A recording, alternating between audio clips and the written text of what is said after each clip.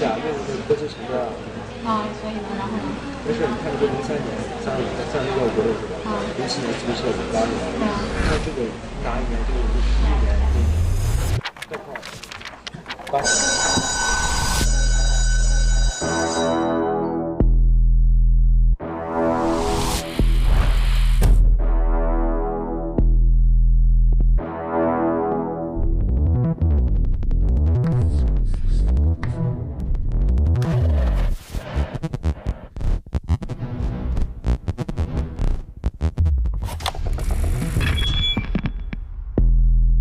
Fate. What is fate? It's about shattering the cycle, altering the rules of the game.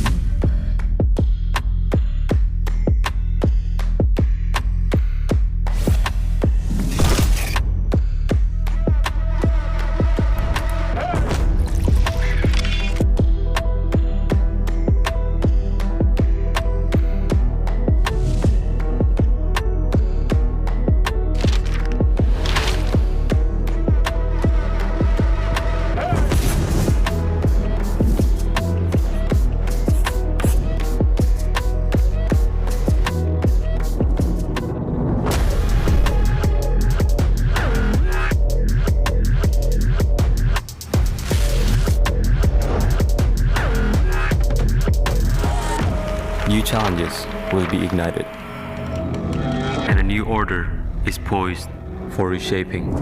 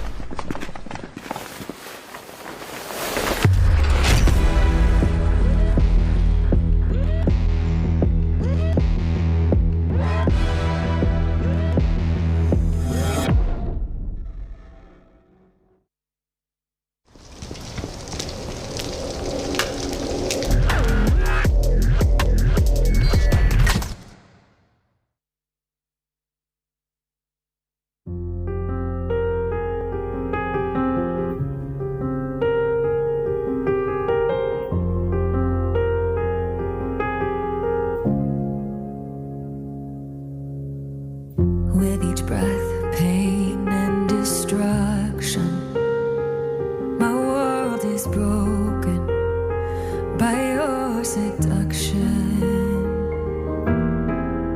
Your touch, a whisper from the past, a memory that's fading fast. So I search for you where souls go to die, keeping hope as life goes passing by. The flames of fate turn my love for you into ash. So much pain, but still I can't keep away. I'm ready.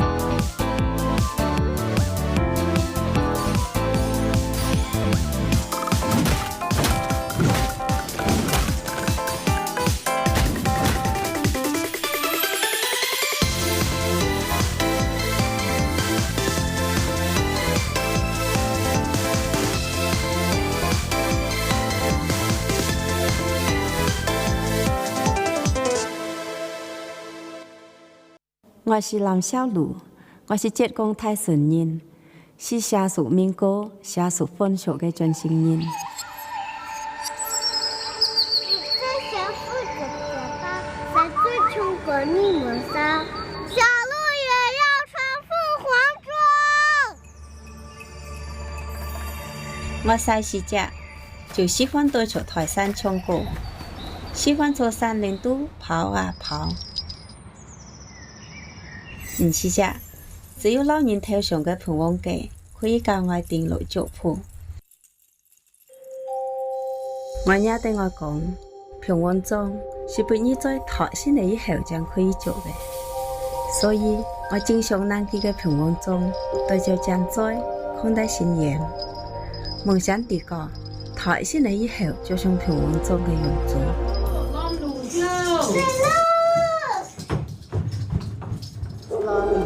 每一次一趕上早前，我都好衝着去讓路，就為了多睇幾人信仰頭上生好嘅佛跡。當時懵裡懵懂的，本人出上嚟好事情嘅活大會，更是台人為得老都唱對歌，其實都是平王包容我人唱台，就符我人需要嘅象徵。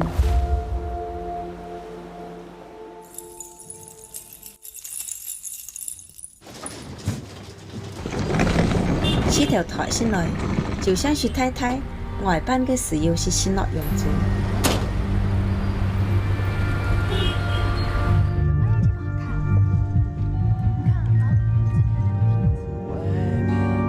體驗生活也好，網絡也好，出台小時都當然唔同嘅生活，去了好多地方。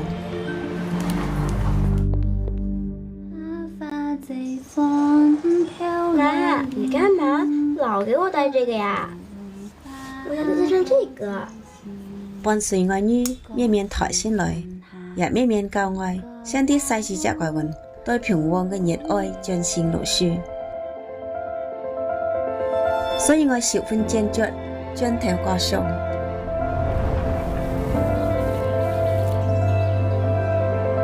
我啲過一次當作出發。我想對地個嘅體會當作用平王裝。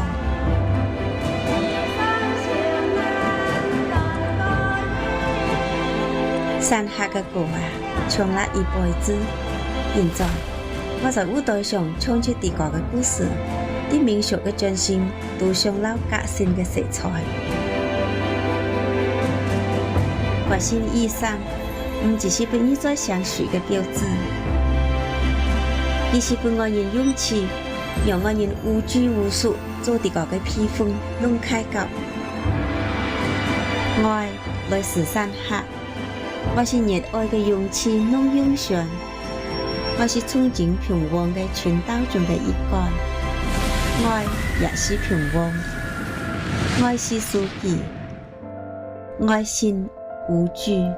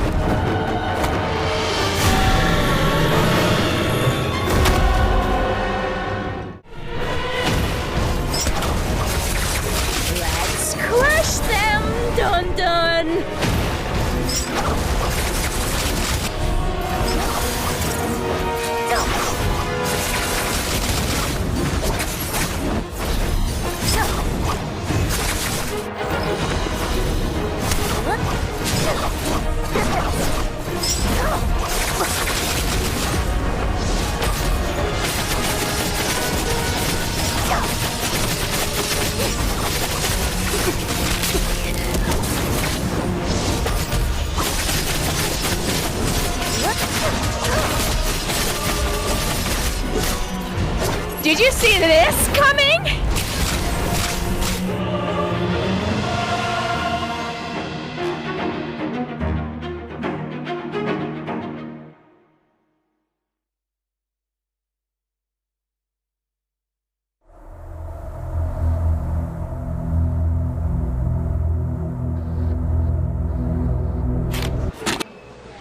你俩用的歌词成调，所以呢，然后呢？没事，你看这个03年、31年5、6是吧？07年、17年、58年，那这个哪一年这个11年这块8年。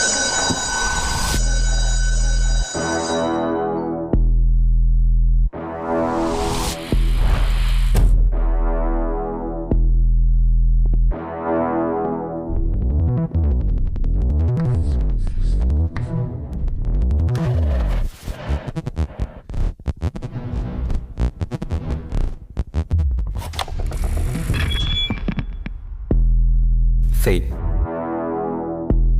What is fate? It's about shattering the cycle,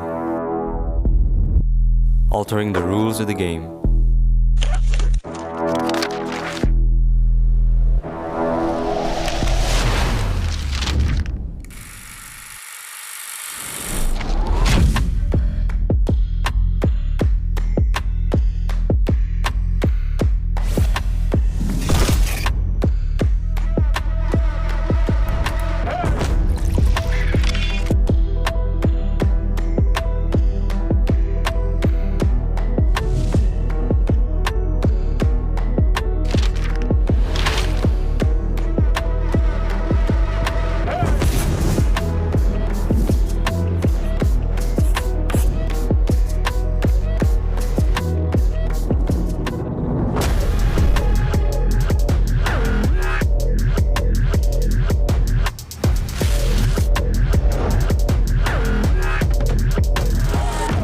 New challenges will be ignited, and a new order is poised for reshaping.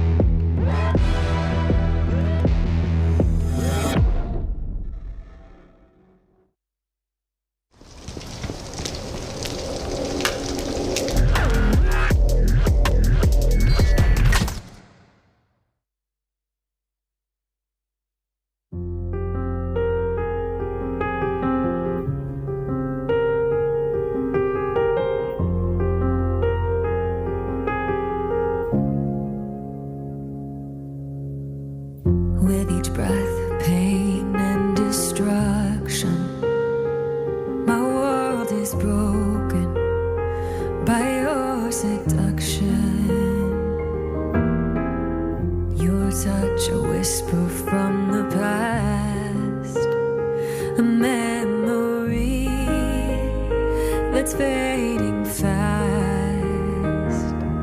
So I search for you where souls go to die, keeping hope as life goes passing by. The flames of fate turn my love for you into ash.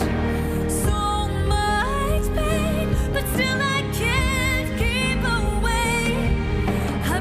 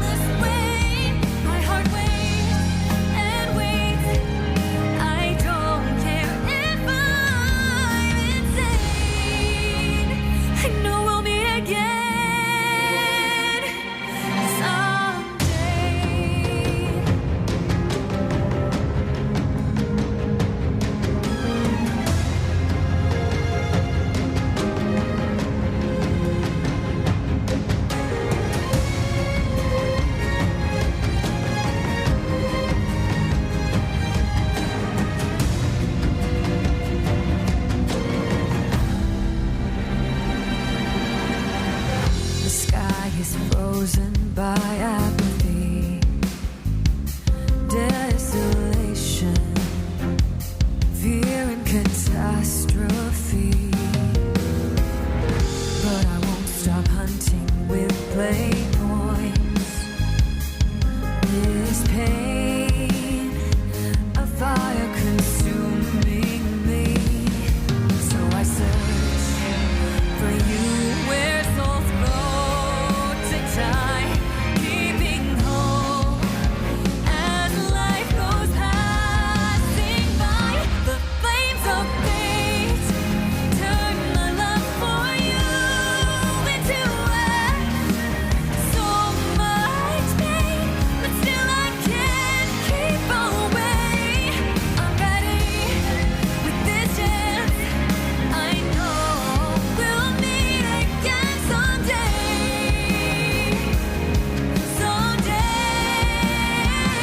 The flames of fate, torching love at the galaxy's gates. Our souls change in a marvelous way. My heart waits and waits. I don't care if I'm insane. We'll meet in NARAKA someday.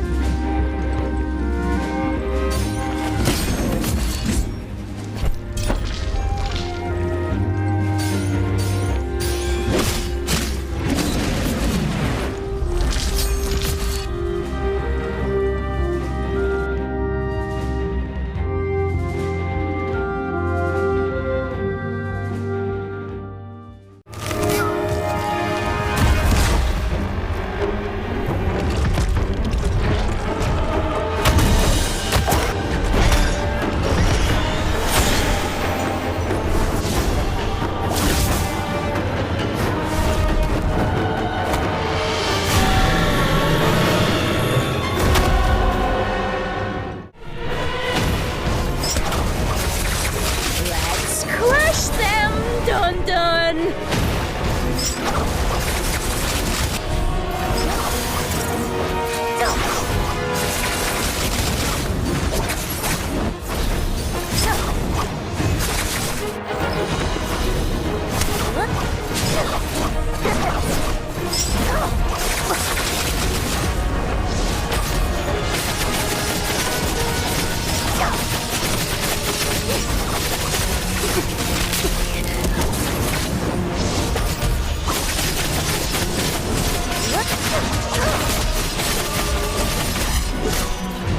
Did you see this coming?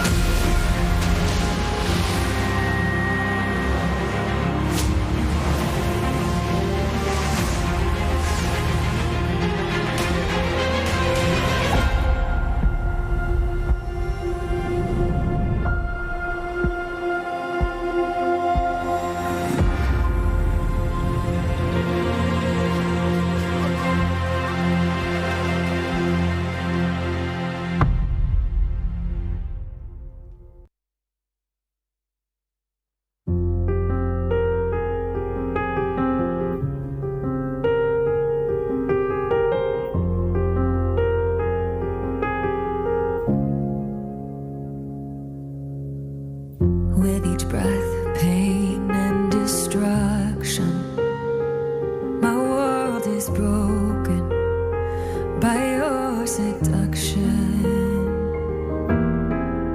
Your touch, a whisper from the past, a memory that's fading fast. So I search for you where souls go to die, keeping hope as life goes passing by. The flames of fate turn my love for you into ash. So much pain, but still I can't keep away. I'm ready with this chance. I hope we meet again someday. Someday, the flames of fate torching love at the galaxy's gate. Our souls change in a marvelous way. My heart waits and waits. I don't care if I'm insane. I know we'll meet again someday.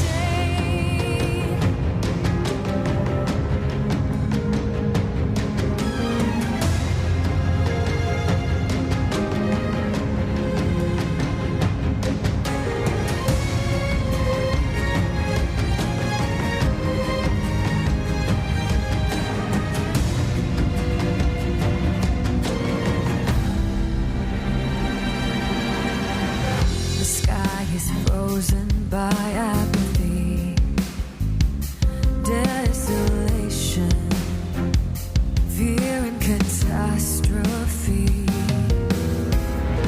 But I won't stop hunting with BLADEPOINTs.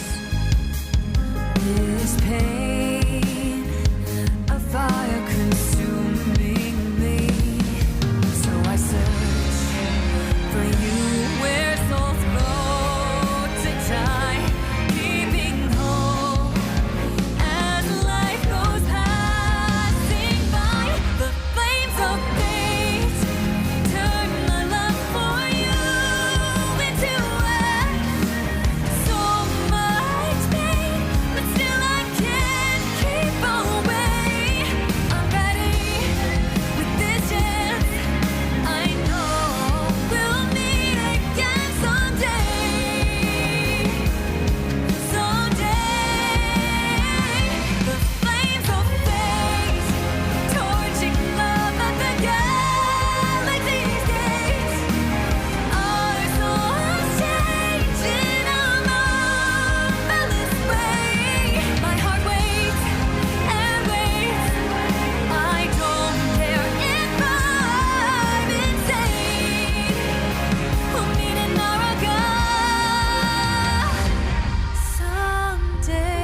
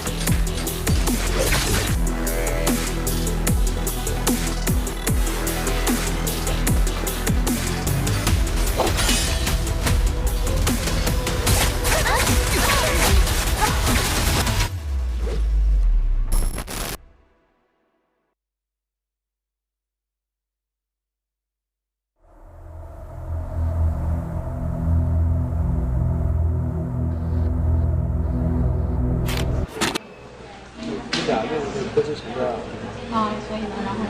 没事，你看这03年36个国的是吧？07年是不是8年？看这个哪一年？这个是11年，概况8年。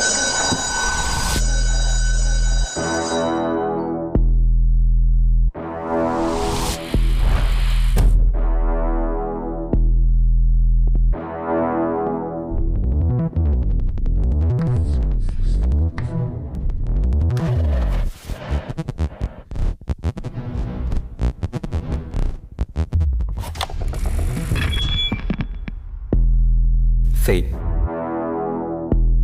What is fate? It's about shattering the cycle, altering the rules of the game.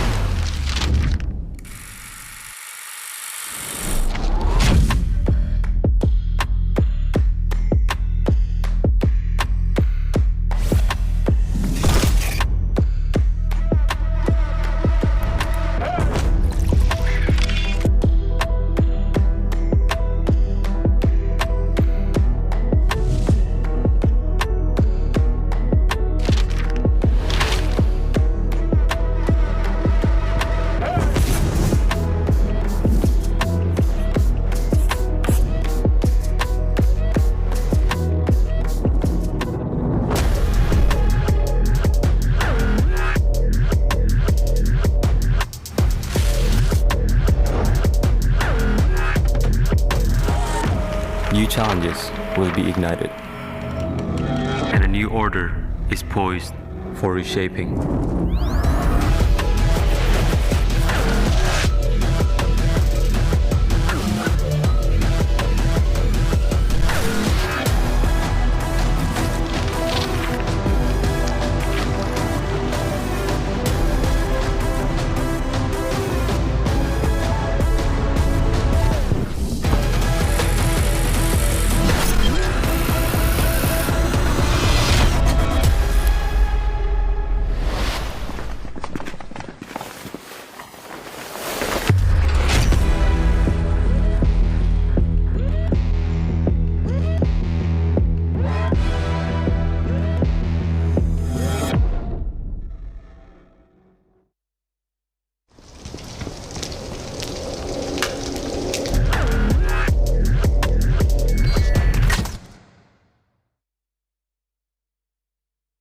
如何成为一名永劫高手？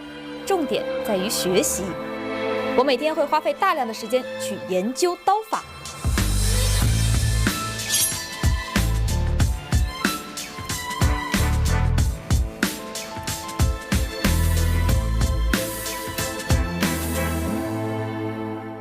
刀不是这样用的，你这样用刀是不会有人想看的。 对吧，兄弟们？那应该怎么用？一句话，人刀合一。难道说这就是百战无限？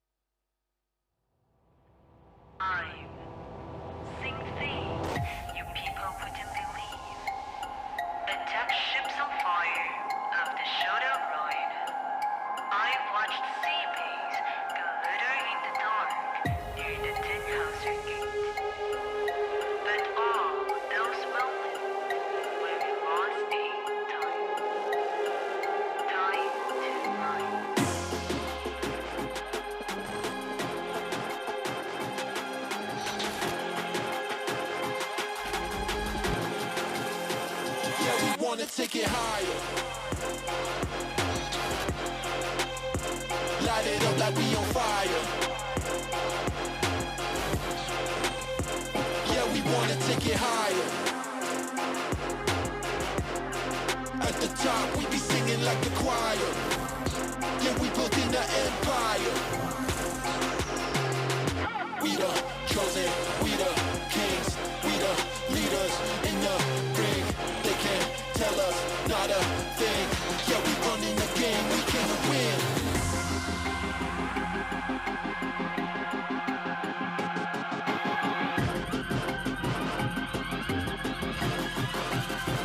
Yeah, we wanna take it higher.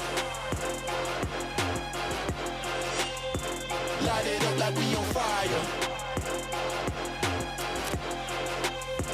Yeah, we wanna take it higher. Yeah, we building the empire. We the chosen, we the kings, we the leaders in the ring. They can't tell us not a thing. Yeah, we running the game, we came to win.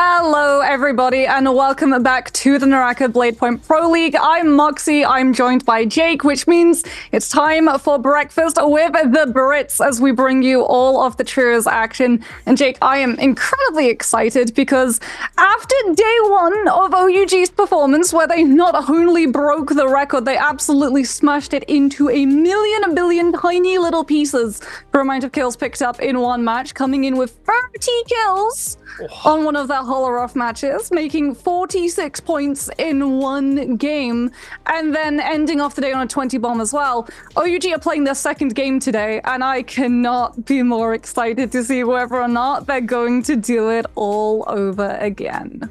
Yeah, OUG have been really fun to watch this this split, and you know, you're looking at the performance of them and some of the other teams as well. Trios has just been so stacked. I got a big shout out to JL as well. I think those guys prior to the bi-weekly finals actually popped off. They look really good. They got 4 games in. We saw a GG day as well where they got 4 wins in as well. And even with these teams looking that good, OUG still somehow shine brighter than them, and by like a significant margin. It's really great to see. I'm absolutely loving watching OUG. For you guys at home though, you can grab yourself some goodies just by having your account linked on Twitch. Your Twitch drops here. So bi-weekly finals, we do have extra rewards as well, so make sure you tune in for those. Those were last weekend, not this weekend. Well, next weekend, as some might say. Coming in for the daily drops, so you can get Tay, Spectral Silk, get yourself a trial choice gift as well. This sword, we were watching the adverts in the in the pre-game. This, oh man, this looks so good. Absolutely love it. I mean, cosmetics never miss, and I mean, if you pick yourself up the Hangsword, you might still miss. I'm not going to say that it immediately upped your accuracy to 100%, but did you see the Hangsword showcase that we had on one of our solo days where they brought in like 5 solo players and they made them all play Tarka with Hangsword, and it was absolutely hilarious. Absolutely so hilarious. But no, moving on, as we've been talking about the drops, if you're thinking, okay, where's my avatar? That's a bi-weekly finals drop. That always happens. That is a question that always crops up in chat. Bi-weekly final drops are only on bi-weekly final days. Regular week drops are on days like today, so make sure that your account is linked.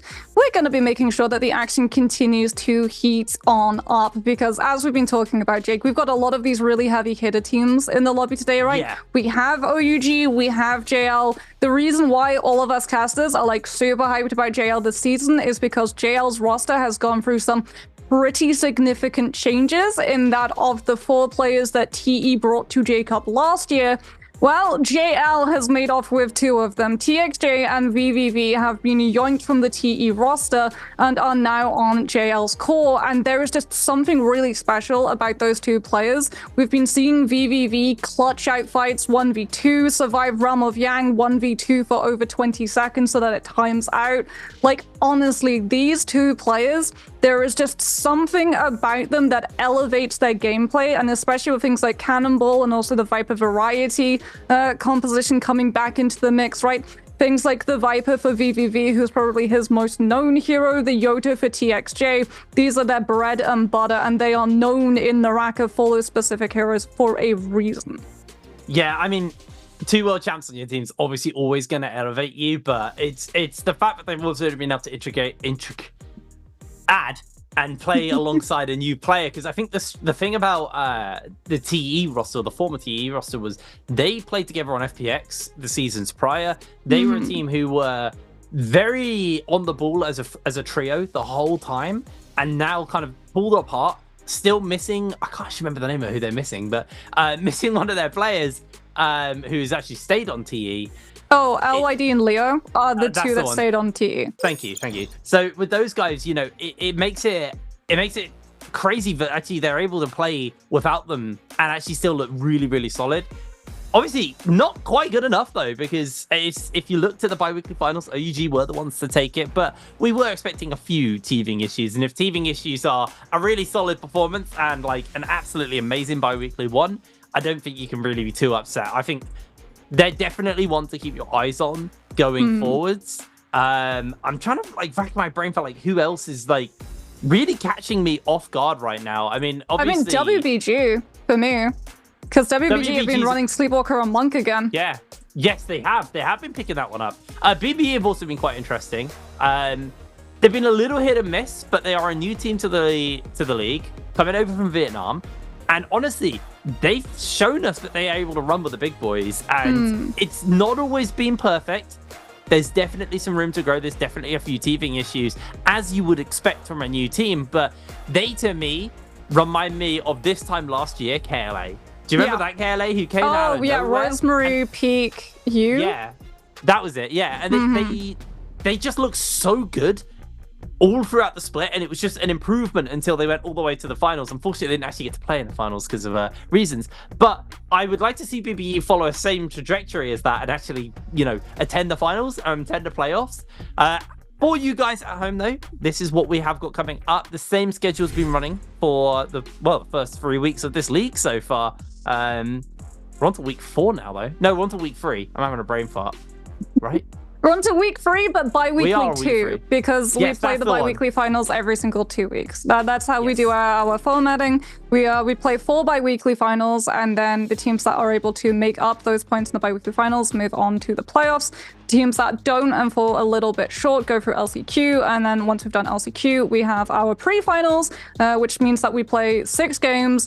The total score that you pick up in that day gets halved, and you carry those half of the points with you into the grand finals, which then gets added onto the total of your final scoring to decide and determine who picks up first, second, and third position. There you go.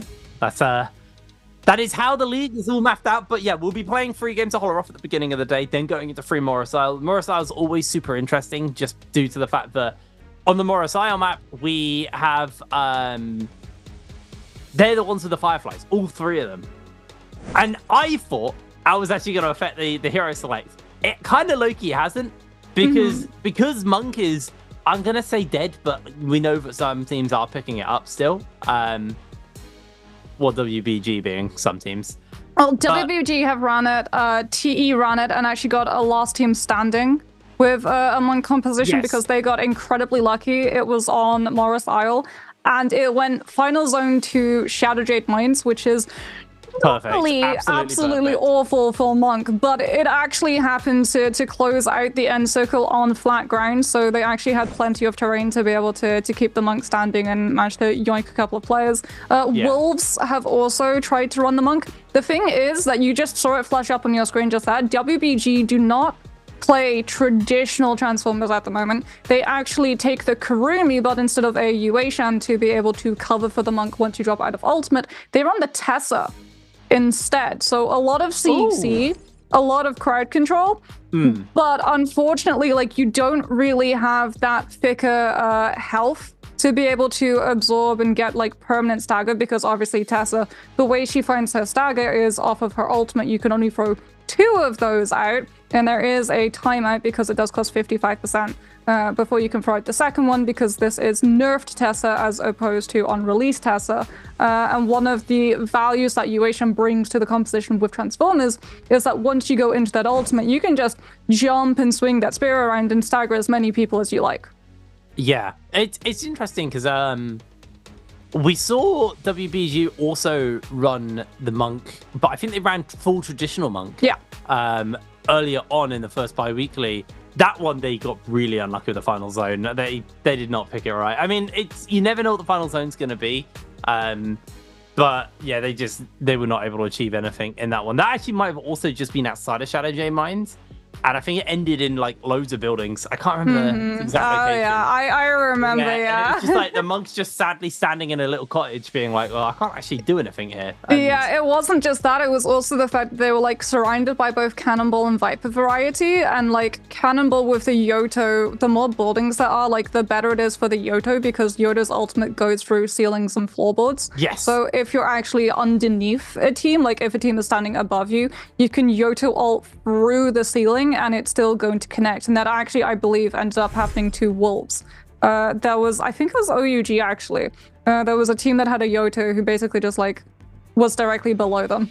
And they just ate so much damage when they had to try and reposition, run away. Something else to look out for as well, Alliance have been liking to run Justina in Cannonball, which transforms it into Ice Pick, which means that they normally run the Yoto F1 rather than either the F2 or the F3. When they pair it alongside that Justina, they like to run it in game 1 and game 6. So I would be unsurprised if we see that particular pick coming out from that side. So just looking at who's going to be picking up first here, all of the I want to say teams to watch actually picking a little bit later in this selection, but right now just seeing Wolves are doing it. The Wolves. Yep, there you go, picking up the is this Ice Pick? Is that what you were calling it? Yeah, I like that. It's a good name for it actually. Then we got kind of just regular Sand Siphon coming in, well, variations of the Sand Siphon coming in. EWG picking up the blind date comp there as well. Actually, a lot of teams picking it up in this second rotation. JL going for the Ferroyoto comp, Cannonball comp on that front.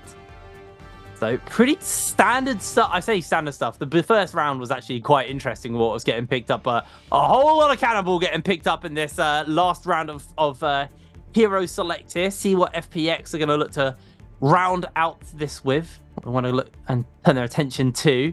Cannonball is free for them. They're going to go for that. Looks like it might be a Sand Siphon, actually. Yeah.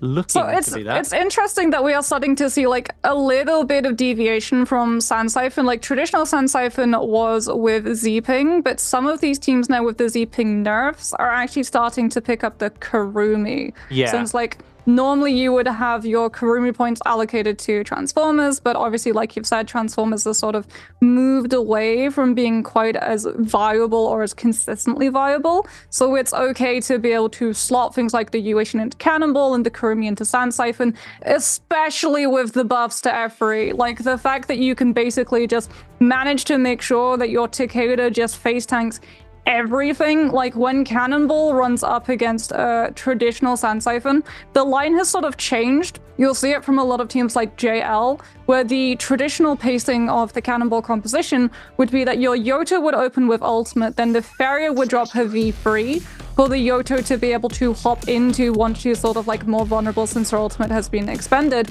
And then you would have like your Uation come in and close up and stagger everyone.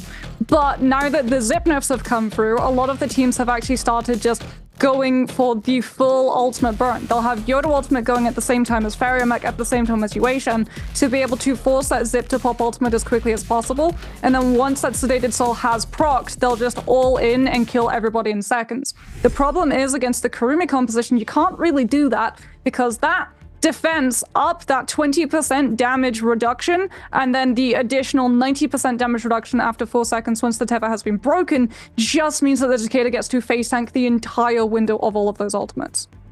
Yeah, it's interesting to see the kind of variation. We talked me and Dunk talked a little bit about it during our last cast together, and the kind of like the nuances of the Kurumi and the Zip and why you take one over the other. And then a stat change just completely kind of undoes that. It changes everything, because we were talking about how Kurumi's more positional based and you don't want to be getting picked off, where zipping kind of just like mindlessly brawls with everyone else and just keeps everyone alive. But you change things around, and then suddenly that whole like kind of look into how you're going to run everything does move about. But we are having a little look at the team comps here. Pretty much everyone playing comfort, 33%. That's pretty much as good as 100%. That's most of the times they can take it, they'll take it. As just seeing the spread of where everybody is dropping. Seeing TE, Wolves, I think it's DRG and OUG all dropping at Imperial. City of Tang's got BBE and EWG. Actually, a pretty wide spread on the map on where everybody is dropping. So, going to be an interesting one to see who kind of fights and who gains control of each drop zone. But I think Imperial's going to have a lot of action down there. Wait, Jake, you're not commenting on the fact that J-Team's not dropping City of Tang? Well, I've already talked about this. They finally learned not to drop at City of Tang and Sunwing's Rest every game. But now they drop in I always forget the name of it. The other one on the south, on the other side. I can never remember. So eloquent, but it is going to be OUG that we're following along with, running the Tessa, Wuchen, and Viper. This isn't that big point composition. That's their Sand Siphon. Sand Siphon was what they picked up, the 30 bomb and the 20 bomb. So potentially a quieter game for OUG to start off with. Is looking over to the first fight. It's going to be JDG versus J-Team. Lee already incredibly low. However, PP for JDG also already down. That being said, JDG's Kiki coming in with those dual blades and absolutely wrecking two players of J-Team in one go, and that is going to have to be a full disengagement for the remaining Farrier. Is heading over to Imperial. TE just looting up at the moment, not really wanting to take a fight since LYD, that UHN still does not have armor. You haven't really been able to find the best loot. This is a Mortal War, so the loot rarity on the overmap is increasingly smaller than it is in your regular ranked and unranked. It's over towards City of Tang. We've got a fight breaking out over here, as BBE and EWG are going head-to-head. Tessa Ultimate comes on through. Nice little cover of the Yoto F2 to make sure that they can't actually interact with the urn to be able to cancel out that enchantment, as 14 just continues to throw out the fan RMB on repeat, catching the back and trying to scoop some of these players in, since the other players are playing more forward and locking them into that light stagger, and there is no way that they can parry the fan as a result. Fan's such a strong weapon, both in solos and trios, for how quickly those focus attacks hit. Well, FPX found themselves in a fight here versus Alliance, but with the Vane's Breath coming down, Alliance are going to have to full disengage from this. Do not want to be fighting on a favorable terms, but Bo gets struck immediately there. I believe another member of Alliance also got themselves caught out, as FBX able to take down the kill onto Lian, taking them out, as now keeping the pressure up onto Revenge. Losing that armor very, very quickly, as three members of FBX just hounding them down. Lovely little parry coming in from Dongqing. Gets the vertical strike as well there from the longsword onto him. Now it's just Bo left standing on his lonesome. He will be not long for this world, although he does get himself a nice amount of damage off on to Dongqing. Strips away using the fan beautifully. He might be able to trade this out at least 3 for 1, but it's looking rough, it's looking hard. He's still holding fast, going low. Down he goes. Dongqing's able to secure that one and finish it up. That was really, really well played by Bo, and hats off, honestly, to Alliance, because these guys have been a bit of a meme for the longest time, but this season, it's like they get their Weetabix before every show, man. They are so ready to play, and they have these games where they look so, so good. They've still got a ways to go, but there's a lot of strength in this Alliance roster right now, and I think we're going to see some really good stuff coming from them over time. Yeah, really, and if you're asking yourself why they're leaving the Soul Blooms, I direct your attention to the top right of the screen chat. We are not currently playing on live patch, which means that Soul Blooms do not yet have that 2-minute lockout timer. So for all of these teams that are picking up these early kills, they can still leave those blooms as insurance to take the first realm of Yang. And if they do lose, they can reset the Soul Altar, backtrack over, grab those bodies, and instantly cleanse that debuff without having to worry about over-aggressing and staying in fights a little bit too too long and going out of the lobby regardless. Really can't wait until we do actually see that patch coming on through. That's going to be coming in bi-weekly free. We'll be heading over to live, which means that glyphs will change entirely. A lot of those Immortal War new rules will come into play as well. The Soul Bloom timeout will be very much a thing, as well as the aerial combos changing up. Although I don't think that's going to affect these players as much, considering they do all play on LAN already. Yeah. So, ooh, TXJ taking a little bit of pressure from JDG. The Yodo does have the ultimate and the F2 variant, which is a little bit harder to be able to use, since you have to choose your window, throw it out prematurely, and then come in once with that second swing into the gold. And there it is, TXJ moving in for the kill.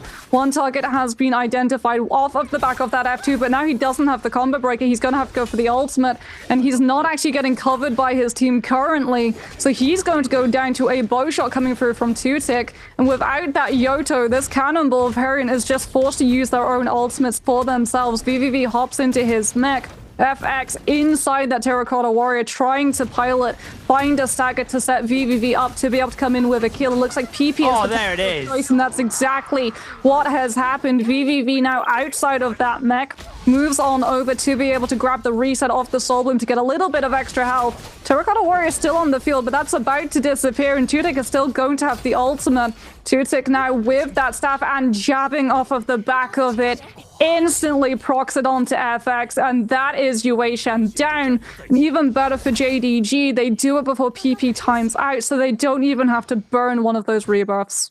I really feel like that was a massive mistake from JL. They really positioned terribly for that fight, and you know, Yoto goes in. No one else. This might have been an even bigger mistake. TXJ, I think, rezzed next to J Team. They did. No. TXJ rezzed, and I think was thinking about maybe Salty running that back because they managed to get the kill onto PP, and they knew that the Takeda ultimate would be running out. Yeah, it looks like though with J Team, they were dissuaded from going for the Salty run back. I actually think that's probably in their best interest to have done that. So they're going to be A-OK. OUG getting themselves in a scrap here versus Wolves. EG getting a lot of work done there. The charm comes down from SS though, keeping the pressure up of Wolves getting absolutely obliterated. ZK locked in place with the freeze. Not the freeze, sorry, with the charm, getting himself taken down. Here comes the Bane's Breath as well. This fight is just so one-sided for OUG. Able to take Wolves down like it is nothing. That wasn't their Bane's Breath either.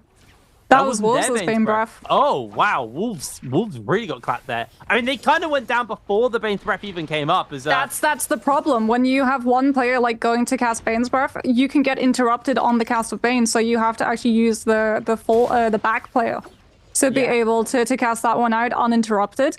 And they tried to send the Takeda after the Tessa, but OUG's SX actually does a really nice little bit of Tessa tech where he uses the gold on the Tessa ultimate to be able to dodge out of being hit into the uppercut confirm off of the Takeda engagement. So even though he doesn't catch the charm onto the Takeda, he still manages to stop himself from being comboed down. And as a result, you can see it right here when we look at OUG's POV, they do not have the Bane talismans around their players. In fact, it's Wolves who have the talisman around their players, and as a result, Egg tries to come back into this fight. Oh, well, Wolves keeping the chase on. Charm comes out from SS. Trying to see if they can catch on to him here, but breaking away. OUG. I'm losing track of where they are, but there they are. Low HP. Doing some work with the bow now, just trying to finish up. Fortunately, our camera angle's not particularly showing us exactly where EG is, but falling from the sky, EG does go down, and OUG able to secure themselves that kill. I believe actually they did take the Soul Bloom there, so maybe even confidence, maybe they don't think they're going to be going. They don't have a good comp. No, they got a key. They're going to use that instead. Yeah, they don't have a good comp for Realm of Yang, right? Tessa struggles into Realm of Yang, even Trios, because a lot of flat grind means that it's very easy for a lot of players to be able to just react, dodge. Yeah, the Tessa ultimate, it's another reason why she struggles in solos. Plus Wu Chen in Realm of Yang, he's sort of used for a lot of mobility to be able to sort of like disengage fights and then return back into them once you've still got ultimates and the other side doesn't. You can't really do that inside Realm of Yang since the area is so short in comparison to the full length that which NTP can go to. Baige has jabbing. He's already going to reveal that, however, with that legendary staff, uses the Takeda ultimate activation to knock 2 players back. Will be able to as well try and proc the jabbing off of the Fear and Shove setup. He's not able to cancel one player getting into the Farrier mech, however, and this is what I was talking about. This line now starts to come in. That is Cannonball mech and Terracotta Warrior on the field for both of these players. WBG at the moment going to be setting up a scale rush coming in through from Baige, just looking to try and find some damage onto these players, as well as avoiding all of that potential stagger from the Yue Shen once the ultimate has run out. That's when we'll start to try and take this fight, and that time is now. Lee does manage to find a parry onto Sleepwalker, but I believe it's a 1 versus 3, and he's going to go down incredibly shortly as a result. Yeah, it was a very, very one-sided fight there from WBG. Got to make that fight look really, really one-sided. Is OUG now getting them in a scrap versus EWG here. 14 low HP. They're just going to get the damage off onto him, knocking them back. Test of Charm actually misses there from DRG, coming in as a third party, looking to tidy this one up. Wushin 98 loses a fair amount of HP as he almost is able to secure the kill for his team. Now turning their attention on actually to him, trying to see if they can chase him down, finding 14. 14's on the run. And now he is going down. Nothing he's going to be able to do about that one. DRG, beautiful little third party, able to secure themselves just the one. Unfortunately, nothing more, but able to get themselves that 1 kill. I mean, that is how the Viper Variety composition is meant to play. You assassinate onto these teams that are already taking fights so that they don't see the Tester ultimate coming. You find that connection, and then you just all in on one specific player. As opposed to Sand Siphon, where you just try and stay alive as much as you possibly can and keep the Takeda up. That's another jabbing on the field, this time for JDG's 2-tick. Going up against Baige, who also has jabbing in the pocket. You can see how quickly it comes out. There is no visual cue either that attack is changed because of the Soul Jade. Both of these players now have seen it because both of them have been hit by it, so they both know it's on the field, and Baige will be able to find a parry onto 2-tick, who does still have a backup staff, will be able to keep that one in the pocket. The Fury shoves, just isolating the other Takeda away as Kiki plays into the pocket and allows 2-tick to really come in with those massive hits. Zem also has jabbing in the back pocket. He's going to get stuck inside that Neslas, will be able to throw out his F to be able to just combo break outside of that one. And J-Team's Lee now onto the field inside the ultimate is going to look to try and isolate this Takeda down so that they can try and remove the damage hyper carry. They go after WBG's Akshao, who does fall. It looks like they actually decided to ignore the Takeda and go after one of the other players because they were on the cliffside. So as a result, the Takeda couldn't be able to connect the Fury and shoves and push them far enough away to be able to combo afterwards. As Zem now with that Yoda ultimate is going to try and catch on to 2-tick. Going to use the TP to be able to keep the damage and isolation onto JDG's Kiki, who's looking to try and dodge around it, but Zem with some really nice holds will be able to find a lot of damage. Goes for the grapple lock onto the Takeda, trying to follow up with the R&B on the halberds with how fast those come out. This fight still ongoing. Lovely little bit of peel on the F to be able to cover for Lee, but unfortunately, it's not going to be enough. Kiki throws out the R&B on that fan and it catches him right in the face. And now it is just the Yoto who has to disengage as a third party comes through. WPG and JDG now going head-to-head. 2-tick, the only remaining player for JDG at the moment, just trying to play inside that Tumult ultimate as JL show up for the party as well. There's just so many people. I don't even know what teams were fighting there. There's just a million people fighting in the area. Unfortunately for J-Team, that went really bad really quick as they did lose 2 players. I'm not sure they're even going to be able to get their Yue Shan back. So it looks like it's probably just going to have to be a matter of hopefully having enough money in the inventories to buy the rebirth charms and then reviving your team from there. Yep, that looks to have been the game plan here from Zem. Able to get back. Were they able to get back both, or is it just going to be LXY? Sorry. Yeah, it looks like it's just LXY. Yeah. Have no more money, so they're just going to rely on the Ueshan and the Yoto. Maybe try and see if they can salvage together a couple more Dark Tide coins and then translate that into another rebirth. It's going to be interesting, the value of Dark Tide coins going forwards, because like you're saying, the next patch as well, a major change is we're going to be able to buy armor. And I feel for some of these teams who have been struggling with getting blue armor into the late game, where you're, as you can see with ZK losing all of his HP, does turn around onto Dongxing pretty well here. Here comes the follow-up. Down goes Dongxing. Okay, just ignore everything I said about blue armor. ZK is making it work with the Justina, getting the freeze. The uppercut comes in on to Xiaohu. Last freeze just to finish this one. Funk with the staff, almost got the kill. Water now coming in to try and save the day. Another freeze breaking through. ZK is just keeping the pressure up. Water in danger. Down he goes. As ZK able to secure himself all of the work for his team there. Really, really beautiful play. Yeah, Justina V1 freeze into jabbing is not fun for anyone. Like, jabbing comes out so quickly, it's such a good follow-up to getting caught in that ultimate. Like, it becomes a little bit problematic trying to get the freeze to connect onto Takeda because he just, like, shoves as a peel. But we saw just, like, the full all-in on the Takeda the second that they saw that shove go out. It's basically just calming, hey, Yueshan, get over here, keep this guy staggered. I'm going to be able to kill him once the hyper carry is gone, once we don't have to worry about being displaced when we go after those other players. Because Takeda in Sand Siphon, he can be used, like, super aggressively if you want him to be your hyper carry, but he can also be used incredibly defensively, right? Those Furin shoves, even if you get silenced or stunned by Viper ultimate, you can still throw those shoves out. So you can actually use them to sort of peel and provide a lot of spacing for things like your Tumult. And you can always see the teams that prioritize that style of play in the damage statistics because that Tumult will be the damage hypercarry instead. Speaking about hypercarry though, TXJ is a hypercarrying Yoto at the moment. Gorgeous V3 connecting and setting up so much damage. Unfortunately, it does not peel for VVV. As the Yoto ultimate goes through, DRG get the musket shot to connect, and TXJ now outside of that ultimate without a Fairy mech to drop for him is just oh so vulnerable and is immediately chunked down, as it looks like OUG have immediately won their Realm of Yang. Don't know if they got it for free. We do, however, know that WBG are currently fighting JDG for control of this one, as it is going to be Baige getting stuck inside that Tumult Wisp. Is he going to be able to use his ultimate? Yes, he just manages to pop it, and the knockback on the activation will be able to buy himself the spacing to get one reset off. Furin shove into jabbing follow-up. He gets hit by the blistering edge, however, which is going to be really annoying for him to try and receive that zip healing as a result. Now we're going to see him trying to just set up, go through a jump parry. No one actually throws a blue into it. And as a result, he doesn't get the follow-up. So instead, he's just content to throw jabbing into the backs of these players as quickly as he possibly can. Dragon's Roar coming on out, locking down one player from JDG to tick the target of choice. We're overholding onto the blue, into the jabbing, onto JDG's PP, seeing whether or not he goes for that immediate parry. And as a result, WBG, Dragon's Roar, jabbing, and Takeda ultimate. Just too oppressive in controlling the space to be fought against.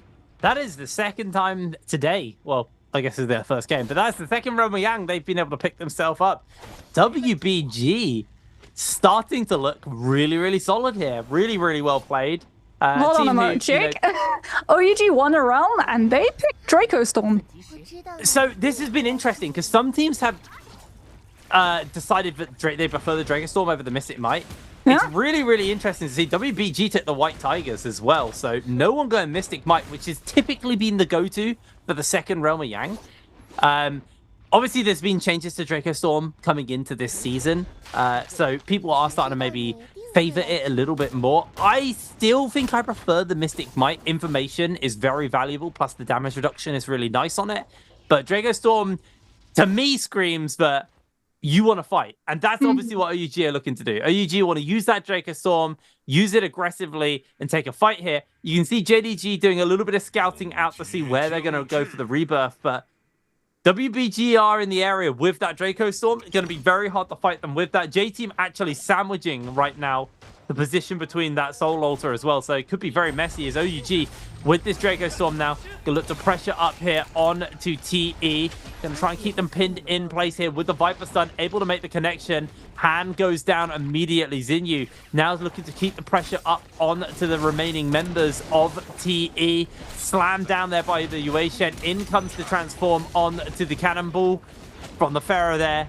Is Jinyu just breaking away, trying to find a position to heal, but Liu actually staying on top of them really, really well. OUG need to buy Zinyu a little bit of time so they can get that reset off, but with the health bar running low on the mech, This could get really nasty really quickly here for Leo. The grapple's coming in, but there's also a third party. JDG third partying once again, looking to slide in and get this one as Leo gets a beautiful parry off on the air into Xinyu. Able to keep the pressure up onto them though, but using that longsword really well. And JDG coming in for the third party. PP just slides in and takes the kill away. Massive denial onto OUG. Over the shoulder, Xinyu goes as he's going down. The Wushen out to safety.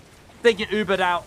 JDG, all they're going to be able to do is just secure that one kill, but no annoying little third party from them. They're pulling them off really well today.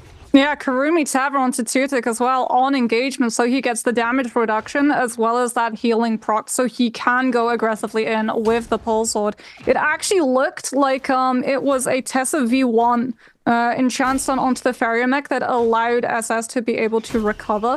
OUG are running the V3 variant of the Viper ultimate rather than the V1, which means that you do not get the 5-second stun. Instead, it is the silence on the charge up of the ultimate, which is really annoying for these cannonball compositions that like to be able to utilize their ultimates to be able to try and iframe around that Viper stun activation. JDG now, however, having to worry about being stuck in position between two different teams. There's that Karumi Tava immediately going to be snapped, so Tutik gets the full 90% damage reduction and can go as aggressive as he chooses with this Takeda ultimate. They're having to go aggressive too because they're being absolutely barraged at the moment by cannonballs from all around. Ballista shots too coming on out. DRG trying to take the fight to JDG. JDG not really wanting to commit, especially now that the Wu Chen teleport has gone out. And it does look like DRG are not the ones with Ballista control because they actually teleported in front and further away from Ballista as opposed to closer to it. So we don't know currently which team are in control of that tower.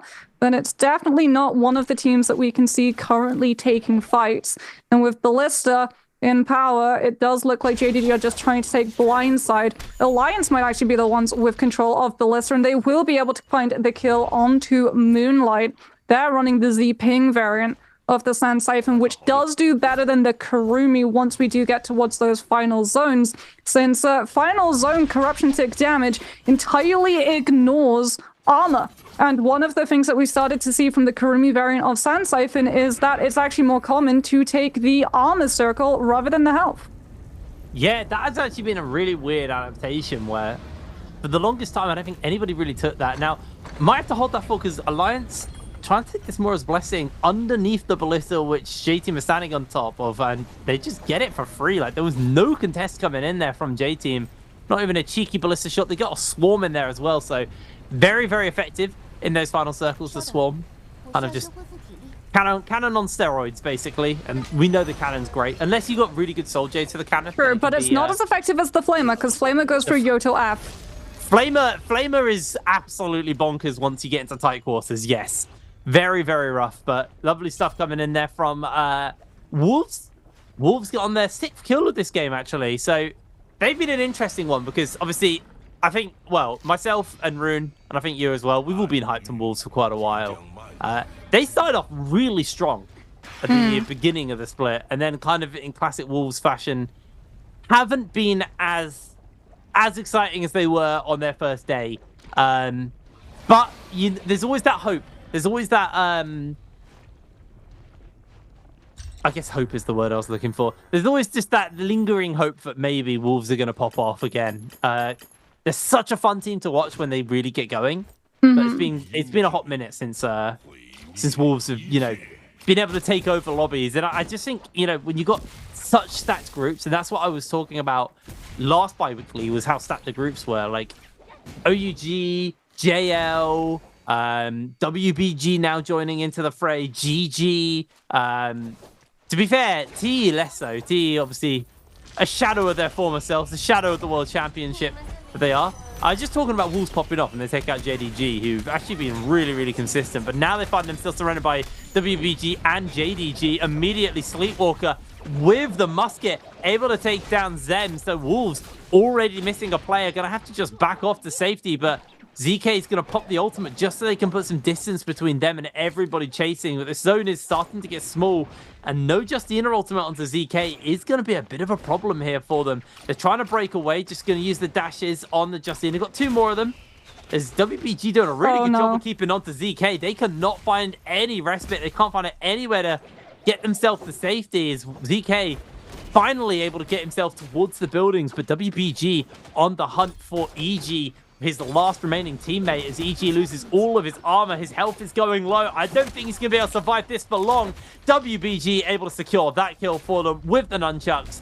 The final member of Wolves left on their own as the rest of the pack is down. Oh, someone from WBG's got Storm Stride. Man, that Soul Jade, it can do so much. It can also kind of group you though, because Storm Stride has a really fun mechanic where if you actually get a parry on a player, Storm Stride can sometimes knock the player that you parried out of parry follow-up range. So you don't always get the follow-up damage as a result. Whether Wolves are going to be able to live is now going to be determined on whether or not the Justina gets spotted out. I do believe they're hiding inside one of the purple bushes. It looked like they were trying to... Ooh, Bane's breath. Oh, he's dead. He's dead. He's dead. Yeah, he's dead. Yeah, the flamer. Yeah, and just put him on the Barbie. Oh, these Banes have not been messing around. Yesterday's solo matches, like 5 players died to Bane's breath. It was really quite something. Like Spider was using Bane's breath to try and juggle players into it, and then Bane's breath decided to hit where Spider was standing. Speaking about Bane's breath hitting players where they're standing, Alliance's bow takes 1 knock. Lane also incredibly low.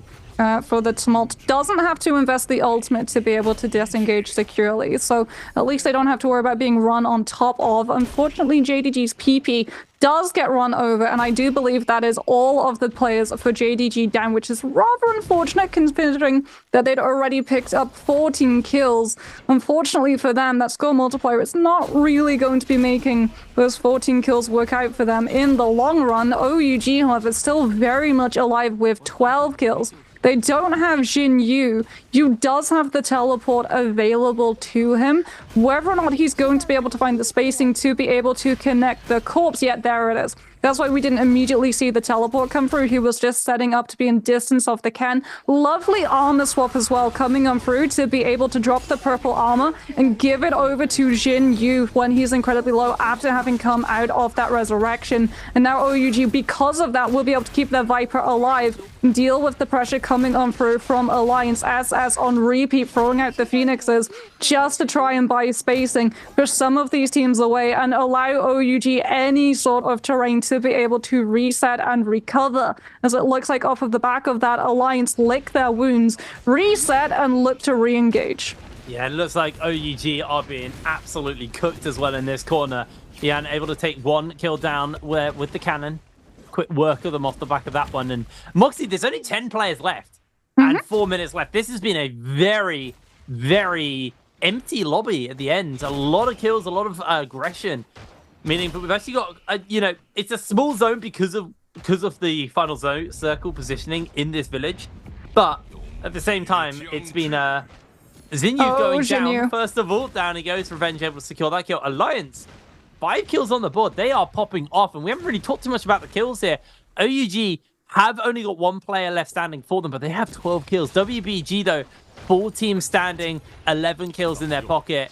J-Team, with the 3 kills, have been able to keep 1 player left standing alone. And they are just playing for placement at this point, as we're seeing if anybody is going to be able to handle this one. Lil just hanging out inside that building, staying away from the action. And honestly, with 3 minutes left and just the amount of terrain, this could still drag on just a little bit more, because it's very hard to actually really find a weakness and find an opening on an enemy. But as Lian actually loses a lot of HP there, Balgay just keeping the pressure up onto them. The gold armor not really lasting all that well here. It's going to do a bit, but wow, what a turnaround onto WBG. They lose a fair amount of HP. Bo now also under a bit of threat, but WBG, that flamer is really starting to mess them up. Balgay, low HP. Down he goes with the bow. Revenge able to secure the kill onto him, as now Eggshell, he is on his own, running away from the members of Alliance, who are just going to keep the pressure up onto him.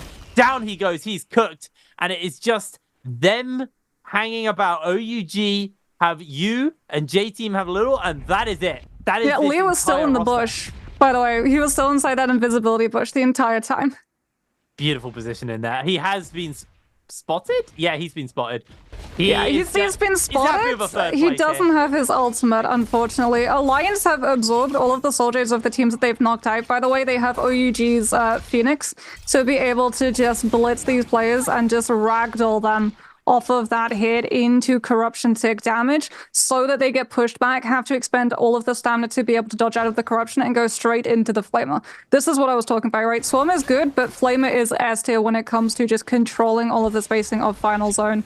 For OUG's, you just having to go as aerial as possible to be able to stay away from it for as long as he possibly can, utilizing the Wu Chen F just to hold that gold focus a little bit longer. But unfortunately, like Icarus, well, actually the opposite of Icarus, he doesn't fly too close to the sun, he flies too close to the ground, he gets hit by that flamer as poor Wolf ZK tries to go for the free shell on that Justina just to try and live a little bit longer, but that just makes him too static for the flamer to be able to connect and absolutely toast through that water. As now Sleepwalker is the target of choice. It's just clean up on aisle 3 and Alliance with 11 kills will be the last team standing. Whether or not they've done enough for the MVP, we'll have to see, because some of those teams were sitting around about 14 kills and did outlive others, but no.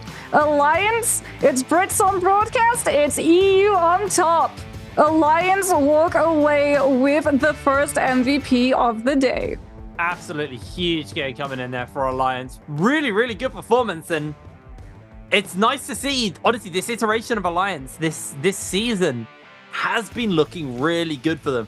I'm not going to go as far as saying it is their season. I think it's way too early to say that. But I will say it's a massive season of improvement from them. The Alliance we have been seeing for the last 3 weeks is just vastly better than the Alliance we saw all of last year. They had like their odd game where they'd pop off and be like, oh, this could be Alliance's day. But like, they are consistently playing well now. And it's really, really good to see. They just... I don't know what they're doing differently, but it's obviously recognizing when to take fights, how to take fights, you know, not being overly passive and then getting knocked out with 0 kills was a Alliance classic.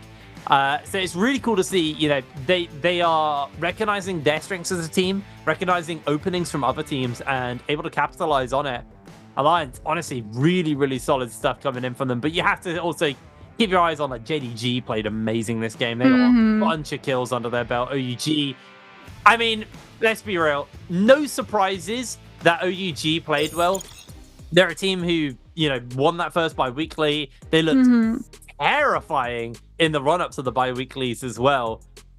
I'm really excited to see the rest of the day, because I think, you know, that game was actually, even though there wasn't many people left in that final circle, which indicates a quick game, it felt relatively tame. It felt like a lot of the fights were very isolated, and I think that's because a lot of people dropped on top of each other. So when they lost and respawned, they were close to each other again, or they'd be close to a different party, and they'd get knocked out very quickly. But it didn't feel, other than a couple of moments, it didn't feel like a real NARAKA clown show. And they're the games I love. The ones where it's just absolute carnage around the map, and it's just like... Well, we did get that carnage.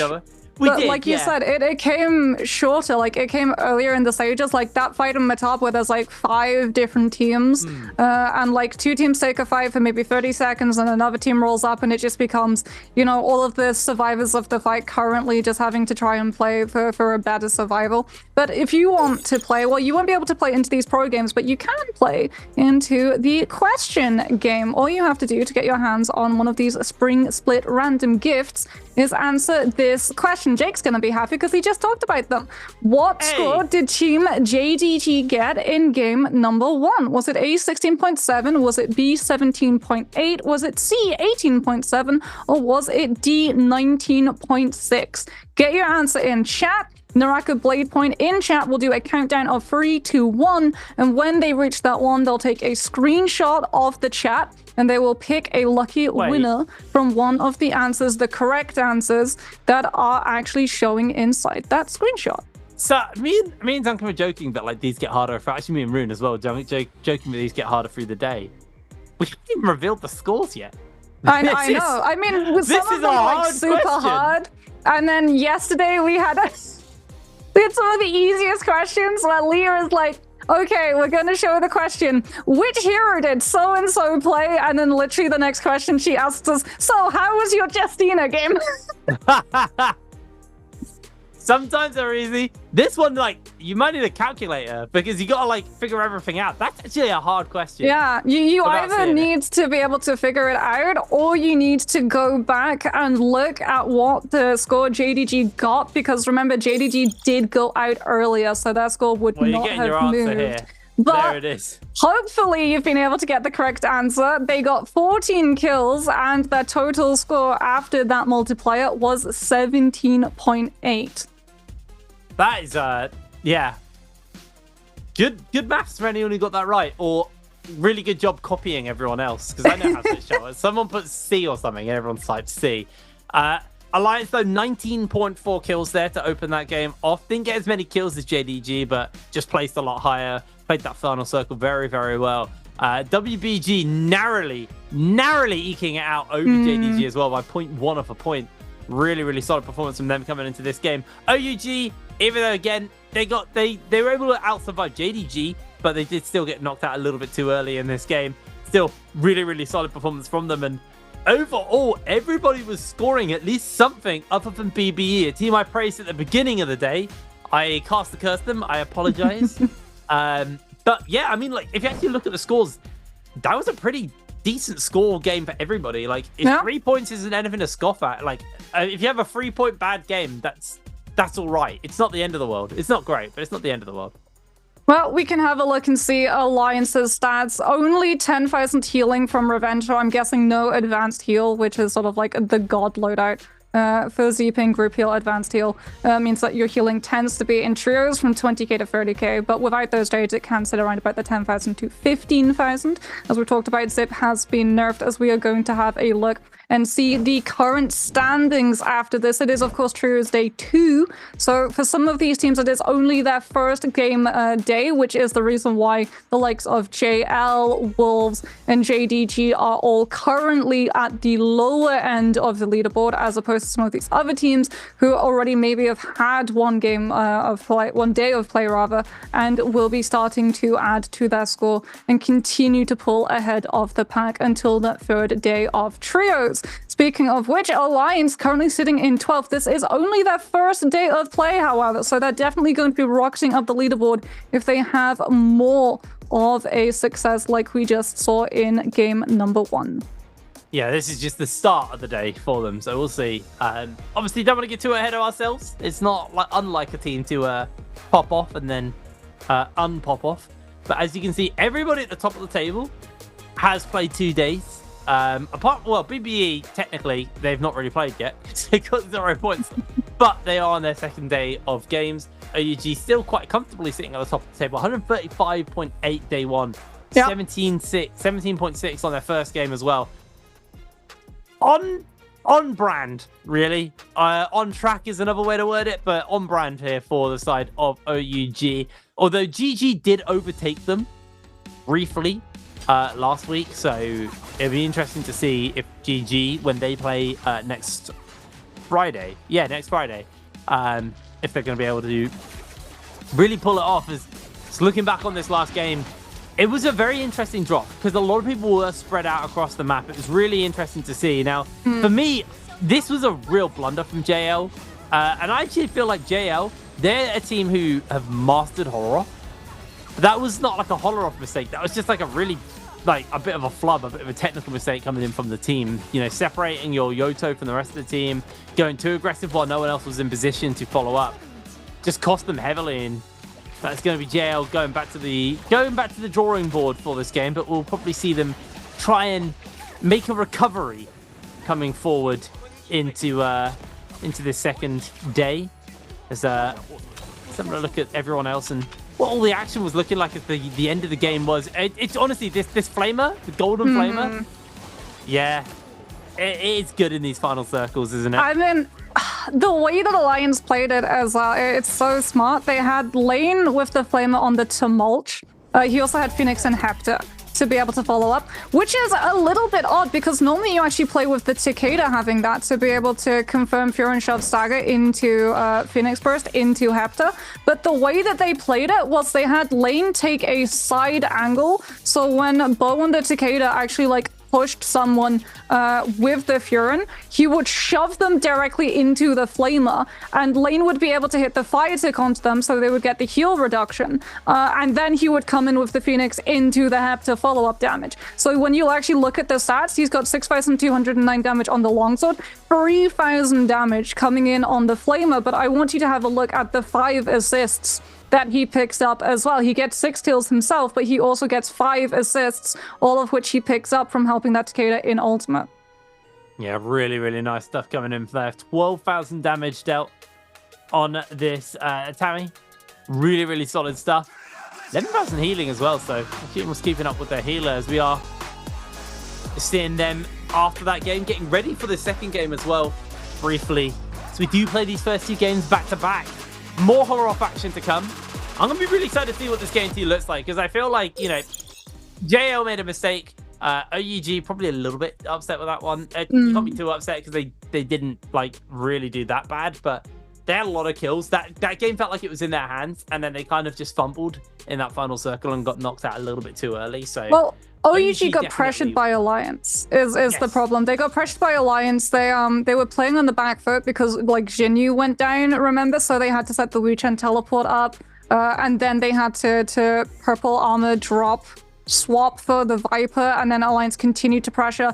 Backed off a little bit because they took too much pressure. They didn't want to overstep because OUG kited and forced Alliance to cross through middle, which is where you never want to be, especially since, you know, you're broadcasting to everyone in the circle. You have Flamer, and everyone who knows, like, when a team has Flamer, they have the means of being able to control all of that spacing. So they either avoid a fight or everyone just all-ins to try and deprive and deny that win condition, which forced, like, both of the teams into trying to go for the reset. But because OUG had put in, like, so much in trying to peel the initial aggression off of Alliance, they also just kept eating up a lot of other pressures coming through from other teams. Alliance really wanted to move on to OUG too. It was really easy to be able to track down specifically what team and players that Alliance had already pressured, because OUG were one of the last teams with 1, a full team, and 2, they were running that Viper variety. So remember, like, in this tournament, you don't see the cosmetics, you don't see the customizations, you don't see the nameplates. All you see is default hero.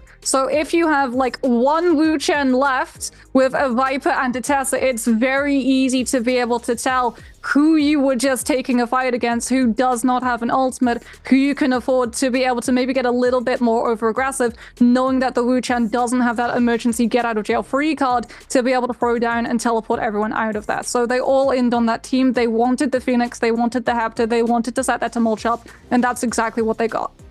Yeah, absolutely. It'd be really interesting to kind of get into this next game. I want to see, you know, what the drop spots are going to look like again, because that was a very, very spread drop. Like, there were like teams in like microcosms of each other, but normally it's either like 1 mega drop where everybody kind of just like deathfall drops on top of each other and then runs away. Normally around Plumed, because you got the puzzle. Yeah. But you do see, you know, Imperial's always a hot spot because there's so many good loot spots around there. You got the cave around the back, you got the beast pits. There's so many good loot spots. Top of the big tarp as well. I can't remember. It's not a tarp. It's a teepee. Is it a teepee? No, it's not. It's not a teepee. What's it called? Do you mean like the yurt? Yurt. That's the word I'm looking for. Yeah. Dropping at the top of that yurt. Yeah, that is my loot path. There is a really good like yurt. Like if you go all the way to the top of that yurt, a lot of the time there is a legendary tier trove that you can find. So you can go up there, then you can go through the 2 levels of yurt. Like you said, there's the cave behind, which we call a waterfall, which has both layers. Sometimes there's a soul altar there as well. If you feel like you want to go for the salty res, then there is indeed like totem. There's beast pits that you can just sort of like kite down. So you start at the top, work your way down, and then you can like push towards maybe Yushan Ruins, which has all of the firefly cages inside it. So even if we're playing on day, you can get your ultimate up super quickly. There's a lot of really fast places that you can go, and that's like the thing with Holoroth. One thing that I really wanted to talk about was how quickly all of the teams that we saw had jabbing. And I think that was another reason why we saw a lot of teams start to drop towards the earlier stages of the game as opposed to the later stages of the day. Yeah. Because like staff in Truce and Solace is a very, very good weapon, but staff, when you have jabbing attached to it, is just like, it gets elevated to just the next level. It's almost untouchable. Because the way that you play into jabbing is it's a roll of the dice. It's always a roll of the dice. It's the 50-50 on whether or not they have jabbing and you have to parry faster, or they don't have jabbing. And if you get that like wrong and you mistime it and you miscall it and you flash red at the wrong opportunity, or for instance they overhold the staff and then activate jabbing once they see that red flash, which actually happens inside a realm of yang, then there's absolutely nothing you can do about it. It comes out so quickly, it does so much damage. Even if it's like a purple staff, it will take a massive chunk of your health. If it's a legendary, say goodbye to your armor. That's like gone in 2 hits. Yeah, it's really brutal actually playing into it. It's also, interestingly, you have more Soul Jade space now because some Soul Jades were combined. The big ones, yeah. The big ones is the Rupture Gale Orb and Flame Breath being one. I was saying this needs to swap with Meteor and become a golden. Yes, I agree. I feel like it needs to be a legendary. Yeah. It's like you have 2 already bonkers strong purple Soul Jades now combined into one. It's absolutely nuts. That Soul Jade is just like, I mean, obviously very good for like later stages of the game. Like cannon's always gonna have some value, but like you're gonna get a lot more use out of it in the later stages because there's more people to hit. It's kind of easier to land those shots. But yeah, very solid. But because of that, my main point is you actually have more Soul Jade space. So what used to take up 2 Soul Jade slots now only takes up 1. So now you can actually have, you know, even more power effectively just by being able to pick it up. But into the Hero Select for our first game of the day. Looks like a lot of Sand Siphon. Yeah, this is the OUG pop-off, Jake. This is the OUG pop-off game. Sand Siphon in regular week, bi-weekly 1, OUG had both the highest average kills with Sand Siphon and the highest average damage. They averaged 14 kills and their damage average for Sand Siphon composition was 49,000 per game. 49,000? 49,000. Oh my word. Yeah, when they dropped the 30 bomb in regular week 2, and this is something else, the statistics that I just gave do not cover regular bi-weekly 2. So those stats are only going to get higher. But in that game, they dropped nearly 100,000 damage between them. Yeah, I beg your pardon? Did 40,000 damage alone. Oh my word. That is disgusting. That is absolutely disgusting amount of damage. He's such a good pickup. If you recognize him from last year, he previously played for KLA, and then OUG picked him up after Jacob.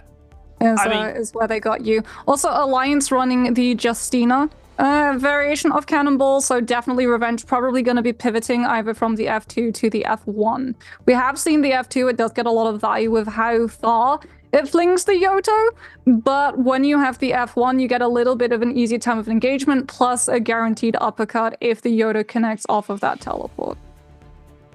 Yeah, absolutely. Right. So, finish Hero Select, seeing what everyone's playing. A lot of our attention, honestly, my attention was so on the OUG and just the disgusting amount of damage they can do with this comp, but I totally missed what everyone else is playing. We will get a little graphic that will show us what everyone's got. Well, Alliance and Wolves are both running Ice Pick, and everyone else is going either Karumi Sand Siphon, Zuping Sand Siphon, or Cannonball. Cool. And wait, is there only 1 people playing Blind Date? There's a couple of teams playing Viper Variety. It's called Blind Date. I'm not having. I will fight you on this. Every single time I've talked to a pro this week, they're like, "You're calling it Viper Variety," and I'm like, "Okay, yes, sir." Well, the pros don't know anything. They know a lot more than me. They don't know anything about naming. Although I did like Duncan's WBG, by the way, Monk. Oh, yeah, we were a little lost on the OUG side of things. Whipping out the Monk. This is that variant you were talking about as well, the one where you have the Tessa and the Karumi coming in. Tessa obviously replacing the Yueshan. J-Team's on F2. Okay, so F2 is not the combo break. F2 is the ranged. It's where the Tessa throws out the Foxtail and it like grabs all of the players in who's in the vicinity. Oh, interesting. So you can sort of like use it to peel for your team, but it does mean that the Tessa in like the 1v1 is a little bit more vulnerable as opposed to the F1 variant where you can throw it out if you're under attack. Now, this is a bit more of a clown show on the bot. Everyone's dropping south, basically. Alliance had a very, very good game one. Actually, I'm going to be near the action up in the north.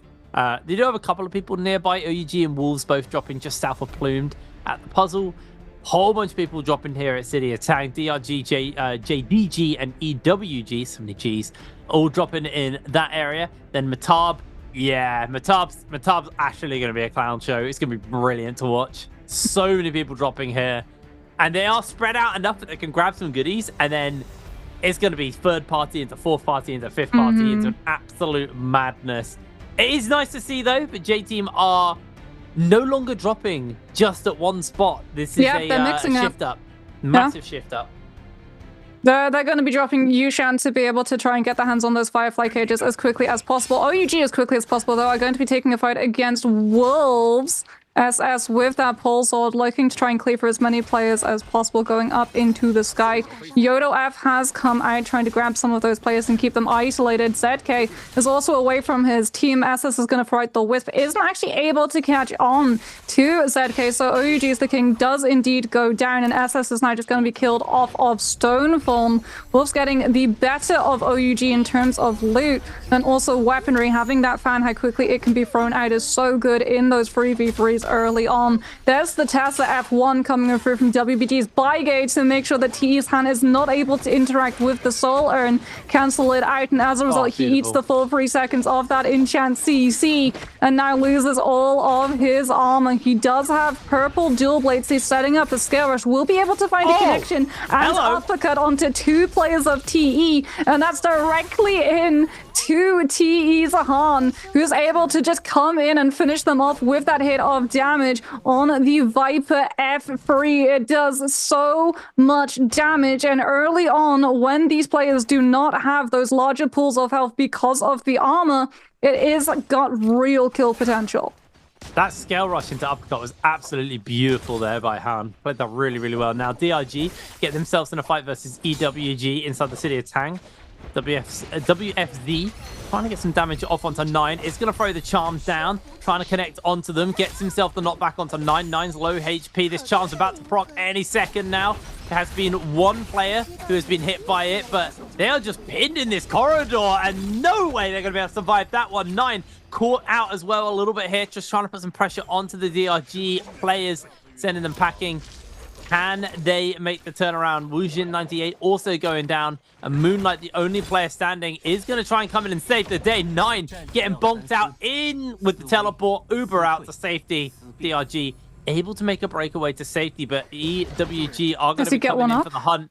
Can he get them both up in time is the question. I think they've scouted them out. 9's going to have to do a bit of a Yui, turn around and find the rest of them, but DRG were able to get their teammates up and away to safety, but they are low HP. They are scattered inside Tang.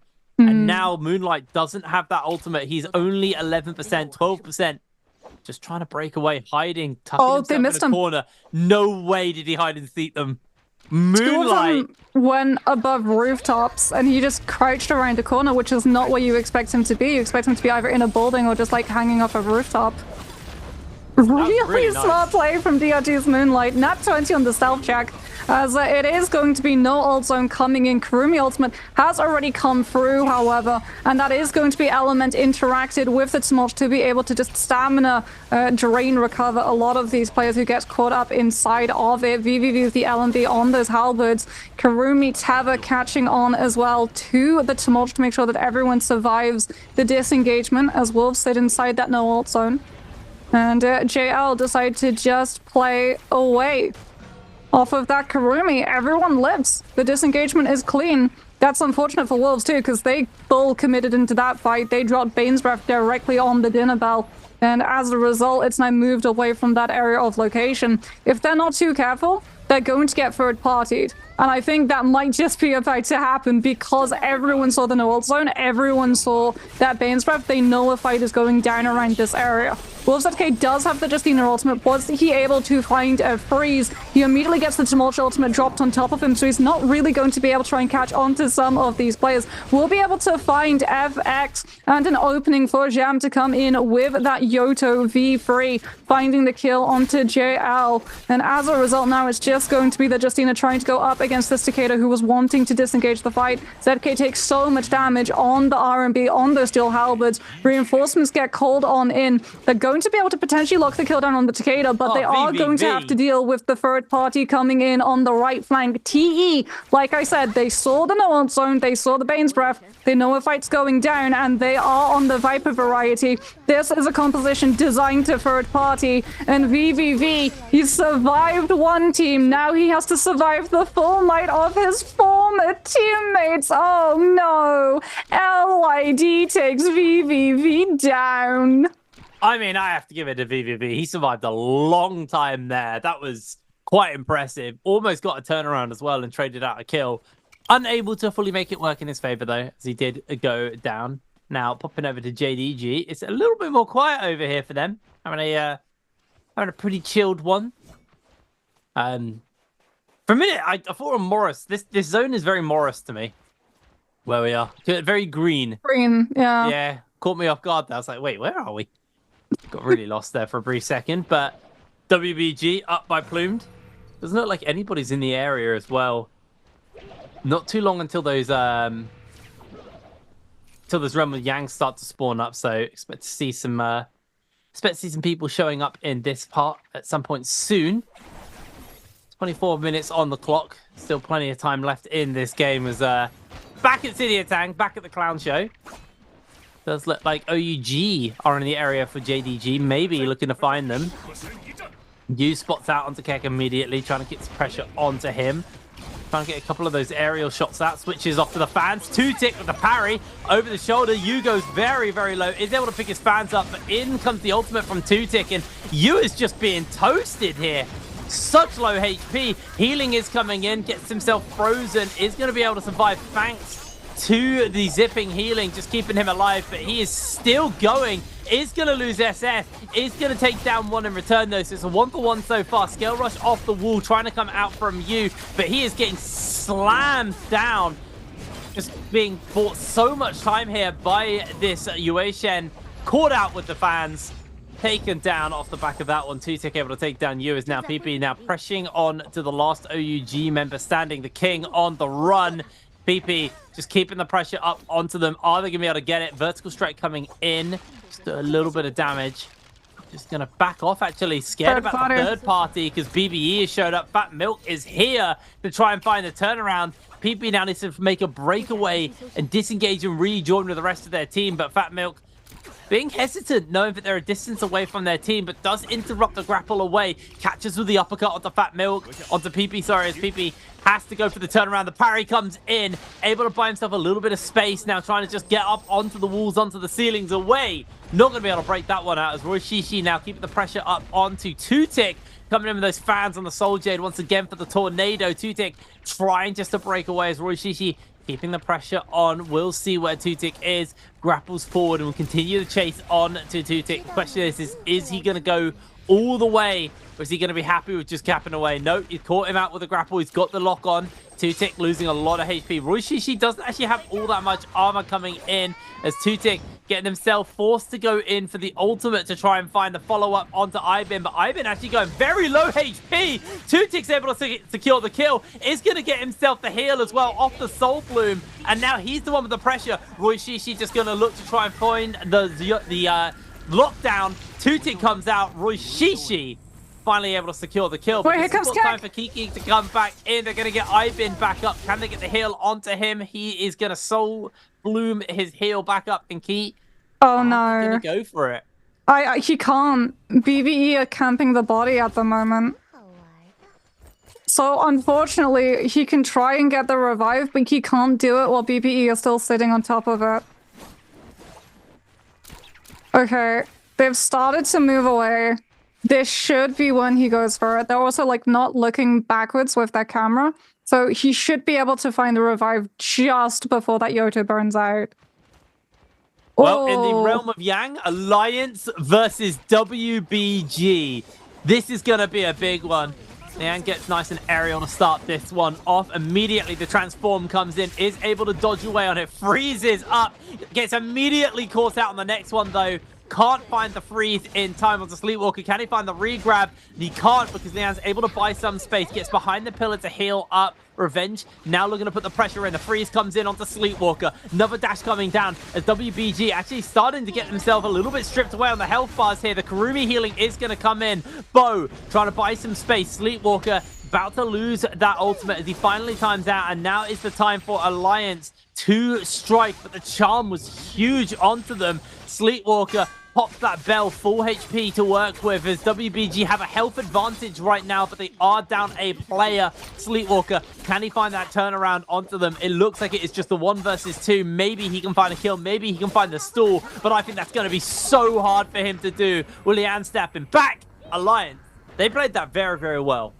Yeah, he was trying to set up with the fan RMBs, but Alliance were doing a really good job. Revenge especially just coming in with the jump horizontals on those halberds to be able to just keep him having to sit in that focus for as much as possible. Otherwise he gets staggered, since he would just be gray to gray and the clanks would come out faster. They're going to have to immediately take a fight against DRG, however, who were camping the exit. DRG, who already had picked up Vermilion Birds, might either off of a Realm of Yang themselves or a Morris Blessing. Aurora Burst coming on out from the Hangsword with the silence attached to it, and that's immediately going to signal that we are going to back on off of this fight. Yeah, WFS with that Aurora Burst, but Wujin just going incredibly low.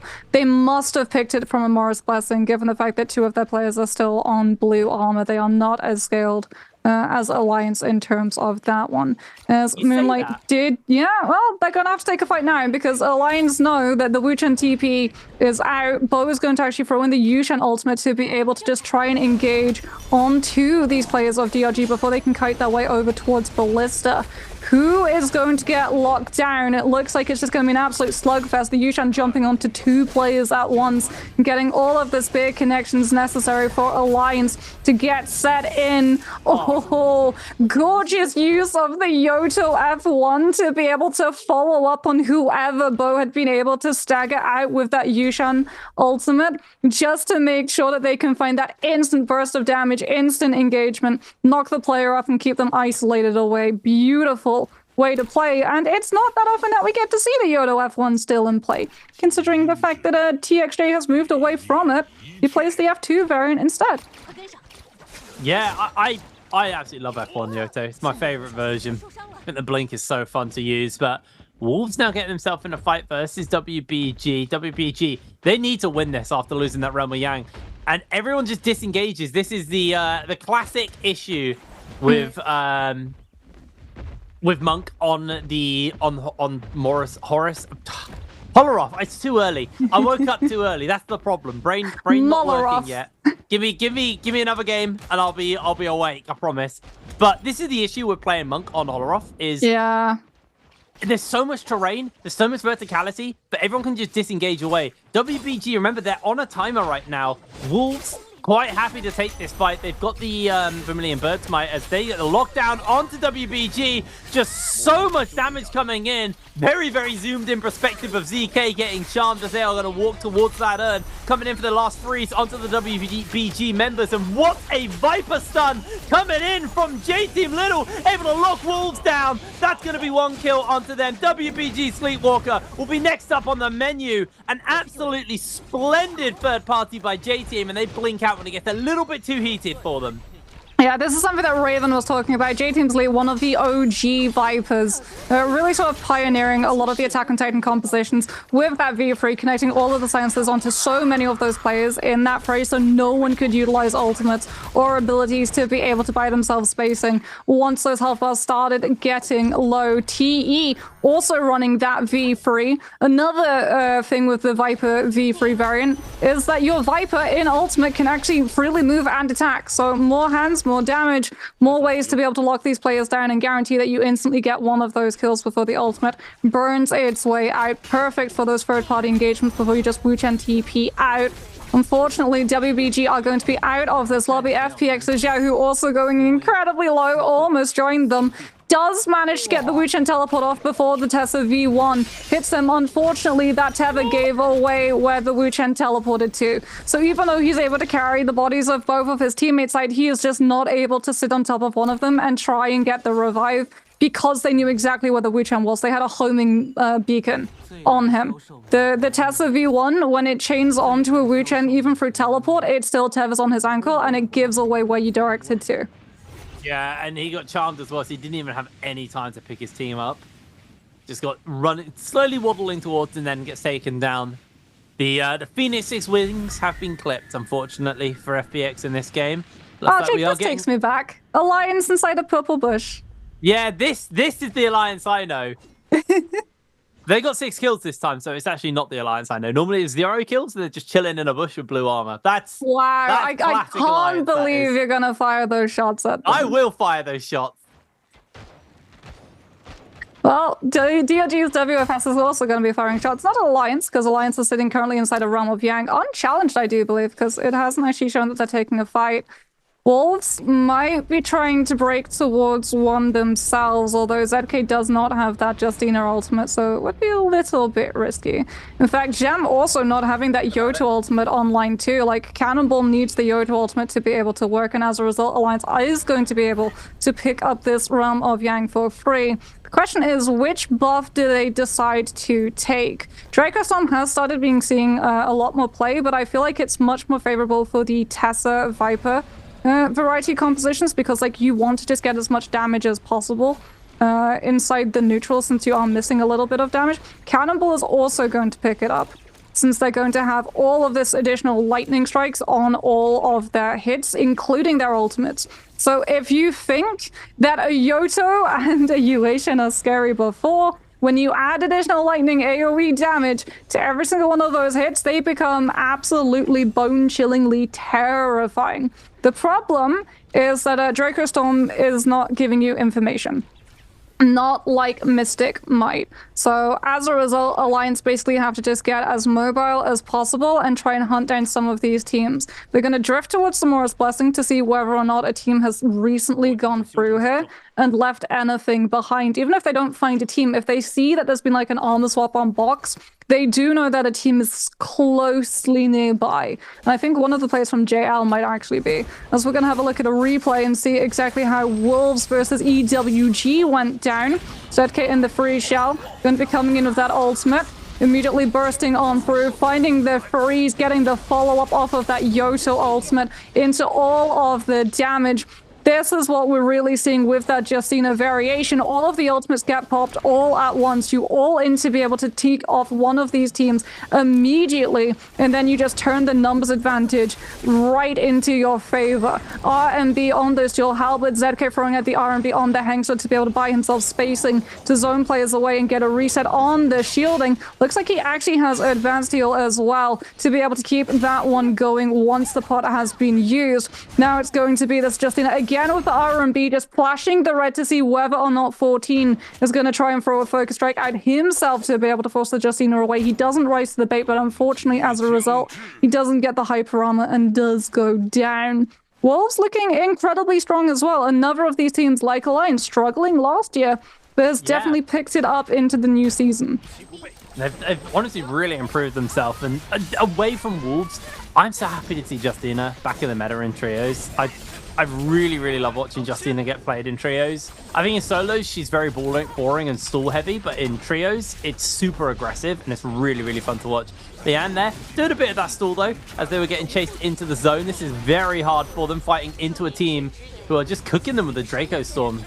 Looks like breaking away, hand coming in to try and lock them down here with the stun on the Viper. Revenge going very low, and for Alliance, it might just be the end of days for them, as TE with this third party being a complete problem. Although it looks like they've been able to break away somewhat here, actually keeping the pressure up, blinking out to safety. TE decided that fight was getting a little bit too dicey for them, and they are going to break away. And Then Alliance finish off their kills. So Revenge taking out PP, finishing what they started before that very, very rude interruption from TE came in. Now just going to head back into the zone so they don't continue to lose too much HP. And now the question is, are Alliance going to chase TE? Oh, it looks like they're thinking about it. They're heading in the direction that they thought that the Wuchen port went out. The problem is that the Wuchen port went out and Alliance's POV was blocked by the cliff.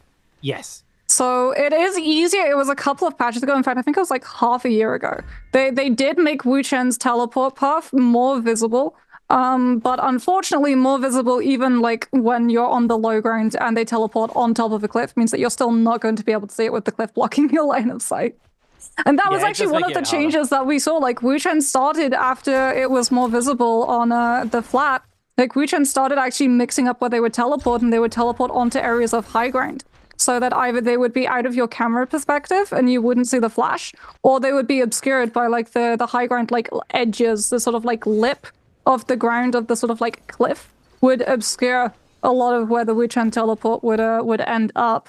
As currently, it does look like TE have been able to obscure where they kited out to. Alliance definitely not hot on their heels. As we can see from the mini-map, they are currently nowhere in sight. In fact, the closest team at the moment is going to be Wolves, as we do have a weather effect, which means that all of the troves in the area have been refreshed. So this is the gong summoning all of these teams to the area, because you know that all of these troves have been refreshed so you can stock up on resources. Even if before players had been through here and picked this entire space clean and taken all of the resources, all of the Vitalia, all of the shield pots away, because of the weather effect, those are now refreshed and you can stock up into final zone, where it's going to become really important that you keep those resources as topped up as possible, especially when we start to see loot getting much more scarce, cannonballs coming through a flame breath, cutting heal effectiveness and forcing you to burn through those resources quite literally. It's also really big for teams like JDG, who just used a rebirth charm, because that means they're gonna now be able to re-gear their player who got reborn and will be running around with grey armor and weapons, which is just an easy kill right now. Like, Golden Fan is gonna almost one-shot someone at that point. Can do so much work. Now, Alliance, they are feeling aggressive here. They're coming in for the freeze onto Moonlight, instantly blinking out. Do not want to be dealing with them off the back of that one. Yeah, still has. The thing is, Justina's so good at chasing Wuchen. Yeah, she's so good at it. And they had that one dash left. It looks like they don't know exactly where. Yeah, this is the mix-up I was talking about, right? DRG teleport, but they teleport in a way that the Wuchen teleport isn't visible to the Justina. Because that was the thing, like, he was saving one of those Justina dashes to teleport, to dash after the Wuchen TP. The Ice Pick variant of Cannonball is not used to bully Sand Siphon. It's used to chase after the Viper variant. Yes, yeah. Very, very solid for that one. But looks like Bane's Breast coming down, though. Zone popped. 8 minutes left, 20 players left. So a lot more players left in this final circle than we had in game number 1. Still got a bit of time, though, so those numbers could change. But the weather effect's forcing people apart. Or into each other, really. Could see some action break out around that one as Wolves. EG on his lonesome right now. Just running away as TU trying to get a couple of little pot shots at him. There's JDG just doing a bit of shopping, grabbing some Soul Jades because this is a reborn player. Yeah. Needs to get some goodies. They actually hopefully doesn't get spotted. Well. They just bought PP back. They are in a bad spot. Oh, this is an incredibly low Justina. Will be able to just make it in, and they did go blindside, so they used the cliff to obscure that line of sight. Problem is, are you sure still about being that? spotted by DRG, because DRG, like, they saw the Justina, they knew which direction they were running into. Two-Tick is absolutely isolated for his out. They have to buy themselves as much time as possible, but Wuchen with those halberds will be able to keep the chase up. And it is going to be Two-Tick. He tried to swap to the fan where you can get the faster scale rushes, but unfortunately he kites into the open river space and there is just no terrain to be able to scale rush off of as a result. And that is going to be JDG losing the Yoto potentially losing the UA Shen as well. PP gets grapple held into position. Will be able to utilize a little bit of holding onto that focus from the longsword to buy himself the time without getting grapple stunned again, but unfortunately Alliance just immediately move in, find the kill, and are able to find another straggler, and now it's just poor Keck alone, tries to use the shadow step on the Hengsword to keep their movement going as much as they possibly can. One Justina Freeze will be able to connect onto BBE's Roy Shi. He even goes into the Pain's Breath to try and just use the surfing to dissuade teams from pushing onto him, but he's just so incredibly low. BBE more than happy to risk one hit of the Pain's Breath. Alliance risking a lot of damage coming on through to open up this Morris Blessing. Lane actually forced into utilizing that Justina ultimate as Scattershot comes through and hits both of the players who'd stacked onto top of that box to try and open that loadout as quickly as possible. And so as it opens automatically in trios, it has a load bar timer, which is part of the reason why Yoto F3 was so meta. And unfortunately, off of that pressure from Scattershot, TRG's WFS actually takes the Justina down. Revenge now with the Yoto ultimate will be trying to put pressure onto BBE.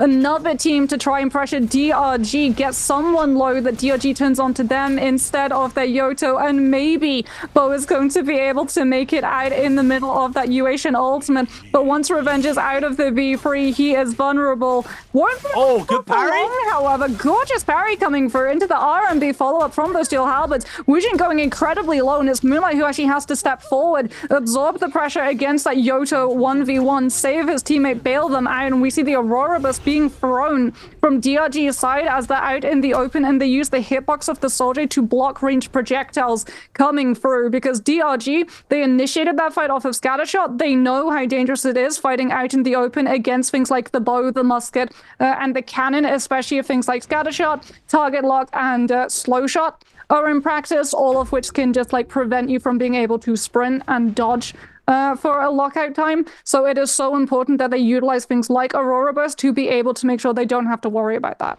That was so greedy from Alliance, though, because they had the Bane's Breath in front of them, two teams either side of them, and then the zone behind them. They were pincered when they decided to go for that play, and they took way too much damage. They brought too much attention to themselves.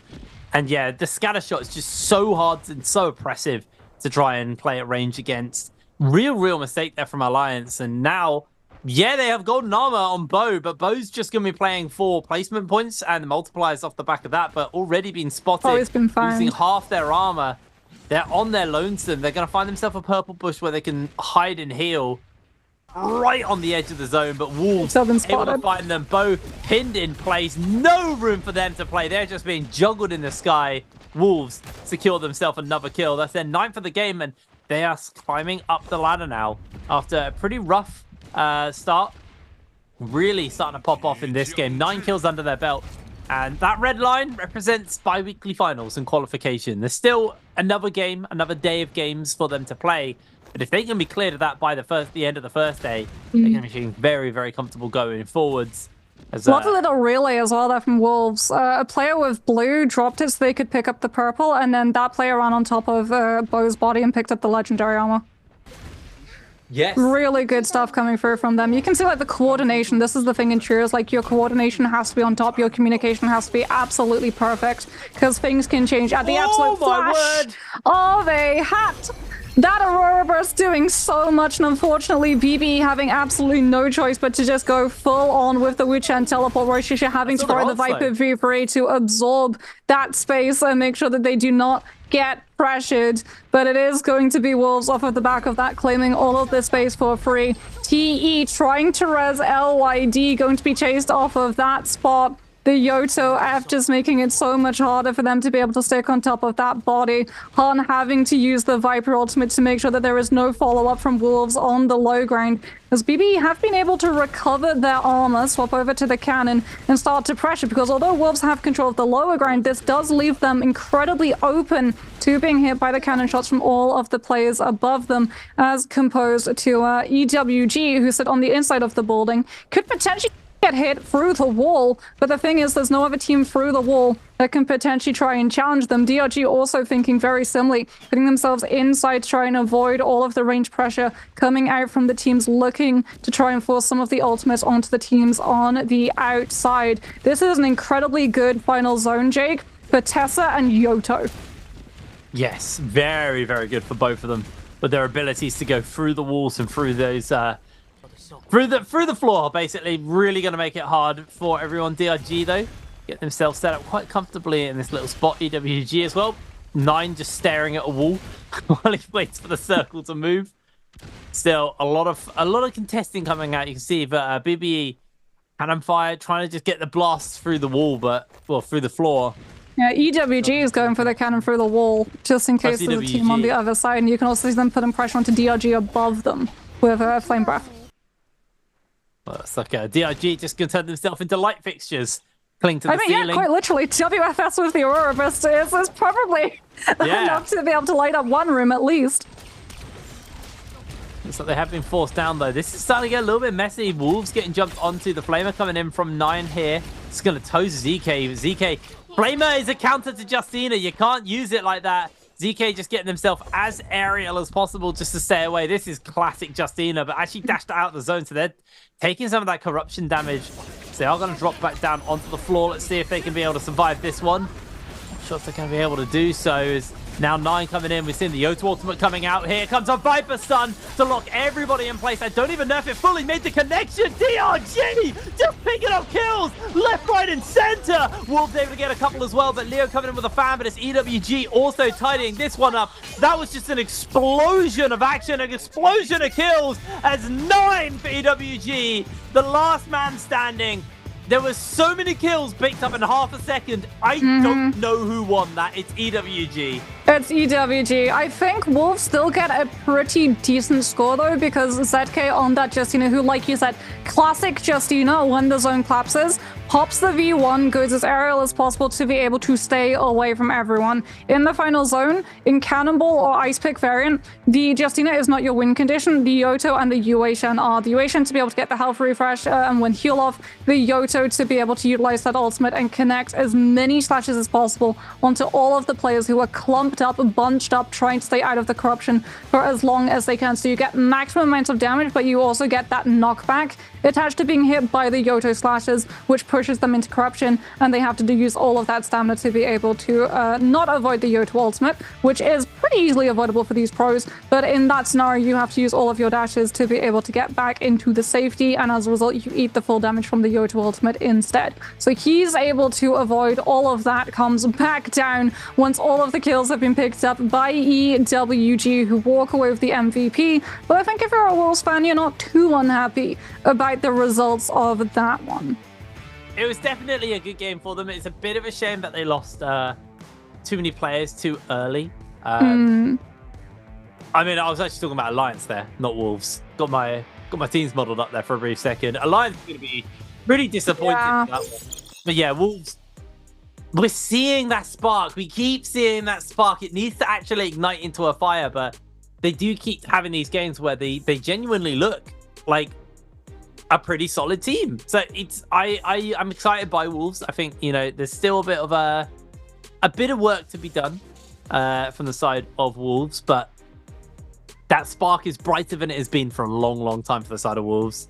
So very happy with that one. But EWG taking the win. I mean, honestly, it was a classic everyone is in a building ending where like there's not it's like a town or a city ending. Well, at that time it was a temple, because everybody just finds a floor or a building that they can hide behind, or a wall, or set up a pagoda or something they can hide behind. And then as soon as the circle forces them together, it's what I love about Yoto lobbies is it just explodes. It casts my mind back to like solos back when the meta was Yoto and Justina, and it would just be everyone taking chip shots at each other from range, and then that final circle would close and all the Yotos would go off, and it'd just be like a light show with just like abilities flying. Justina's jumping out of the Yoto ults, getting chased up into the sky. It was absolute carnage. And honestly, that meta was pretty lame. I'll be honest with you, that meta was pretty lame, but the endings were always very, very exciting to watch. that kind of cast me back to that. We had a very, very explosive ending to that game because there's a lot of Justinas, well, a couple of Justinas, a couple of Yotos, a little bit more as well. You had the Uaxians and all that, but EWG were able to eke out the victory off the back of that one. And it was a very, very good game for them. We'll see the scoreboard now, see where everybody placed at the end of that one. EWG, 15 kills, a 25-point game for them. Absolutely massive pop-off coming in for EWG. Wolves taking second with 16.5. TE taking 15 points. BBE taking 12.3. Everybody scored, even WBG all the way at the bottom of that 0.5. They still got something in this game. Yeah, and then the reason why Wolves were able to pick up second is because of ZK out surviving like everybody except EWG. Like you said, it's a little bit of a shame because as we talk about, like that final zone was perfect for Yoto. There was only one Yoto remaining in that lobby, so we did only have one Yoto ultimate going off, and I believe it might actually have been cancelled early by a Tessa V1 because we heard the Yoto ult go off. And then we also heard the Teva snap. And if you're playing Yoto in these compositions, well, the Yoto's not going to be playing with the Tessa because it used to be that the Yoto would be played with the Viper and the Wu Chen in the classic Attack on Titan composition. And then Tessa got released, and it took about like 2 weeks of play where Tessa was introduced into Nbpl in 2023 Season 2.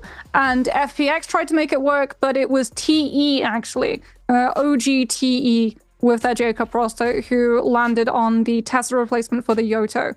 And everyone started running the Tessa over the Yoto instead.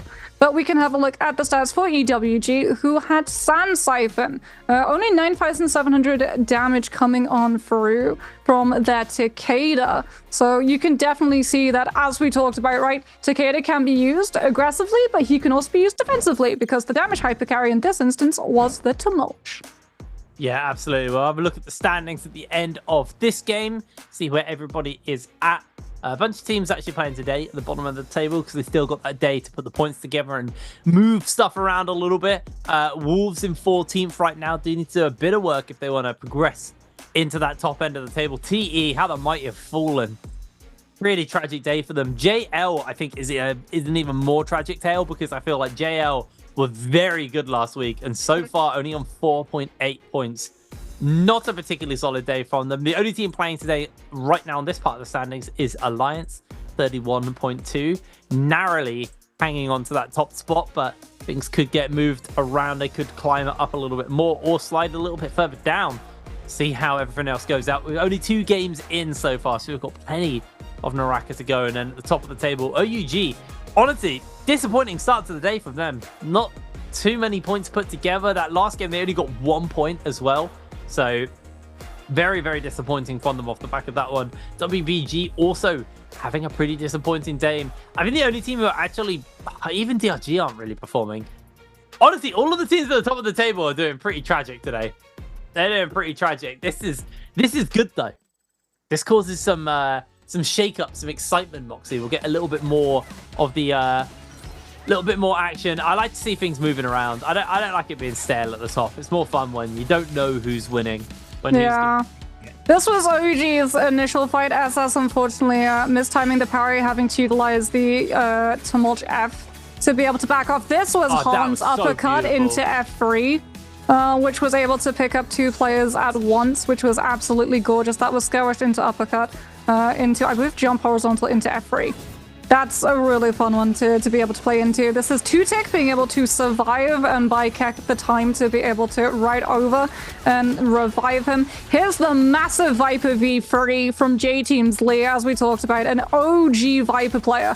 J-Team, after last year not making it to J-Cup, they sort of went back to their roots, picked up a lot of their former players who'd been able to take J-Cup, and Lee is one of them. He does have a world title under his belt, and you can absolutely see why. There's the final zone with EWG, and again, it is the Flamer that is allowing them to be able to do just so much work, getting the fire tick, hitting the heal reduction so that all of these zips can't try and just out-sustain everybody once that corruption tick starts pushing on through. And it's actually going to be the Takeda who's going to be taking MVP, not the Tumult. As we talked about, sometimes you get to play him aggressively, other times you get to play him defensively. And that was definitely the style that we were seeing EWG's 9 deciding to take with Soul Release, Skyforce, Martial Art, Tai Chi Fan, Slow Shot, and Sunwing Shot. There's one of the soldiers that I was talking about. Slow Shot on Musket is an absolute killer, especially with these late Bane Breath coming through. A lot of the time, if you get hit by Slow Shot and you're in the middle of that Bane field, it is just a touch of death. There's also Wave Roll and a blue attack Soul Jade as well. That really goes why the Tumultuous the one with 20,000 damage. The Soul Jade loadout was definitely in the favor of the Tumult. It can be very sort of scenario specific for how you play Sand Siphon, whether it's your Temi who takes first point or whether it's your Takeda. A lot of it comes down to whether you need the peel for the Takeda shoves, or also whether the Tumult has the better weapon loadout, and the Tumult is the one who's going all in on those kills. Yeah, it's one of those ones where, you know, the damage was actually very low, but I'm going to quickly pull us away. Which player used Karumi in this second game? Was it the King? Was it FX? Was it Sleepwalker? Or was it LYD? A, B, C, or D into Twitch chat. Make sure you do check your Whisper box, because that's where you will be notified. They do put a little out as well, but the Whisper box is where you need to be in. So make sure you do keep your eyes on that. A, B, C, or D, the King, FX, Sleepwalker, or LYD, who's playing Karumi in that game. I have had a brain fart. I can't remember the answer to this one, so... Well, I believe there was only one. Was there only one? There was, like, only one, yeah. Oh. Wow, I'm having a real brain fart then. Uh-oh. Well, a lot of people opting for the Z-Ping over the Karumi in the Sand Siphon, at least in the opening games. Yes. Remember the points, you know, the way the new hero select works gives you a little bit more flexibility, but also removes some flexibility. It's quite interesting. I feel that we could change things up a little bit on it. I'd be interested to see if we had lower starting points, how much that would shake things up. Maybe it'd just be lower people get too griefed. Anyway, we are going to throw it to a quick break, and we'll be back with this third game and final of Horror Off of the day. So we'll see you in a moment.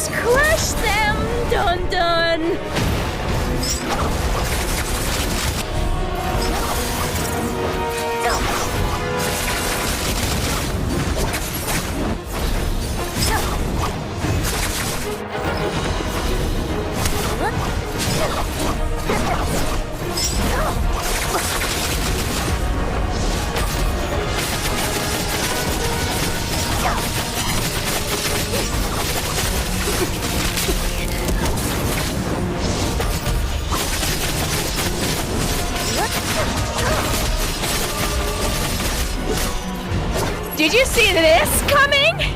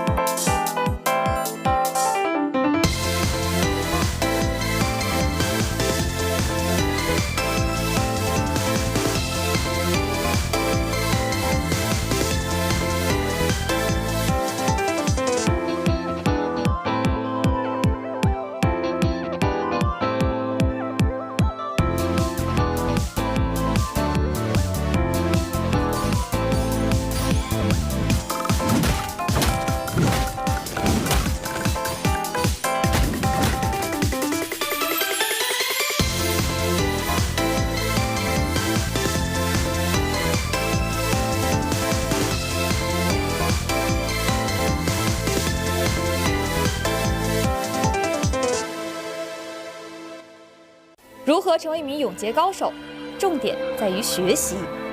我每天会花费大量的时间去研究刀法。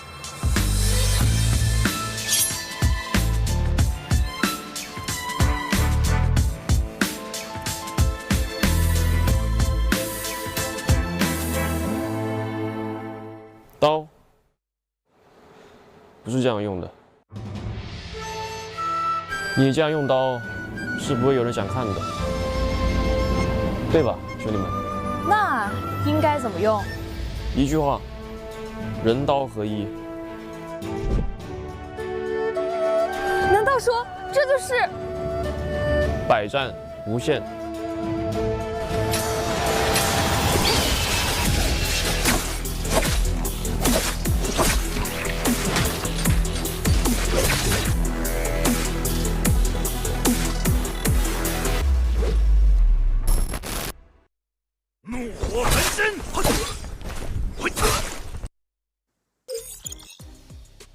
？Hello everybody and welcome back to the Nbpl. We're getting ready to go into our third and final game of horror before we kick off the Morris Isle arc of today's games.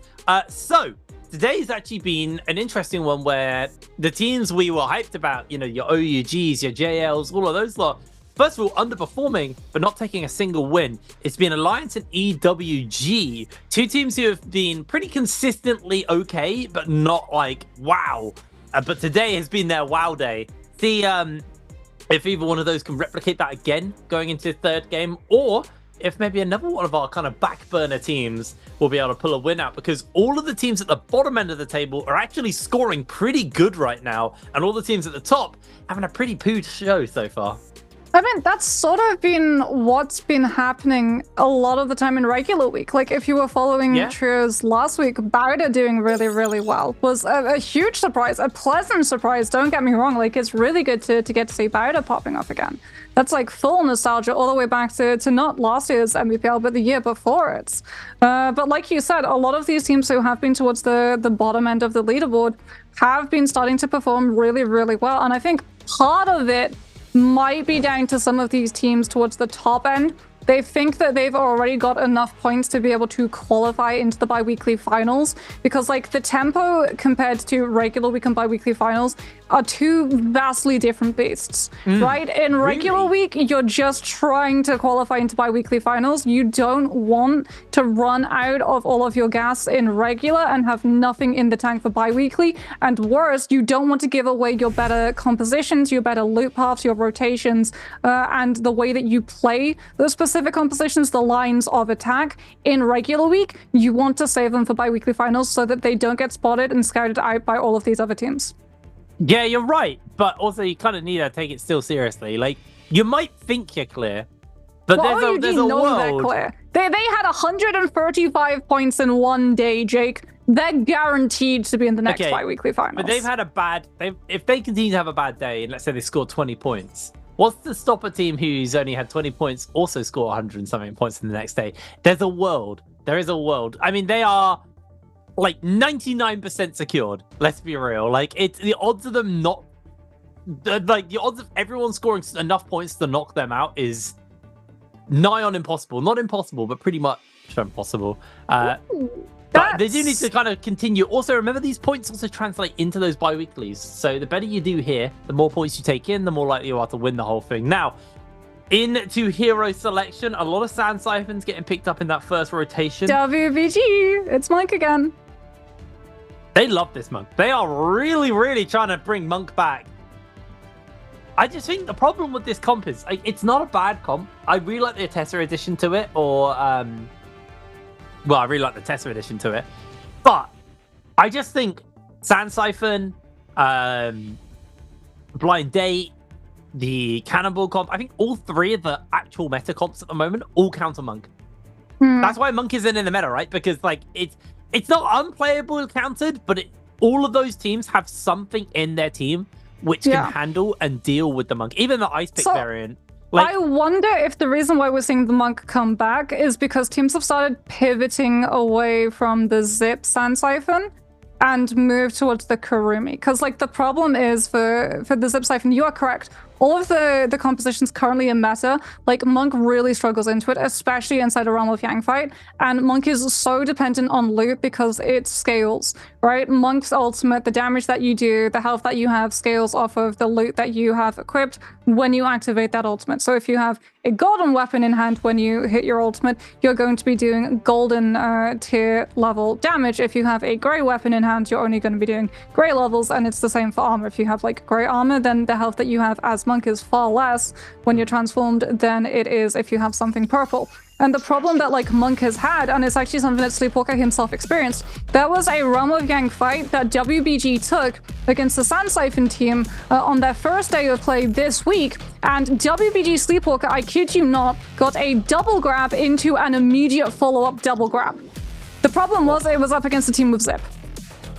So they didn't get any kills. They got 2 back-to-back double grabs, and Zip ultimate procced, and they didn't get any kills, and Monk, after his ultimate, is just incredibly vulnerable in the neutral, and they got absolutely stomped afterwards, because Sand Siphon is strong with ultimates, but also incredibly strong in neutral as well.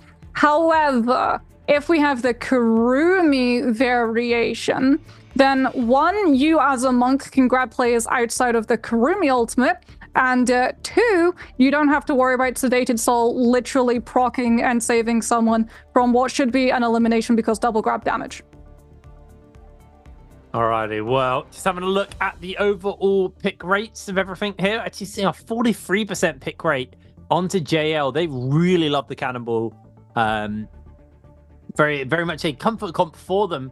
First time we've actually seen TE playing Sand Siphon with the Kurumi instead of the Zip. So that is their adaptation to this version of the comp. We'll see how this is going to break down as having a look at the drop spots. Not as kind of clustered. It's more clustered towards the center. It looks like Imperial was grayed out, so no one can drop there. Actually, it hasn't even got a gold spot at the moment, so I don't even see if anybody is going to run up north towards it. Seeing a bunch of teams dropping down by Matab. Wow, that's a lot of green. That's Alliance's logo. That is Alliance just taking up the spotlight. Oh no, WBG are getting hard dropped on by BBE. Oh, that's really unfortunate. Monk struggles early on because when you don't have your ultimate active, you don't have kill potential. Oh, well, at least they have the Tessa. I mean, the Tessa variation might be able to alleviate a little bit of that early drop pressure because Tessa is one of those characters who doesn't need 100% rage to be able to use her ultimate, but it is just, it's so key and crucial that the Tessa ultimate manages to catch someone and you get a kill off at the back of it. Otherwise, your Monk is just not going to have a good time. Well, it looks like already JDG and Wolves have got themselves in a scrap here. Zem just trying to break away from Keck. Keck keeping the pressure up onto them, but hasn't actually been able to land the kill. Tessa Charm coming down here from the side of Wolves. Keck goes down. They're able to secure themselves 1 kill. In with the spear onto PP. PP losing a lot of HP. EG just keeping the pressure up onto him as it looks like the Wolf Pack has secured themselves their first kill, taking down all 3 members of JDG. Now EWG coming in on the area, and that actually may have saved the lives of WBG. Bane's Breath getting used as well. It's actually going to be, I think that's BBE who are in control of this. Bane's Breath almost connecting onto Sleepwalker, getting the counter off onto him, pops the bell just to keep himself getting too much follow-up damage landing in on, as here comes the Bane's Breath, has to tap dodge out of that one. That could have been really hairy. Sleepwalker low HP. Now he's still in the Bane's Breath. He has to be careful. Caught out by the whiff. I've been able to secure that kill as Ajao now in some serious danger. Ivan keeping the pressure up onto him, but the sandstorm has broken out. Ivan goes down. And somehow it goes bad. Oh, Ishao, that was rough. Almost got himself taken out. Isn't going to be going down. Should be able to pick his teammates back up in time. Bane's Breath not going to be making a connection onto him. Baigay just about getting picked up. Sleepwalker also just about getting picked up. You can see the ghosts of BBE were hanging about, but decided not going to do the salty run back. That fight went a little bit rough for them. And yeah, somehow, by maybe a little bit of a miracle, considering they were fighting in a Bane's Breath with a Monk, WBG pulled the win off in that little fight. Yeah, actually being able to get that soul bloom reset after the Bane Breath hit was what saved them. To be honest, if a second Bane had come through, he would have been absolutely done for. As JDG's 2-tick Currently taking a 1 versus 2. We'll be able to find the parry onto Xiaohu. And immediately that pressure is going to be absorbed by water trying to come back on through. They're going to set up where one can just parry in front, the other can just throw blue focus out into the back because parry only has a forward-facing window. So if you're ever in a 1 versus 2, or if you're in a 2 versus 1, you always want one player in front, one player behind, because they're only going to be able to parry one of you. So it's going to be J-Team this time dropping that Bane's Breath. Tessa does manage to find the connection. XOY will be able to interact and cancel that one. Sits in the fan RMB, throws out the charge, trying to catch on to as many players as possible. The Bane's Breath has drawn the attention, though, of teams that were in the area and weren't originally fighting J-Team. Alliance, it looks like, are going to kite over towards that no-ult zone. Don't decide to actually pop it. So just waiting to see whether or not J-Team are going to decide to actively take this engagement. Tessa V1 comes on through. Now Alliance are going to pop that no-ult zone because the Sand Siphon team are in too deep. They're not going to be able to run away and utilize any of the Staccator ultimate to turn the fight into their favor. Unfortunately, J-Team's Lee is the one that comes in with the first kill. XLY again just throwing out the fan RMBs, looking to try and do as much damage as quickly as possible onto Alliance as well as scoop those players up and closer to him so his team can follow up. Smolch ultimate gets thrown just on the edges of that no-ult zone, so J-Team will be able to use that one to obscure their escape and now catch on to Alliance. It actually, I think, Wuchen teleported out and directly on top of where J-Team decided to disengage onto. A little bit of an unfortunate one for Alliance there, as they have not been able to recuperate any of their health. As a result, XLY playing outside of that no-ult zone can still throw the Fury and shoves into it, and as a result, Alliance will lose their players as JL comes in for the third party TXJ, the Yodo F2. Goldframe focuses on to put XLY, and he has just gone in a matter of moments. That is rough. Now Alliance gonna get tidied up here by TXJ. JL, beautiful little third party coming in from them there. Able to turn that on nicely as they're actually still not done. Alliance desperately trying to scramble away as Bo got that grey armor with a blue fan. It still does have a revive in their pocket, so if they go down here, it's not the end of the world. But JL, honestly, needing a good game. They have had a terrible, some might say tragic start of the day. 8.8 points. 4 of which are in the last couple of moments. That's how bad this day has been for JL. They've only just picked up 4 points here, and they've almost doubled their score across the last 2 games. So I'm watching what Alliance's Bo has game plan is. Revenge is in the area in soul form. Yeah, can he do anything about this though, really? Are they going to do the revive and try and save the day? Or are they just going to let them go down and then find a good rebirth area for them as a team to fully reset? JL keeping the pressure up onto Bo. Bo has done a good job of staying alive as long as they have, but JL are able to secure themselves the kills.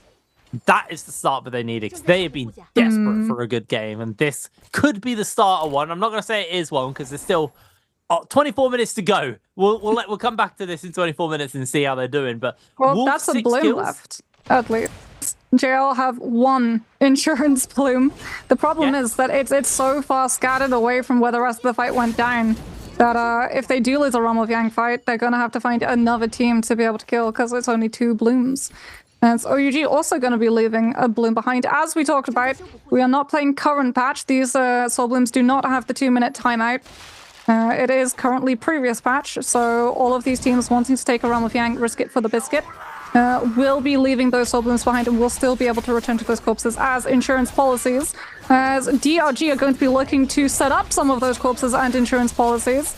WFZ with those shooting shoves just trying to sit in the middle and do as much damage as possible. Karumi ultimate has been called in. Unfortunately, however, it is Karumi versus Zping in the overworld. What is going to have more power? WFZ, because he has that zip, will be able to play away from the rest of his supports and create a little bit more spacing for the team. TE with that Karumi, however, just absolutely unkillable, even through everything that DRG threw at them. And now we go into neutral. Karumi Tether has been broken. Leo getting that 90% damage reduction to be able to survive as they try and pressure onto the Rumi. But that damage reduction is now removed. DRD's Wushin trying to set up the Dragon Slayers into Nezhaz. The armor gone for the Kurumi, but WFC also taking a lot of damage because of it. Comes in with those dual halberds on the RMB, catching onto as many players as possible on the side of T to get as much damage done as possible. But Han with that also doing a very good job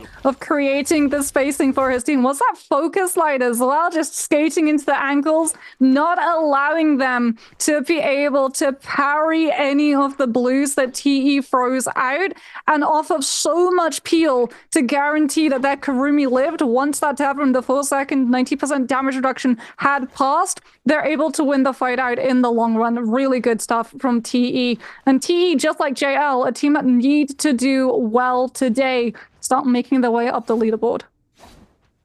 Absolutely needed that one, as we are seeing the zone shift actually on top of Plumed. We're just going to have very crowded final circles in the sense where they're not open in fields. It's going to be in buildings, because every final circle today so far has had homes and space for people to move around in. As Runway Yang spawns up, JL jump in, see who their opponent is going to be, who they're going to be playing versus. So far, no one. Might just be getting this one uncontested. There is a world where that happens. Well, everyone's waiting for the third. There are 3 realm of Yangs now, and the thing is, like, the teams that go in immediately are the teams that are scaled to be able to, like, play super aggressive. If you wait for the third one, potentially you're going up against a team that's a little bit more cautious, doesn't really want to take the realm of Yang, so you could potentially go up against a weaker team. Well, JL versus OUG, this is a very, very hype one. OUG winning the last bi-weekly, just being the best team, but JL had an absolutely amazing bi-weekly themselves, so it'll be a fun one to watch. See if anyone can kind of put their authority on this one. TXJ able to dodge away on a lot of that. Lovely little summon of the Pillar of the Mech, knocking 2 members of JL back. Transforms come out, cannonballs come down, as both of the mechs are just going to be shooting at each other. TXJ throwing down that ultimate, trying to get the Yoto to rip through SS low HP. Down they go. JL able to put their stamp down on this game as the final couple of Yoto strikes coming in onto that mech, as TXJ doing a great job of just avoiding losing on too much HP, but then they are followed up onto staggered. Cannonball comes in, lose a lot of armor. Are just going to go for a quick heal up while they wait for these transforms to time out, switching out for the bow for the shot. JL have the advantage right now, have the manpower to overwhelm OUG. Zinyu goes down. TL are just going to be... JL, sorry, just going to be able to finish this one up. Yu does pop the ultimate, see if they can find a miracle kill or two onto some of these JL members, but FX avoiding and evading away on these slashes from Yu. Is going to be able to land the last couple, but not enough as they're caught in an uppercut. Down they go. That is a JL victory. Played that very, very well, and they're going to be sitting very comfortable off the back of this. Oh, legendary dual halberds too. That is a very good weapon, an S-tier weapon, both in terms of chasing and also just how fast that RMB can come out from. TE in the overworld will be able to take down DRG. Looks like it wasn't actually that so much ultimate, considering LYD still has his intact. So they're able to turn the tides into that one. In fact, they've still got all of their ultimates. World DRG, once again, that Z-Ping, just struggling to be able to kill any member of TE, because the way that you pressured the Zip at the moment for Sand Siphon, right? You all in on either the Zip or the Takeda, so force the ultimate as quickly as you can, then you just all in the damage to be able to proc Sedated Soul as quickly as you can. You can't really do that into the Kurumi variant of the Sand Siphon. If you try to all in on the Takeda, all you're going to do is proc Tether from the Kurumi, and she gets to hold on to her ultimate a lot longer than the Z-Ping does a lot of the time in those specific engagements. Plus, you can only get like 1 recast to be able to move the circle, but having that Tumult F and the interaction where you turn it elemental, even if it comes out before you actually move the Kurumi ultimate in your recast, the elemental interaction remains. So if you have Kurumi ultimate into Temi F and then you recast the Kurumi ultimate, you're still going to have the stamina sap attached to it. So it becomes incredibly problematic for a lot of these teams, especially with Kurumis being very smart about where they place their ultimate. A lot of the time, if they're up against a Takeda team, they'll actually place their ultimate and the team will position in a way that the Kurumi ultimate will be either up against a wall or a pillar. So if your other Takeda gets fear and shoved, they can't actually shove you outside of the Kurumi AoE. Well, it looks like OUG Getting run down here by WBG. This could be a very, very rough one for them. They've got the debuff on, and SS is losing a lot of HP. Into the mech they go. Sleepwalker transforms up. See if they can find a grab. Able to get one onto you. Looking for the slam down. You lose a lot of HP. You, can they get the rear grab, Jail? Actually, lose a lot of HP as SS just cannon firing away onto you on the low ground. Is able to get the grab onto Sleepwalker. The grab comes down, sorry, from Sleepwalker onto you. Able to get another grab coming out. Can they get one on the mech? Nope. Going to switch forms, so not going to be able to pick that one up as you keeping the pressure down. And somehow OUG have turned this fight around. I thought it started pretty bad for them, but WBG were unable to make this really stick with them as down they go. OUG cleanse themselves of the debuff and get themselves a lovely little victory, taking the monk out of the lobby. And it's what we're talking about. These comps just counter the monk. It's too hard. Cannonball, like the fact that you can basically immediately have a Yueshan alt denies one potential double grab, and also the way that they played it into that monk, it's really risky. You goes for the transfer, the ultimate with the Yoto, and actually gets the stagger. He does get early grabbed out of his ultimate, I do believe, as we can have a look and see what exactly JL has to say. 包括我也觉得不应该是这个成绩，但之后就更加的努力嘛，可能就是因为我很多地方 没有很完善，没有人家们两位前辈经验高什么的，经验多，就打起来可能会时常紧张什么的。今天啊，常规赛啊什么的打的都有点唯唯诺诺，有些时候自己也不敢去操作什么的。后续的话，我会更敢于去操作，就把紧张这一点就去克制掉，放手打。我们三个真厉害。 Aw, JL's FX there, just saying about how basically having, as you said, two veterans, two world champs on the team is affecting, because TE, back when they had that roster core of LID, Leo, VVV and TXJ, they were a very aggressive team. This was a team who, even with the Yoto F2 changes, like they still stuck with the Yoto F1. Even when everyone was running Yoto F3 before it got nerfed, they still ran the Yoto F1 because they were just fully push in and be able to isolate one specific target, and they would just move from that one kill to snowball through the other two remaining players off of just playing light and blue focus in the pocket, and it would work out well for them. So it would definitely be daunting, I think, for anyone. But it's really good to see that FX, like, they understand that, okay, maybe I played a little bit too tentatively. Maybe I was a little bit nervous. Moving forward, it's going to be something that they'll look to change. And this is definitely not tentative at all from JL. This is JL, second realm of Yang, two blue armors deciding to take a fight. This is going to be a miracle play. Watch. Just watch this space. He's going to do it. He's going to make an absolute miracle happen, I believe. No, he's not. He's absolutely cooked. There's no way surviving. I think it was a weird gamble from the team to decide to let him go down here, because they should be able to revive him. And if they get the free realm of Yang, they get the free realm of Yang. That's brilliant. But yeah, I think WFX, unfortunately, has found himself alone in this realm of Yang. Maybe a miracle can happen, but very unlikely. Down he goes. JL, maybe a little bit miffed. It's a free realm of Yang, but it's only one kill. You can't be really miffed. It's only one kill. But, like, I guess it's a free roll of Yang and a point, so you can't really be that annoyed about it, actually. Yeah, if you're complaining about it, you're just a big baby. That's such a win-win. Well, they got Mystic Might and the damage reduction, and they have a team directly in front of them that they can immediately aggressively push onto, and they got all of their ultimates recharged. So, yeah, they're not exactly going to be miffed about that one. Moonlight, however, might be a little bit peeved, because unfortunately, WFS going inside that realm of Yang, he's still going to be returning to a Soul Altar. And Moonlight gets spotted out, so they're not going to be able to go for the play of, okay, we'll just buy back the one guy who went in, because he's going to be the only one returning, and he has Yang depletion as well. And if he wasn't the one carrying the money, Jake, then uh-oh, SpaghettiOs. Look, it is equally spread between him and who just went down. So Moonlight, yeah.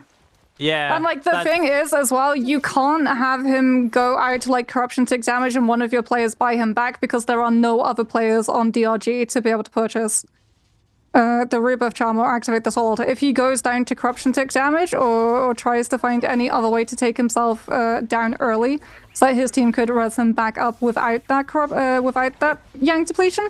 They go out of the lobby regardless. As it's going to be JDG and TE, as we talked about, now onto the field. TE with that Draco Storm getting incredibly aggressive as JDG's Keck just throws on repeat Windspout from a distance so he doesn't get it parried away from him. Poor old Han eats so much damage from this fan. Oh, his armor's gone. He'll be able to skip into his Karumi V2, so at least the armor is going to be regen backwards, but there is just so much damage coming on out from him. You can see that they're trying to push him outside of that Karumi ultimate. There's the elemental change, that stamina going to be affecting the players of JDG. Han getting absolutely frozen in position right now, still trying to keep the spacing with the RMB on the fan. And you can see just how good Karumi is at keeping that Takeda alive. EWG all in absolutely everything they could to try and win, or rather JDG all into everything that they could. There was even a third party coming on through. And Han, all he does is lose his armor, but the second that Leo comes in with that V2, TE are absolutely untouchable. Yeah, that was... TE's starting to look quite good in this game. Got 5 kills under their belt. Just having a quick stop in with some of the other teams. JL 12 kills deep now. Considering how low they are, sitting at the bottom of the table, this is a absolutely monster game for them, and they needed it if they want to slingshot themselves up the standings. They're going to have to do a lot more, ideally. Get a couple more kills, turn this into a first place, and jump into the above that red line is where they really want to be. Because the first 2 games, they had only put 4 kills together. 4 points together total, sorry. So, very, very rough start for them. But it's rough for WFC. And there it is. He managed to lose JL, and he immediately got found by Wolves. I mean, he's got the debuff on, so he has to either hopefully find a lucky Soul Bloom, which why would there be a Soul Bloom sitting about here, or somehow pull a 1v3 off. I don't think he's going to be able to do that, especially now he's had to switch out into the grey armor. He's trying to break away, but he has found himself caught out by EG, and down he goes. One last slam from the staff of Zem, and they're able to secure the kill. Down go DRG, and unfortunately, it's another disappointing game from our currently second place team in the standings, but maybe slipping because they've had 3 pretty rough games so far today. Yeah, he unfortunately doesn't even manage to grief Wolves by just lasting long enough for J-Team to come in for third party. The repeating crossbow did come through. J-Team thought about pressuring. They saw the body drop. They knew that the team would probably try and land on top of it, as we can have a look and see how exactly WBG taking this realm of Yang and out for them. JDG using those 4 pillars to avoid line of sight from the Monk. Keck with that free shell will also be able to avoid the Tessa trying to stun the Justina so that Sleepwalker had one person to grab, just not able to find it. V1 does catch on to the Justina, but the Yoto F from 2-tick actually allows Keck to avoid getting Monk grabbed, and it's going to be the wind spike coming through from Keck once the fight moves away from him into the freeze onto Aksha with the follow-up of the legendary Soul Jade yet again, and from here it's just a numbers game as poor WBG Sleepwalker uses that bell, uses that F1, tries to live as long as he can, but it is all for naught. Unfortunately, that was a brighter day for JDG, because when we cut back to them, it's just the Justina left. That was tragic. That was tragic, but we went from like, yeah, look how good they were doing, to, it's gone bad. Really, really upsetting. WBG, this Monk comp has not worked out for them. Every fight I've seen them in, they've lost. They are getting slammed. And it's, again, it's what we were saying. It's just not a Monk meta. I understand it's a comfort for them, and I understand there's an argument, this Tessa variant's really good with it, but there's just too much that handles it. There's too many things that can deal with it, and Monk used to reign supreme in the realm of Yang, so it is a great fighting comp. It's super, super good at fighting other comps in an isolated situation where you don't get third-partied, where you're in a zone where you can't really escape the Monk. All you have is the pillars and a bit of verticality to get away. But you don't have loads of terrain. Use the Monk ult, knowing that it's not gonna have to be burnt out immediately, cancelled, and then just chase down. Because some ultimates, like Yoto ultimate, Talker ultimate, you can cancel early. You don't get all of your rage back, but you do still retain a percentage of it. Monk doesn't have that. So if you're forced to Monk up because you think you're taking a fight, and then they run away and you have to de-transform to be able to keep the chase up, you lose. You go from 100 to 0. And you just get third-partied and like instantly killed because the monk doesn't have ultimate to be able to zone everyone away and bully all other teams around. Yeah, it's a rough one. And I just feel well, I know, and we've said this multiple times, and I know I sound a bit like a broken record, but you can't play monk. The comps are too good into it. There is not a single bad comp right now in the meta that can't handle a monk. That's why monk doesn't get played. And I think WBG, they're trying, I think, a bit of a desperate play to kind of, because Sleepwalker is, to be fair, as much as monk is a bad character at the moment, Sleepwalker is one of the monk players. Like, he is very, very good at this hero. I just think you can't rely on this guy being very good at this one hero to get your wins. You have to look elsewhere. You have to... Well, he's been impressing on the Justina, is the thing. Like, Sleepwalker's Justina, and I'm sure we'll get to see it when we move on to Morris, is very, very strong. I hope so. Because I think WBG are letting themselves down a little bit with this pick so far, as they have been knocked out of this game as well. We have 26 players left with 7 minutes left on the clock. 9 teams in the runnings right now. Just once again, taking a quick look. Can't see... Oh, JL at the bottom of the table. That's why. I think they're in the game. JDG also went out, by the way, when we were following other players' perspectives. Alliance's Bow, I do believe, found them out. I see. That's a little bit unfortunate for them. I'm trying to see... Yeah, JL starts... JL are still in the game. There we go. I can speak, I promise. Bane's Breast coming down. Morris Blessing is on the other side of it. And Alliance are going for it. Alliance going for it. They've got the wind walls from the Wu Shen to keep themselves safe from any contest. And there is literally no contest. They just grab those goodies for free, get the golden armor, get the weapons. They peace out. They're quite happy off the back of that one. Really, really nice there from Alliance, actually. Way better read on it than we saw in the last game. I don't think it was Alliance who made that mistake, but actually it was Alliance, I believe, who made that mistake last game. But this time playing it a lot better. Able to break away from this one as EWG. Just trying to see if they can land a couple of shots. And my complaining was obviously heard by the NARAKA devs, because we are not ending in buildings, we're ending in an open space. And I think most frustrating right now for WBG is this is actually probably quite a good circle for a monk. But not going to be able to use it. It is donezo. So I think everyone's going to find themselves their little nook, their little cranny, where they can hide behind, take shots at each other, and try and just burn some of each other's resources, getting closer towards this final circle. Oh, OUG have blistering. You can just see Shindy just throwing it out on repeat with the pulse sword. Just through the wall to try and catch on to anyone. Advertising like, hey, if you want to come into this building, you take the fire tick and you are not going to be happy. As Wolves currently looking for a place of safety. Alliance making it harder for these teams that are. UWG taking a lot of pressure from that swarm held by Lane at the moment. In fact, so much pressure that JL actually have to utilize the Farrier mech, the TXJ, to try and absorb all of the spacing on this high ground, buying themselves and the cannonball composition all of the spacing, as JL's FX is just going to continue throwing out Katana Legendary Souljades to be able to hitbox save anyone who tries to range down TXJ. Yeah, TXJ quite happy on this high ground, though. Got the cannon form. There's a lot of people. That is like a damage farm there. Unfortunately, loses his mech as soon as everyone groups up. But can JL hold this high ground is the real question. They're just shooting the cannon fire down. Alliance getting toasted down there as well. As you can see, you from OUG just shooting in to BBE.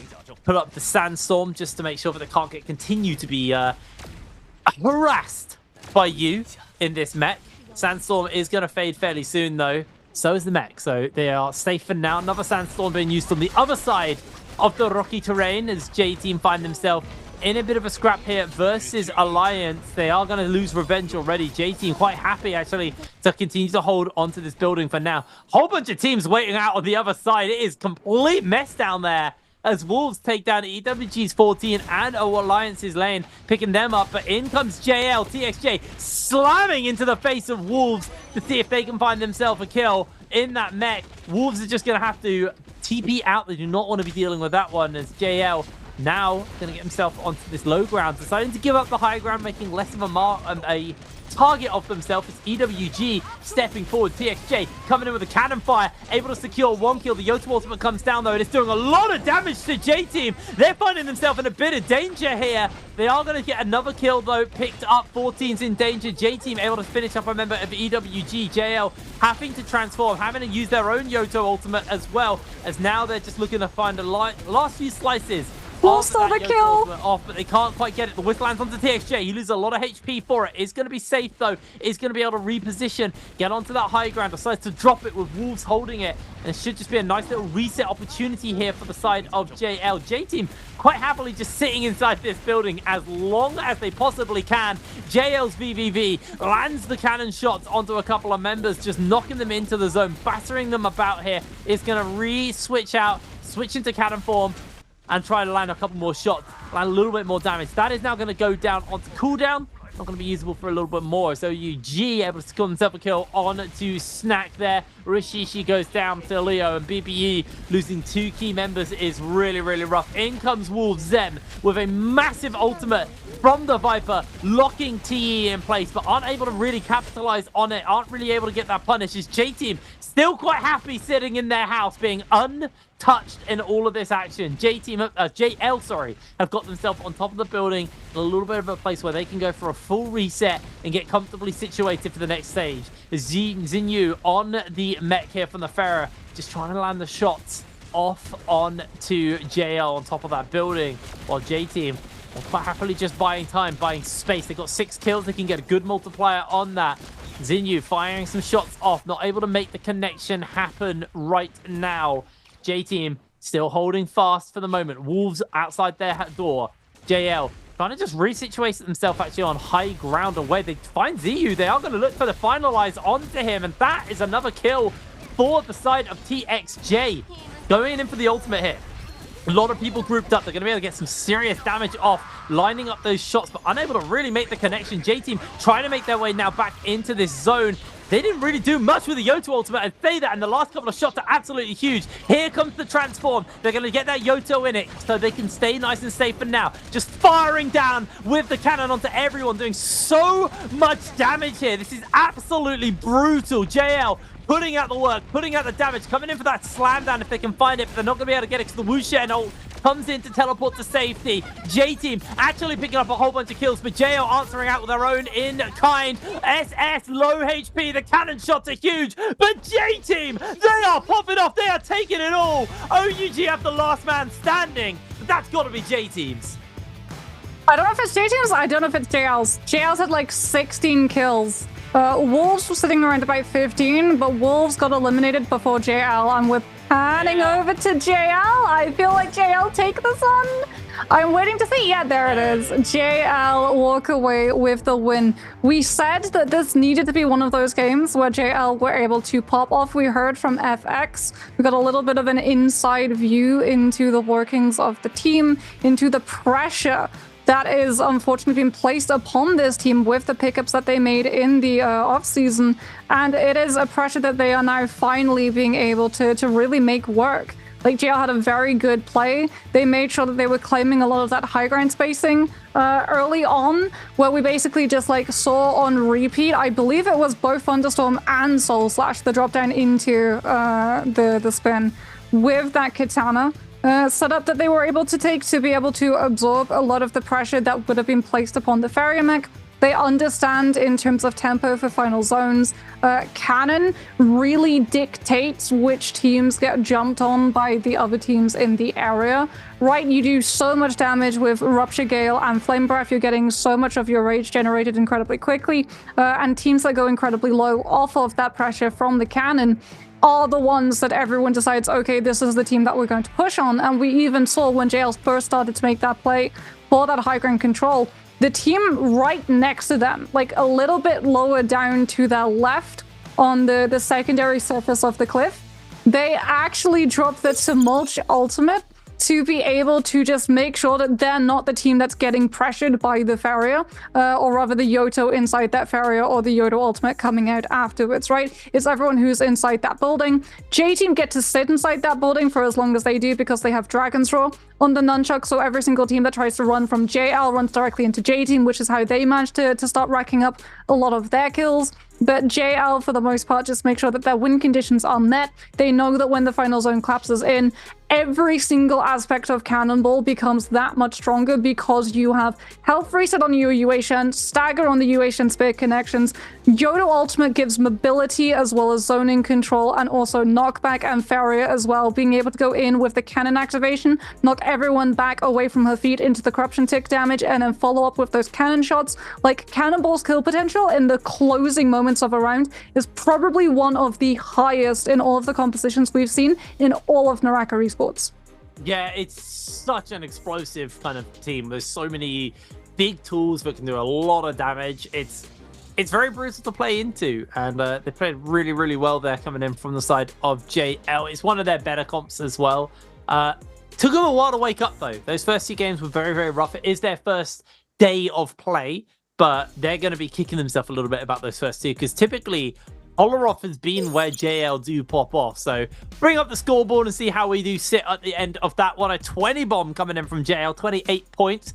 Remember, they started this game with 4.4 points. So that is a huge improvement upon the last 2 games. Wolves also popping off here. 16 kills, 22.3 points put together. J-Team, 10 kills. Most of those, honestly, in the final stages of this game. We got a lot done there. OUG with 8. It was only DRG who walk away with that goose egg. But, I mean, that is a pretty high scoring game, especially on the top end of the table. 20, 16, 10, 8, 8. That's a lot of kills being put together by some of these teams. Really, really good game showing up from them. Yeah, and I mean, scores are only going to get higher moving into the remaining part of the day, because when we move over to Morris, we move over to Fireflies, which means that we see just all-out aggression, especially on the drop. A lot of these teams are going to be picking up a lot of kills. And they're going to be able to pick up a lot of momentum off of the back of that, because they're going to absorb all of the looting paths. They're going to force a lot of these other teams into playing on the back foot. They're going to be able to scale as a result into Realm of Yang, and then from Realm of Yang, scale into the final end zone, as we can have a look at the damage statistics. And oh my word! My. Okay, VVV, 39,255 on that Farrier. TXJ very closely behind him, 30,766. Like, this is the thing. JL works so very well together because some of this synergy is already there. TXJ and VVV have been on the same team as each other for a very long time. And I feel like when JL decided that they wanted to pick up players from TE, they knew that they wouldn't just be able to take one, they had to take 2. It had to be a package deal to be able to retain some of the synergy already created. Yeah, absolutely. And with this last game, JL have been able to jump up from 18th place into 13th. So a massive improvement. They still have some ways to go if they want to return to their top spot, which we know them for, top end of the table. But there are still 3 games left to go. So if they can have a couple more pop-off games like that, climbing up shouldn't be too much harder. And I mean, realistically, where they are now versus 7th isn't actually all that many points. And those teams right now haven't actually played today at all, other than Wolves, who also had a very good game there, climbing back up towards the top of the table where they started at the beginning of that last bi-weekly as well. Really, really solid game coming in from them. It's going to be about the top of the table, though. Honestly, top of the table is pretty achievable, I think. A lot of these teams are having a really rough day, too. I mean, 33 points for OUG. They are making a recovery, but it's still got some work to go. I think catching that 135 that they got in day 1 is going to be a little bit harder for them. FBX, though, only 11 points put together today. DRG, only 18 points put together today. Some of these teams are a little underwhelming right now. And that makes it exciting. Gives us a little bit more to kind of aim and hope for. Well, WBG, the reason why they put up 47.2 in their day 1 was a lot of it off of the back of Sleepwalker's Justina when they moved into second half of the day. So I think moving into second half of the day is where we start to see teams like WBG popping off. Alliance 2 more than likely probably going to run back the Justina at least one of these games. They had a very good game the first time that they ran the Justino on Morris because they managed to get their hands on Heartstopper and they were just hard-stopping the Yoto to be able to stop the F2 coming through once the freeze came out. As we can have a look and see exactly how JL were able to hit the 20 bomb VVV with that F3, just finding such good silences onto all of the targets. Very similarly used in the vein of the Yoto F1 that TXJ used to have, where you would pick a target, everyone would all in, and you would be able to just find the kill almost immediately off of the back of that one. As we can have a look and see that JL, by the way, did the entirety of the final zone for the most part with one blueberry. One of them still had blue armor, and that's how oppressive they were being in terms of just controlling spacing and not allowing anyone to return fire onto them. The fact that they had a blueberry, and we say blueberry because normally when a player with blue armor is identified, they get picked immediately. And they were able to continue that dominant performance and just hold all of the space down into second to final zone. Just goes to show what a smart team this team is in terms of their macro and micro understanding of the game. And no surprises there. It is the Feria getting our MVP. That's VVV. Huge performance from them. 39,000 damage, 8 kills, 20k healing. They had Heartstopper Kick, Razor Swift, Group Heal, Advanced Heal, Juggernaut. That explains the heal. Rupture Gale, Orb, and Burn. No surprises to see that little cannon combination coming in there, doing 18,000 damage. 14,000 damage coming in from their ultimate as well.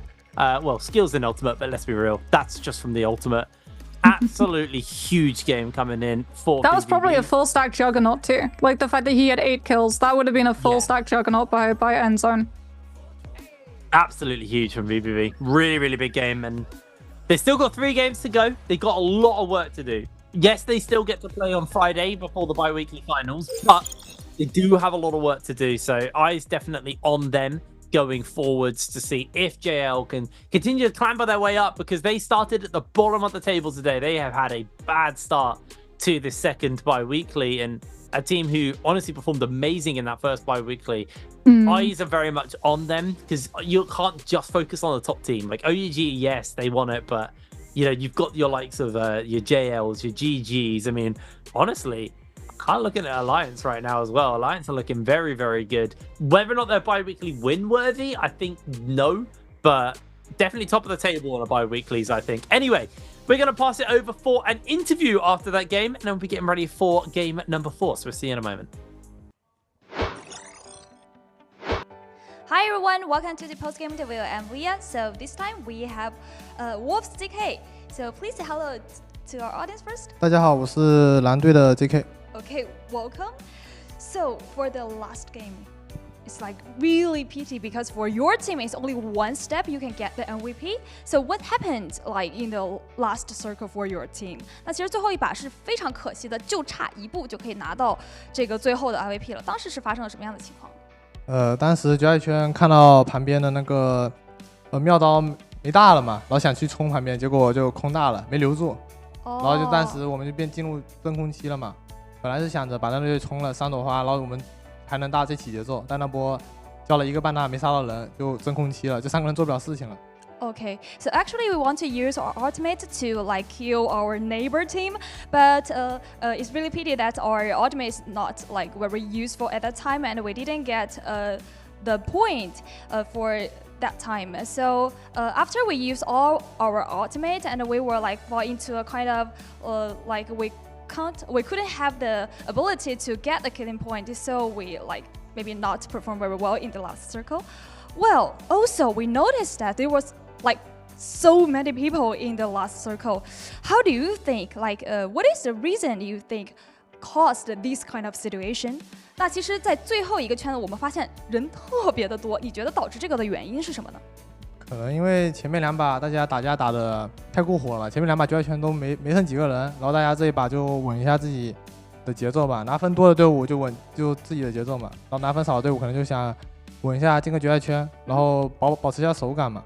Okay, so I think like all the team for the first 2 games, like we were like act too aggressive. So we want to be more stable for the game 3, especially for the team who got a lot of points in the first 2 games, and they want to be more stable. And for us, like for the team who like didn't get a lot of points from the like first 2 games, and we want to make to make us to like survive for more times in the final circle. Okay, let's move on to our answer for treasure.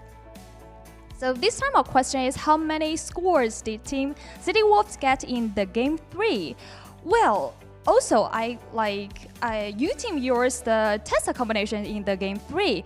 I want to know, for these kind of combinations, like how do you feel when you are using these combinations, and how do you feel like when you use others combinations and met Tessa's combinations? 那其实我发现第3把你们也是用到了这个狐狸红橙阵容，那你觉得在自己使用的时候是一种什么样的感受，以及面对遭遇到他们的时候是什么样的感受呢？我觉得这种就是你落地架赢了以后就能起节奏嘛，有装备，然后就是想打33啊或者劝架，这阵容其实都挺厉害的，毕竟有个无尘的那个 V1 在嘛，就你想去劝架的时候没风险，然后打33的时候也可以去有大招的时候尽量去尝试嘛，多去做一些能拿分的。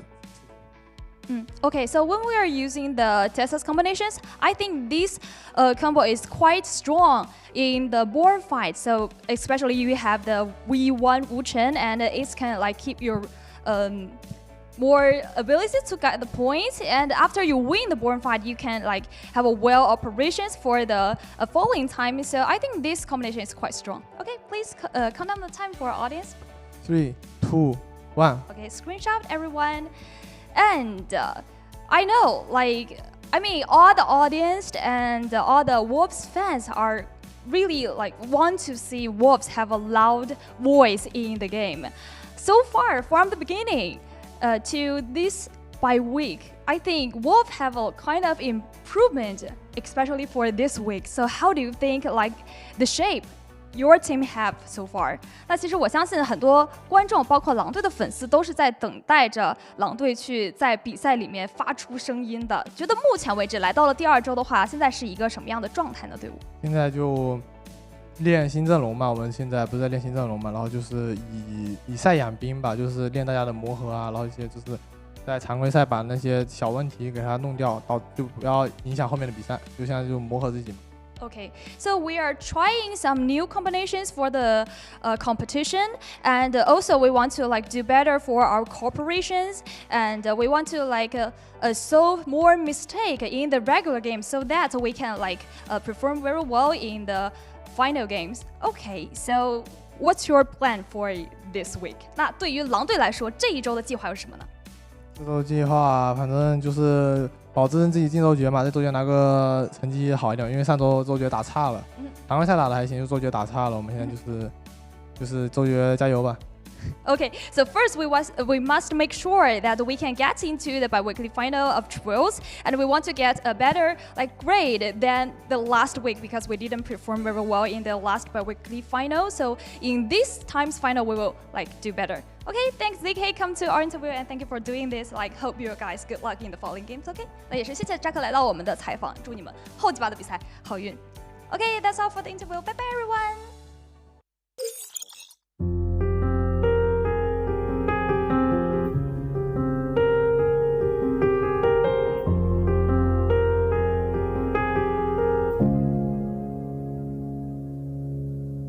With each breath, pain and destruction, my world is broken by your seduction. Your touch, a whisper from the past, a memory that's fading fast. So I search for you where souls go to die, keeping hope as life goes passing by. The flames of fate turn my love for you into ash. So much pain, but still I can't keep away.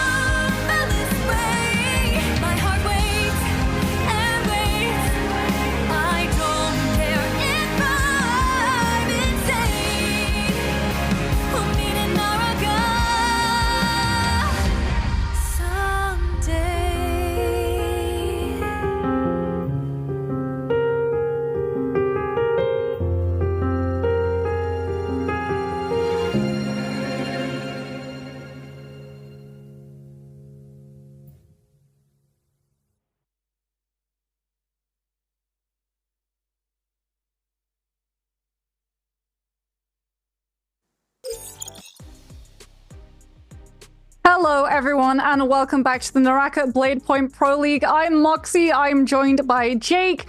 And Jake, we just had our interview, which means we're moving over from Holleroff. We're headed over to Morris, and that means that the Fireflies are going to be coming out as well. Potentially, hopefully. It also means that we're going to see the Justina come through from WBG as well, because they need to start making up for some of these points. So it's interesting, because I feel like the Fireflies don't affect hero select quite as much as they used to due to the new system. What the new system does is it forces variability from everybody. You can't just have a full lobby of Monk like we used to, because you're not playing based on your points. You're playing what other people are playing. And then, you can risk and burn some points to pick something that may be a little bit more costly if you need to. But typically the points don't get really spent that much. So it is interesting to see how this affects basically the hero select going forwards. But I do think the priority will shift moving into the first rotation now that we're on Fireflies, and they'll want to get these kind of pick comps, the Sand Siphon or the Blind Date and stuff like that. For you guys at home though, if you want to be getting some stuff, you can grab yourself some goodies. Make sure you're linked up and you can get yourself your daily drops. Remember, the bottom 4 you only get from the bi-weeklies. The top 3, that's from watching today. So grab yourself some Tay if you want to unlock some new heroes, if you haven't got them all, if you are maybe newer to the game, or trying it out for the first time. Check it out that way. Also, some goodies, some new swords coming up. I'm so excited for this, man. So excited for this. It's so pretty. It's so pretty.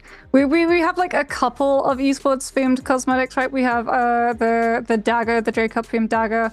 We have the spider katana that he got for winning Worlds last time that he was around before Mike took the title from him back in December. And now we have the Nbpl themed hangsword, which matches the Nbpl themed Zai skin, so you can pick both up. But definitely get your hands on the hangsword. It's a very strong weapon both in solos and trios. The spacing, like the distance on the RMB, is still tripping up some of these pros with quite how far and how wide it goes. Like, you have to be so careful how you play in the 1v1 against a hangsword user, because like they can mix up their distancing incredibly quickly. It sort of takes a little bit from the dagger with the shadow step movement, right, where you can charge up your horizontal and you follow it up with a vertical to be able to just instantly sort of like teleport your way behind them. There is a trick to it. You always actually go the right side of a player, so you want to flip your camera left and you'll always be able to catch which direction they do show up behind you. Make it a little bit easier if they decide to go straight for the focus strike follow-up. You will be able to parry that pretty decently, but there's a couple of different things that you can do once you do decide to like just go straight into that backside, which make it a little bit problematic and turns it into a mind game. It's like trying to figure out, are they going for that focus strike? Are they going to try something else? And what do I have to try and do in return as a result? Which is why NARAKA solos is so fun, especially inside the realm of Yangs. Like the micro matchups between 2 players. If anyone caught the fan ditto a couple of days ago, where it's literally just, I'm going to hold LMB into crouch, into you're going to hold LMB into crouch, just like on repeat for about 9 cycles. It was the funniest thing ever, but that's exactly how you play the fan ditto. Yeah, so you mentioned Zai, and that just like threw me for a loop, because I basically have been deemed a trios person. I actually love trios, so it's fine. So I haven't seen Zai in ages. I know she gets some play in solos. Yeah, Kaiba has been running her a fair bit. F3 V2 Zai, he double picked that on his last day of play. I mean, I've still yet to see Shail, because just not getting played in trios at all.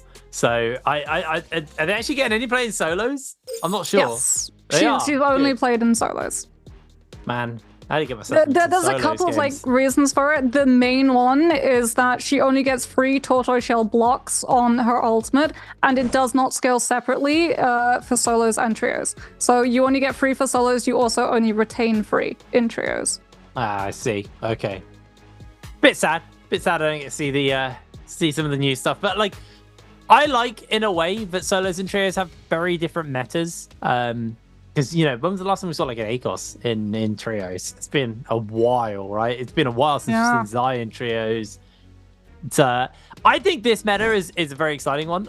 The last few have actually been pretty good in pro play for trios, because for a while, as much as I am an advocate for trios now, I used to loathe it. I used to hate just watching Monk every game and like variations of that. Basically, is the like comps being played. I think this is a way more exciting meta for trios, and now it's.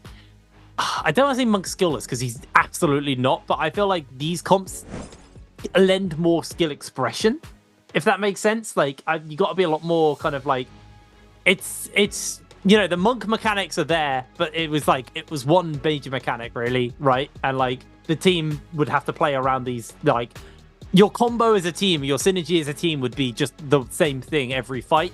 But with these ones, there's variation because you're playing into different teams. There's different ways you got to play into them. The way you engage, the way you take the fights. I think it's super fun to watch. I'll stop rambling on. I'll stop waffling on about how much I like the meta right now, because I do. I genuinely think it's very good. Moving on to Holoroth, though. So, one thing we talked about were the Fireflies. I promised I'd wake up. I promised I'd wake up by game 4, but apparently my brain is still scrambled. Moving on to game 4, on to Morris Isle, the original map, the one we all should know the name of, Jake. This map obviously has Fireflies for the last 3 games. We are playing on the Nighttime, Dusk, and adjacent Firefly maps for this one.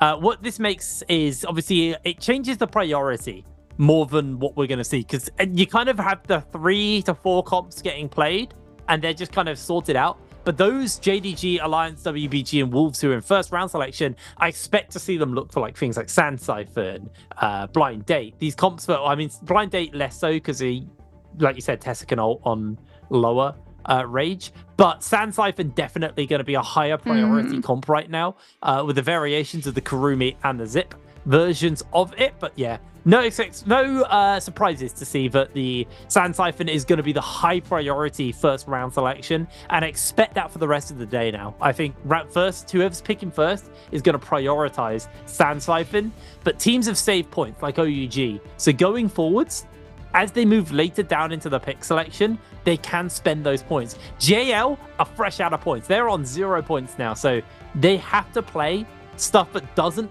get put in this bar above the top of the hero select, with the Zip, the Takeda, the Temi. You can't be playing those because they cost a point to pick up each one of those, and JL have no points to do so they have to be playing stuff that hasn't been picked yet.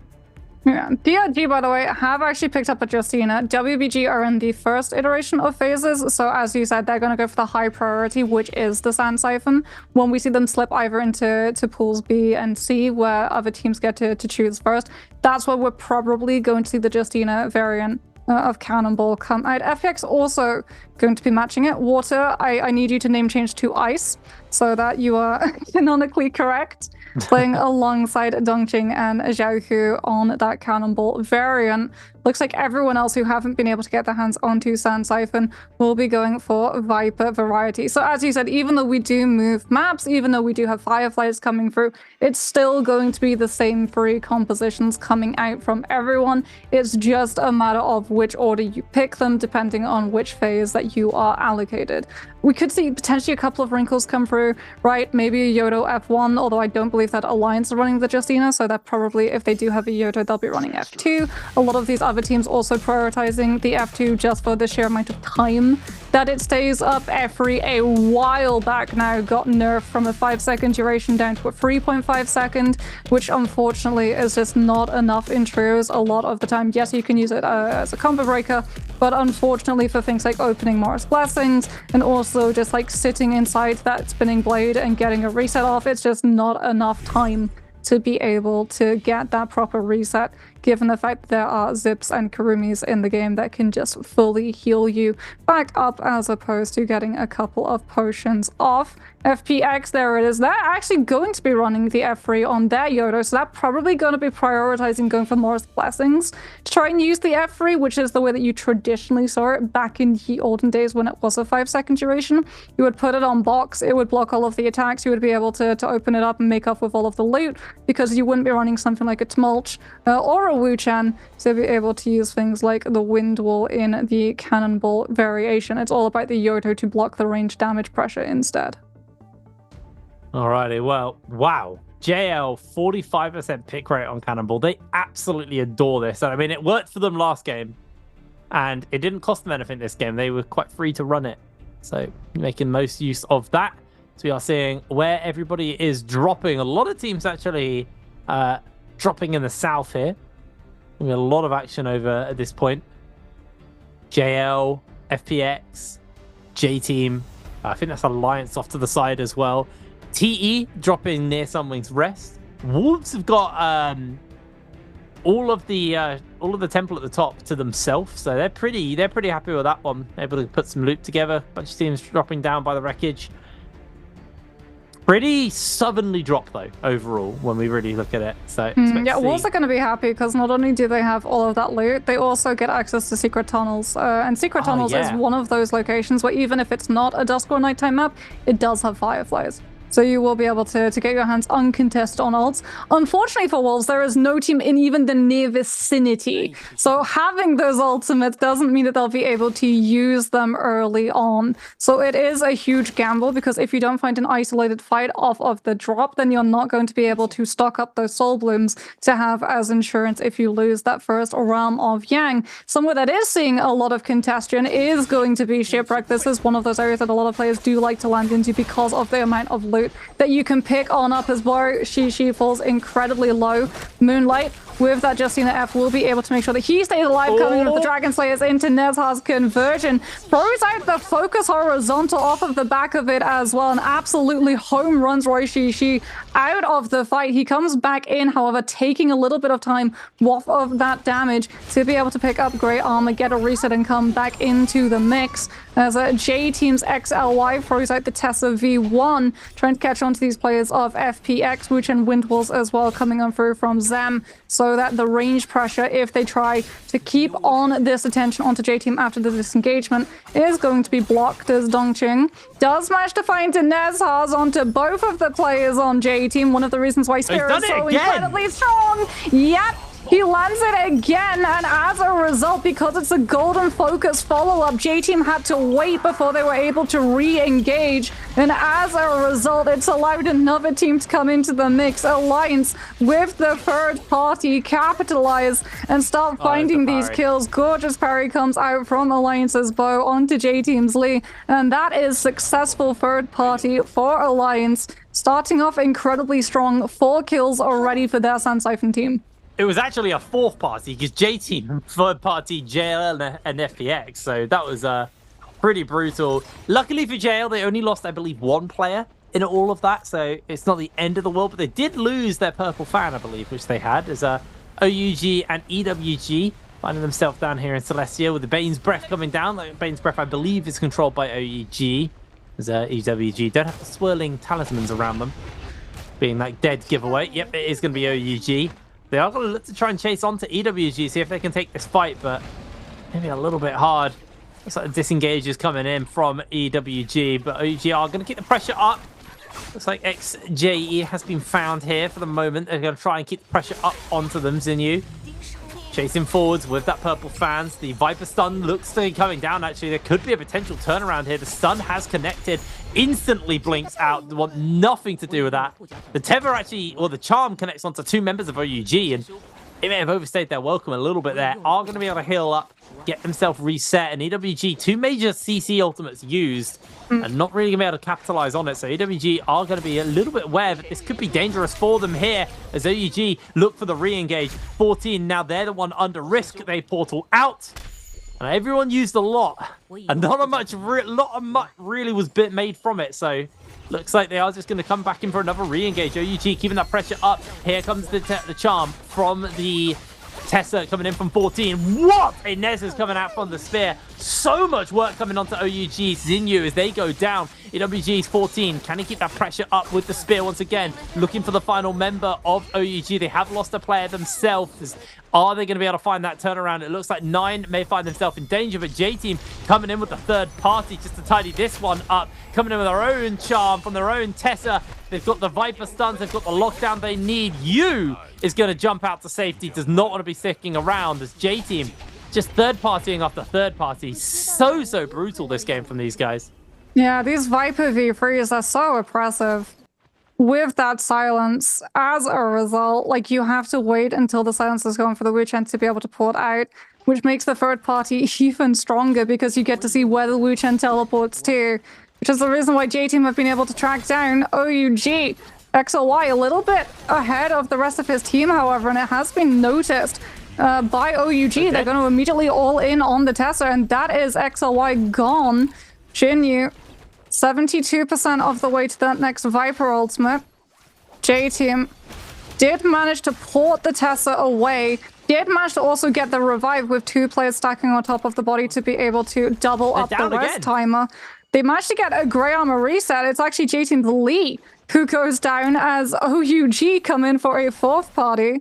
And now Jinyu gets to see whether or not J-Team are sticking around Celestra and trying to hang around the area, maybe backtrack towards the body and kite OUG through the streets. But no, J-Team are just in full disengagement mode. As we have a look, they are out. They're as far away from Celestra as they possibly can run because they are down so many of those ultimates. There's WBG at the moment. Oh, there's a Spirit floating past them. A little bit close. They've spotted out probably that player was that close, and now they're going to start rotating over to the Soul Ulti to see where exactly PvE tried to run to. See if they can find them. But that was just classic J-Team, wasn't it? Like, very, very separated. That was the J-Team I remember. Just taking fights a little bit too quick, not having their full team, and they paid the ultimate price for that. Now they're going to have to go get himself a Rebirth Charm and pick that player back up. They were able to successfully disengage, but this to me... Oh, there's a bounty on them. That's rough. There is a bounty on them. This says that J-Team are not going to be jumping in any Realm of Yangs. Mm-hmm. Not at least the first rounds, because I mean, they don't have the composition for it. Like, they don't have the gear, and 2, they have a composition that's more designed around griefing other players' entrance to Realm of Yang, right? Tessa and Viper very good at being able to CC stun up some of these players when they do try and enter in, and we have seen it. Teams have been caught out in the past by both the Tessa and the Viper. And as a result, we've had a couple of 2v3s inside Realm of Yang. And a couple of players that just get instantly stunned and absolutely smashed to pieces right in the middle of that Yang portal before they can go through. It's a classic. The old Realm of Yang grief. It's something where I remember when it first popped up, we were like, oh, this is kind of smart. I like this. Because you're basically fighting versus a team who are reluctant to throw their ultimates down. Yeah. Where you are willing to just throw everything at the kill, which guarantees you at least an initial amount of pressure. As just going to see EWG sort themselves out right now. Realm of Yang spawning up. That's going to be a Vermilion Birdsmite Mora's Blessing spawning in the north as well. See if he can get their mitts on that one. Realm of Yang right in the south. Is WBG going to run straight towards that? I'm assuming they put that Bane's Breath on top of it. I'm going to make that assumption that they did, and now they're just going to go guarantee we'll it see in a matter of moments, because they're probably going to maybe try and enter through it. They actually don't have the talisman, so it's not them. I'm pretty sure it's an auto-generated. It's a natural one.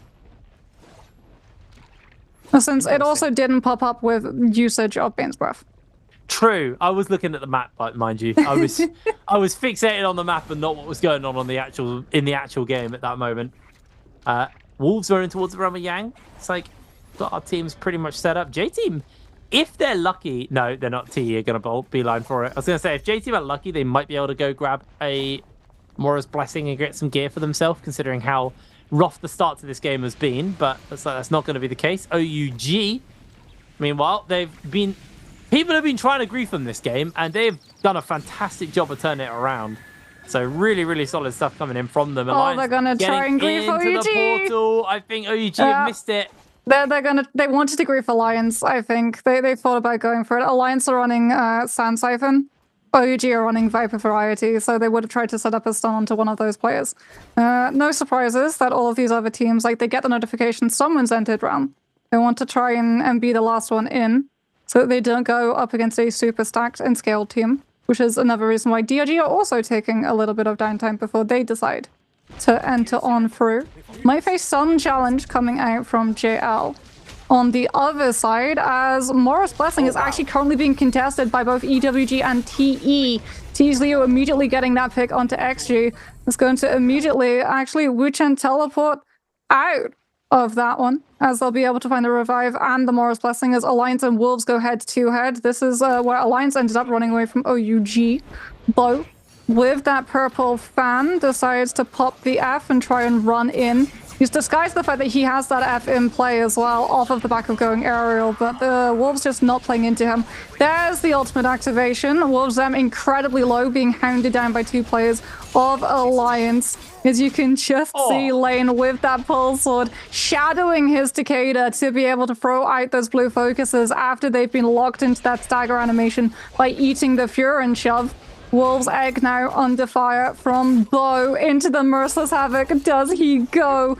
Gorgeous little side angle that Revenge takes. Very similar to the way that we saw game 1 with the Flamer from the Temi. Just stacking onto their side so that the Fury and Shove sets up that extra little bit of damage afterwards. I'm convinced Alliance are actually really cracked. Like, these guys are super, super good. Both played that very, very well. Both times using the F in the air just to try and hide what they were up to. Doing so much work there. Bo, really, really well played. And this is screaming to me a team who aren't just yelling, this person, this person, this person. It's I'm gonna stagger. You're gonna use that blue. Like they're just playing it so smart. It's very methodical, and it seems like, you know, the communication is super relaxed. As OUG actually looking to jump in onto Alliance. Both of these teams have a million bird smite, so it's a fretless fight for either side. Nobody really loses too much unless they parry and lose a nice weapon. As Bo losing a fair amount of HP here, getting himself locked in place. They are just absolutely caught out by the charm. Are going to be able to use that F to stagger, find themselves a parry onto ZU, and out with the blink. That fight just got a little bit too hairy for OUG, but Alliance know where they went. They saw that in the distance. Bo's going to quickly get an armor pot off and look to continue on with the pressure. They have got themselves one last cast of that ultimate from Bo. Bo losing a lot of HP, trying to find a good opportunity to line the shot up. Is not going to be able to find it, so they're just going to have to activate that F once again. But OUG keeping the pressure up onto Bo. Bo going in for you, going to step back and just heal himself up. The zip heal comes in, SS goes down. That's 1, that's 2, that's OUG losing their buff. Beautiful play there from Alliance. Yeah, oh man, Bo's Takeda, like you said, really, really good. Just utilizing that F in the air, making it so much harder for OUG to play into him as a result. Now we're going to be seeing JDG versus Wolves. Wolves needing to win this fight since they lost their realm of Yang. Zip ultimate is going to get popped from ZK. Sedated Soul, however, not been procced just yet. Gem going incredibly low, does get the reset off of the Soul Bloom in front.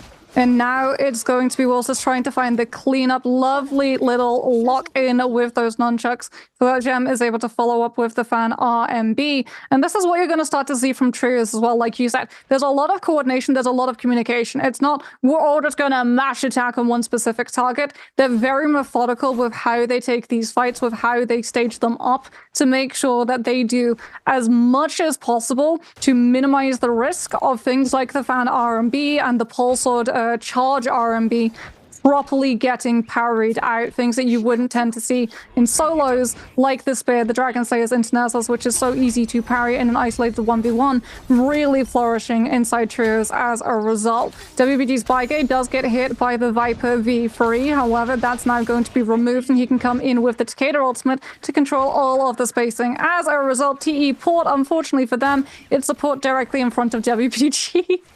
LYD is so incredibly low. He has to try and obscure line of sight by going into the cliff face. He has been able to make it pretty far because some of those grapples from WBG didn't actually connect into the spacing that they wanted to be able to continue that chase as much as they wanted. Plus, WBG not running the Justina this time around, so they can't use the Justina V1 to be able to collapse on in. Instead, they'll still be able to find LYD as inside this building is very quickly becoming a mausoleum.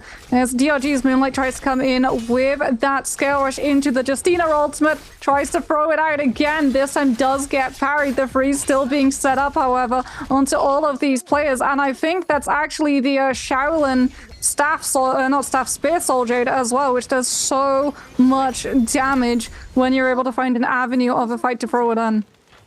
Well, it doesn't look like J-Team were able to take one player down, so that's a pretty big one off the back of that. But J-Team continue to be griefed in this game. It's been a pretty rough one for them as they are unfortunately eliminated off the back of that.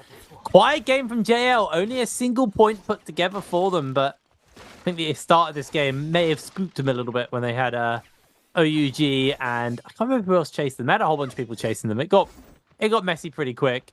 Actually, no, that was FPX chasing them, and then J Team third party. That's what happened. They've been a little spooked this one, but it does look like JL have got OUG in their sights right now. So you're looking like a bit of a blueberry, easy to pick off. See if they decide to go for that, heading back into Celestia. As they are running towards JL here. JL are now in sights. The camera's facing the wrong way. I can see them on the minimap. I was like, where are they?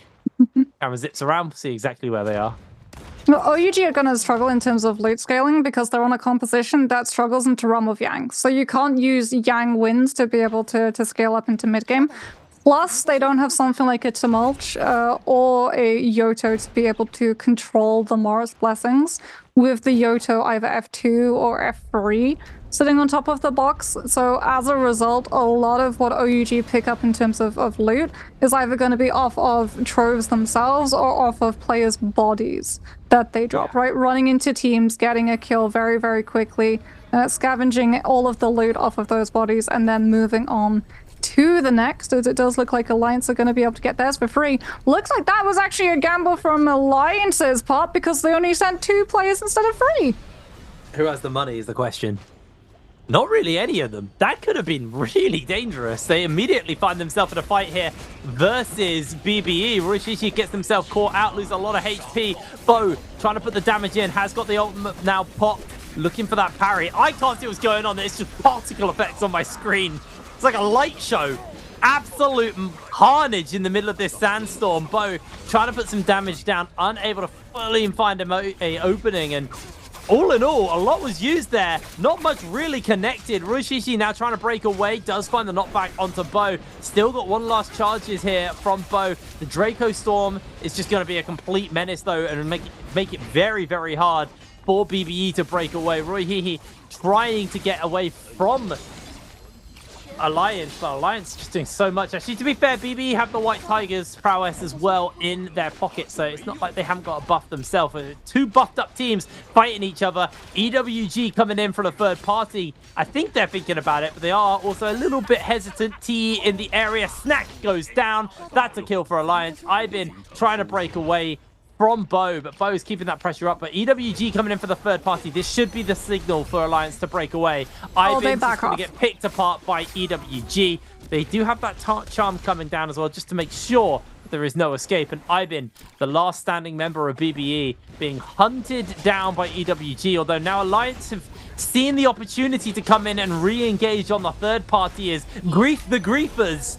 And they're looking to take them down. Charm looking to come in. Bo, can he break away from it? But he's just getting himself caught out by all of the CC right now. They are going to portal them their way out of it as Alliance. Are they going to keep the pressure up? There's so many teams in the area. EWG now, that was a bit of a dinner bell being rung, because now OUG also coming in for the pressure onto EWG. They saw where the portal went, and it looks like Alliance are just desperately trying to get some of these kills. Some of this hard work that they've been doing just keeps getting third-partied, and these kills are being denied from them. Now the Viper stun coming down. Can they make the connection onto Bo? Bo's trying to break away from it. Sandstorm breaks out. He is low HP. He is going down. OUG able to secure that kill. Liang gets himself parried, gets himself in a lot of danger here, but the Sandstorm stops them from the follow-up damage, making the connection. It's going to re-equip the fan and look to break away from OUG. Can Lian actually make this happen, or is this just going to be the end of days for them? OUG, the fifth party to this clown fiesta of a fight, are going to be the ones putting the final stamp and finishing this one off.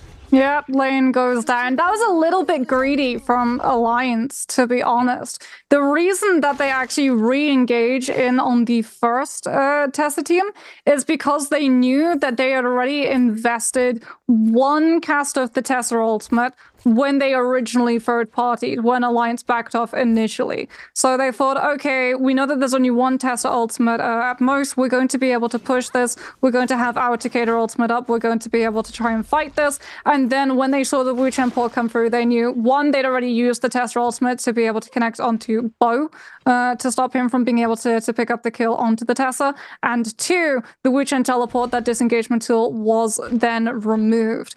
The problem was that they decided to sit in the fight against OUG, so they just burned all of their ultimates into fighting a Sand Siphon and a Viper Variety team, and then they took another fight into a team that still had both Tesla ultimates when they didn't have really anything to their name except from a couple of Fury shoves left over before the Takeda ultimate was gone. Moving on, however, DRG's Moonlight is going to have to be very careful about how he plays this one. OUG trying to chase down these players from DRG. WF Earth as tries to come in with the body block so that he can come in with that Yushan ultimate and cover for Moonlight, who was incredibly low and looking to just full on escape the fight, but he is still brought down. Ballista shots coming on through. JL's VVV will be able to claim the kill onto one of EWG's players, as unfortunately TXJ is still just going to be held into position as DRG WFZ, still inside that Shan ultimate, is going to immediately turn back onto VVV, who tried to get the revive onto TXJ before his body went too low to be brought down. And as a result, he could maybe have been able to stick that tap onto the Yodo, but the Shan is able to cancel it out. And now VVV has to try and fight against two players, BBE and JL, going to be able to take down Roisha Shah. BBE Snack still in play, however, as I do believe is the Ballista. VVV having to be very, very careful about how he plays this as the Corruption Tick damage does continue to increase. He's able to land the Hepta into the Toothpick, into the launcher, into the follow-up vertical when Snack is on the ground. And we're going to see him hit the 1-2 light confirm into the setup for the F3. Snack trying to find an opportunity to use this fan, throws out the RMB, grabs VVV, and he's stuck in the animation. He's stuck in the scoop, Jake, which means he can't get into the mech pillar, but Snack still goes down. That is so tragic. They did have berries, but I don't think they were going to have time to get them off in time. So, unfortunately for Snack, their snacks will not help them today. Down they go. They don't give a kill over, though. They did just go down to the Corruption. So, no points getting scored for their death. It's not the end of the world, but that is them knocked out of the game now off the back of that one. It has been a bloodthirsty game, Moxie. 12 players, 4 teams left, and this is a big circle. This could end early. Yeah, I told you, Fireflies. Like, they may not change the compositions now, but they do increase the aggression. It's weird, because every Morris R I've had has been super chill. Oh, every single Morris I've had has just literally been, we start aggressive, we continue aggressive, we end aggressive. Speaking of aggressive, OUG are going to get incredibly aggressive and force a Wu Chen TP. Did get the Tessa ult as well, but again, that's relatively easy to build back up. It could be cast at 50% as OUG. Looking just to pressure onto TE here. OUG 16 kills, so they're finally coming online. Finally having a good game for themselves off the back of that. JL knocked out very early, still sitting low in the standings. They got some serious work to do if they want to make a recovery going towards the bi-weekly finals, if they even want to qualify for the bi-weekly finals at this rate. Han is such a good Viper, by the way. They expended that Wu Chen TP when OUG pressured them initially, right? So like you said, OUG tried to come in with the Tessa because they knew that they got the V1 enchantment onto the Wu Chen, which would have meant that they were vulnerable. They tried to close up the distance so that when Merciless Havoc came through, it was parryable as opposed to max range Merciless Havoc where you don't have the parry distance to be able to stop it from coming through. And Han actually steps into the Tessa's path, hits them with the F3 not to get the kill, but to hit the knockback, so that everyone from TE can just back off and OUG can't chase. Because by the time the Tessa is back up and ready to engage, TE have been able to create the distance where Merciless Havoc would be able to proc onto OUG, and OUG would not be able to parry it down. Well, we are seeing wolves in the area of OUG. But this is what happens when you do have such a bloodthirsty game. It's very hard for the final kind of fight to break out because there's so much space to peel back to. And no one's pressuring each other. Like, this is the one time where cannons aren't as valuable. I wouldn't say they're not valuable at all because they're very good, but you're not constantly shooting loads of directions, guaranteeing the rage build-up you get out of the cannon. Instead, you're kind of hoping they're in a building. You're kind of hoping someone's around that corner. But you can land that cannon shot onto them, but you don't ultimately know. And all you're actually doing is announcing where you are. So a lot of these players are just waiting it out. Seeing the Bane's Breath's about to time out, and there's a Well, that's another reason why they weren't going aggressive and out into the middle, because they didn't know where the Bane's Breath would be. So everyone took a position around the outer edge so that if Bane's Breath was dead in the middle, then they would be able to just use Bane's Breath to zone other teams away from them, and they had a less chance of being caught out by it when it hit.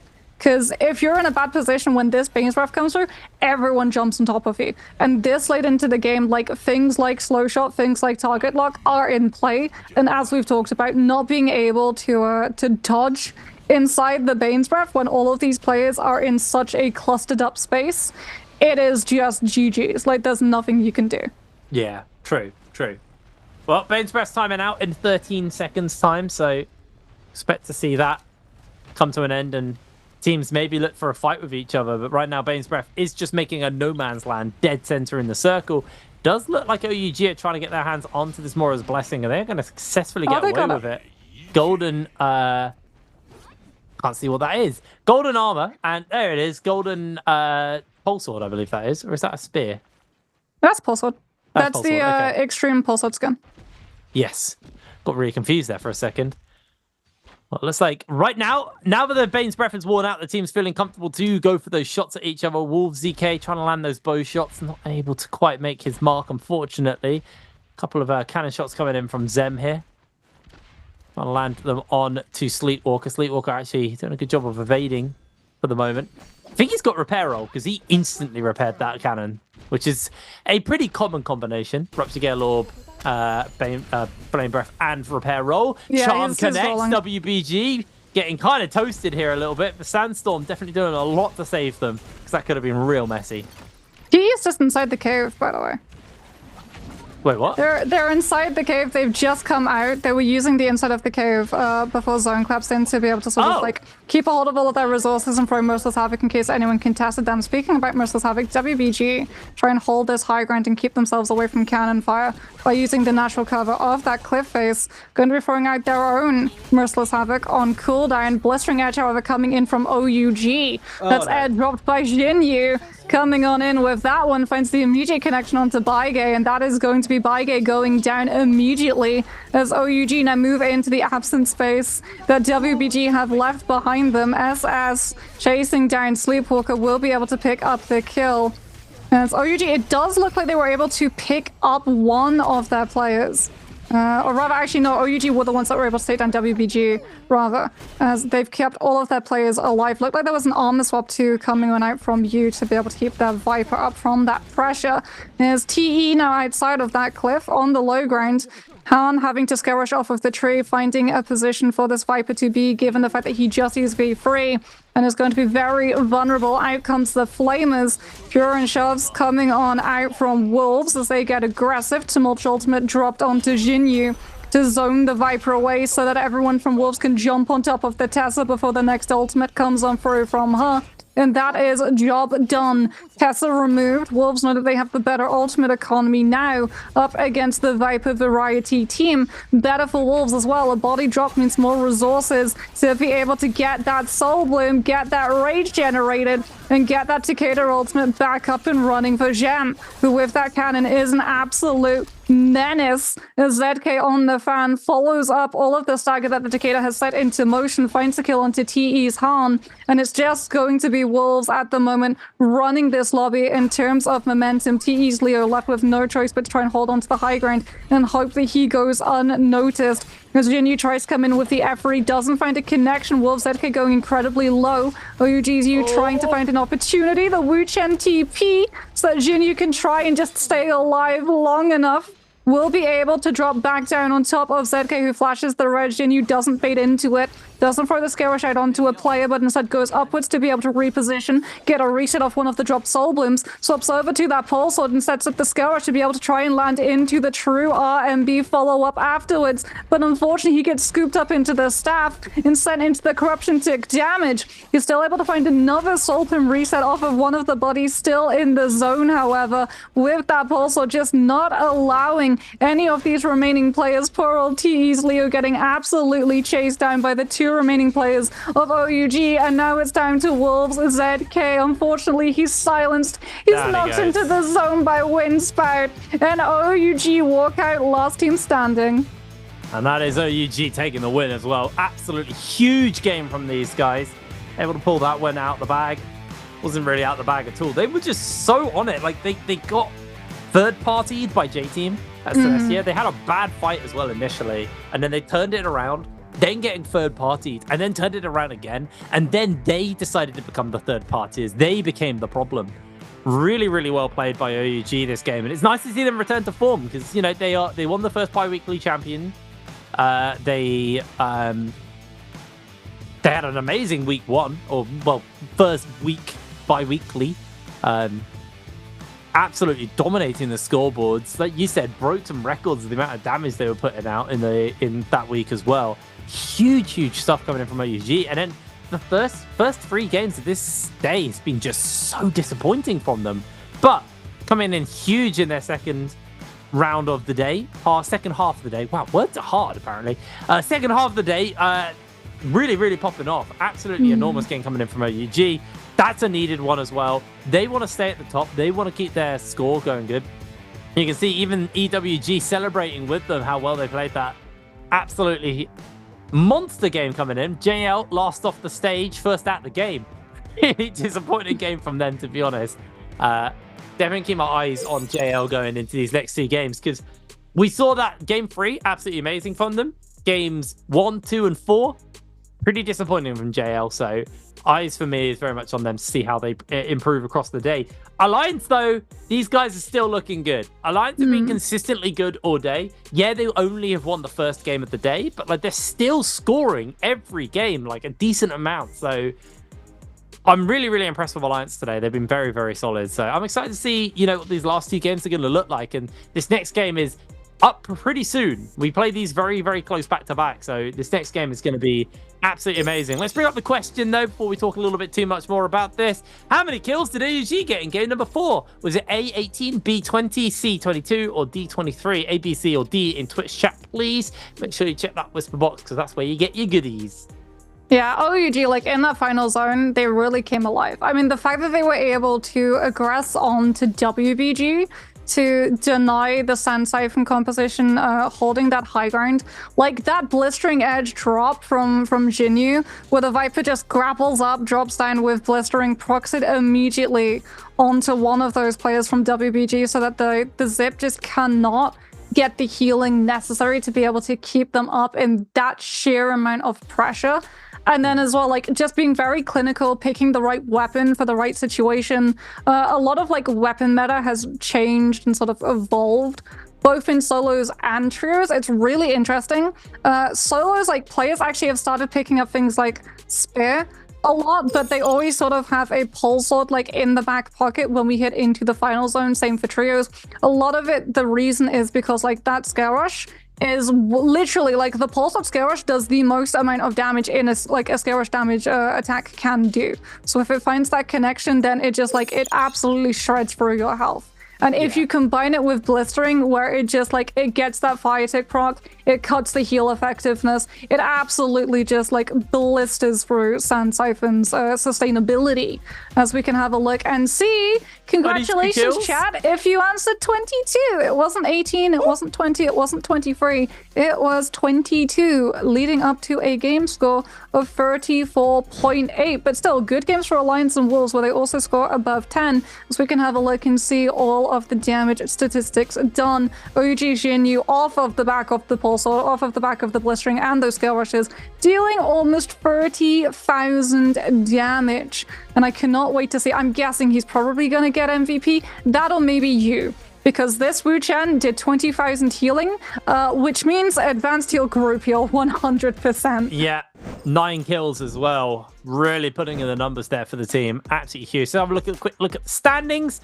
JL slipping from 13th to 15th off the back of that game. Pretty tragic game, JL. Step it up. TE slowly starting to climb themselves up the standings as well. It has been a rough start to the day for them. But they are slowly starting to put a couple of points under their belt here and there, making some progress. it's weird to say this about TE, who are currently the defending world champions, but there's not much of the defending world champions left. It is a hollow shell of the team that once was. Down in 14th place. Most of the middle of the pack still remains to be teams from the lower tables. Oh, sorry, from the first day. But Alliance have now climbed out of that lower table section into this, and Wolves have climbed all the way to the top, slowly closing in on the top end of the table. 60.3 points for them today.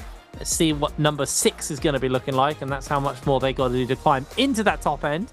And if they can climb in off one day, they're going to be sitting pretty happy because they still have another day to play. And a lot of the teams at the top of the table are teams that have played 2 days. Yeah, they are only 4 points behind FPX right now. They have not a lot to do to really catch up. OUG, though, starting to pull it back. 204 points. Remember, part of these points get translated into the bi-weekly finals. So the better they do here, the more of a head start they have in those bi-weekly finals. And right now, they are 100 points above 104 points above DRG, who are the next closest team in second. Wow, bi-weeklies could be quite one-sided if OUG carry on especially because like we have that rule, right? If you're new to Nbpl for this season, this is something that we actually haven't had in the previous Nbpl seasons. We have a match point system now where you can play up to 8 games in one day of bi-weekly solos and bi-weekly final trios. And when you hit a certain amount of points in solos, it is 30. In trios, it is 74. Once you go past those points, any game afterwards where you take the overall win, where you pick up the MVP, game day just stops and you get given the bi-weekly final win. It doesn't matter if we've played 8 games, it doesn't matter if we've played 4 games, it doesn't matter if we've played 6 games. If you hit that match point eligibility and you win an MVP in a game afterwards, you get the title. So for OUG, like you've said, if they're able to take like upwards of 40 points forward, then they're only like 30 points away from being match point eligible, Jake. We could be in for a very short day of trios indeed. Yeah, it really could be. I mean, that would be, it could actually genuinely be a record for like the shortest day. That would be absolutely crazy if they pulled that one off. Huge stuff coming in from OUG. They are really looking absolutely amazing in this week. Well, in this season, not this week, just in general this season, they've looked so clean. Really impressed by OUG. And, you know, I think, you know, there's been a lot of excitement about OUG, but I've tried to kind of stay as like positive about other teams as well, because I really do think there's a bunch of amazing teams this split. I think a lot of teams have found their form and really started to take over, because I think for a while it was very much a TE show, and as much as right now it's a bit of an OUG show, I think the supporting cast is very solid.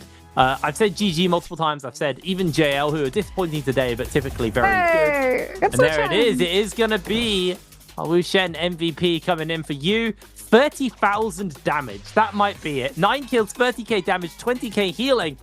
This guy just put the whole team on his back. He's going to have a sore back going home tonight. I mean, that's the advanced heal group heal that we 100% called. There's also the wild wind spout, which is probably what poor ZK is traumatized by, because he just got held into all of the corruption tick damage by being buffeted back by wild wind spout. That is one mean soldiered when you take into account the knockback that is attached.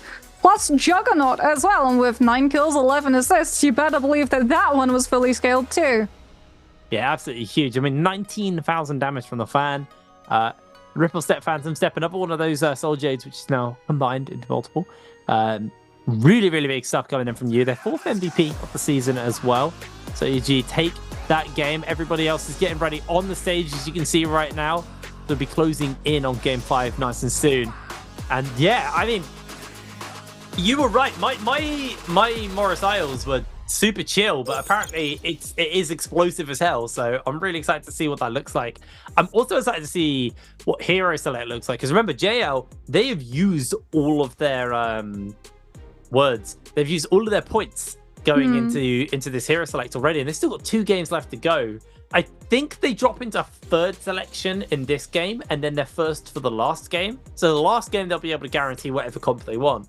But this last game, this next game, they're going to have to really think long and hard about what comps they're going to be able to play. I mean, there's plenty of meta ones left regardless, but Cannibal is their go-to.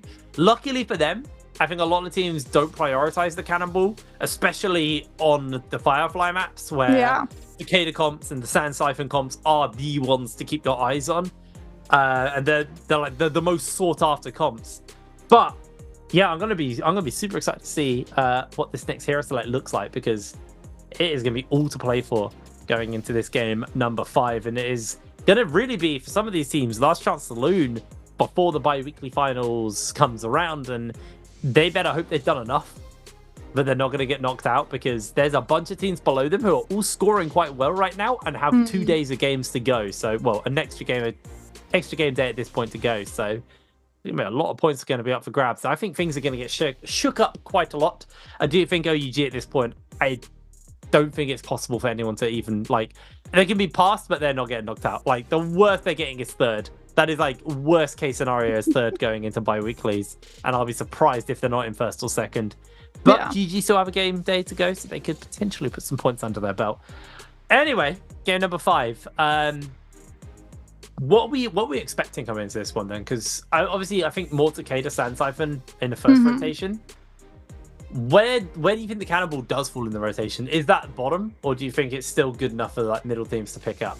I think it's still good enough for middle teams. I think like it's problematic for Cannonball at the moment because the Kurumi variation just makes it a lot harder for the Cannonball to win against Sand Siphon inside the realm of Yang, right? Because of the zip nerfs, it's really easy for a Cannonball team to be able to instantly like aggress onto the zip, proc Sedated Soul, and just like instantly kill someone in the opening of the fight, which is basically denying one avenue for Sand Siphon. One of the reasons why Sand Siphon was so oppressive in terms of like all of the other compositions back when it first started becoming a thing was because the zip heal meant that you could still fight while it was going on. In fact, you want another point that illustrates that exact sort of like meta shift? Viper V3. We've moved from the V1, which has a longer stun, and you sort of like played it off of the back of a Tessa ultimate. You would come in with the Tessa V1, you would set them up so that they would be hit by the enchant, they would be stuck in the enchant, so they would not be able to try to either iframe with something like Phantom Step or line of sight break the tether that is attached to Viper. To be able to stop the follow-up 5-second stun from the V1, and you would basically be able to guarantee an 8-second lockdown on one player, which would just immediately smoke them. Unfortunately, however, like we've started to see that some of these teams have been able to figure out like, okay, well, if we have zip, if they get stunned by 8 seconds, we're probably still going to be able to live through it. So it's much better to have the V free, where not only is the Viper free to be able to move around the field, you also actually get a 40% damage reduction the entire duration of the cast. So having that Viper, and a lot of the time in the past matches, we have actually seen Viper V3 being utilized not aggressively, but defensively when the Viper either like comes under pressure, loses armor, or takes a fight where they're suddenly out of position and need time to be able to buy for reinforcements to come through. They will pop the V3 and they will live because of that 40% damage reduction. Yeah, it's the changes are interesting just because of how much the various different characters and comps do shuffle around.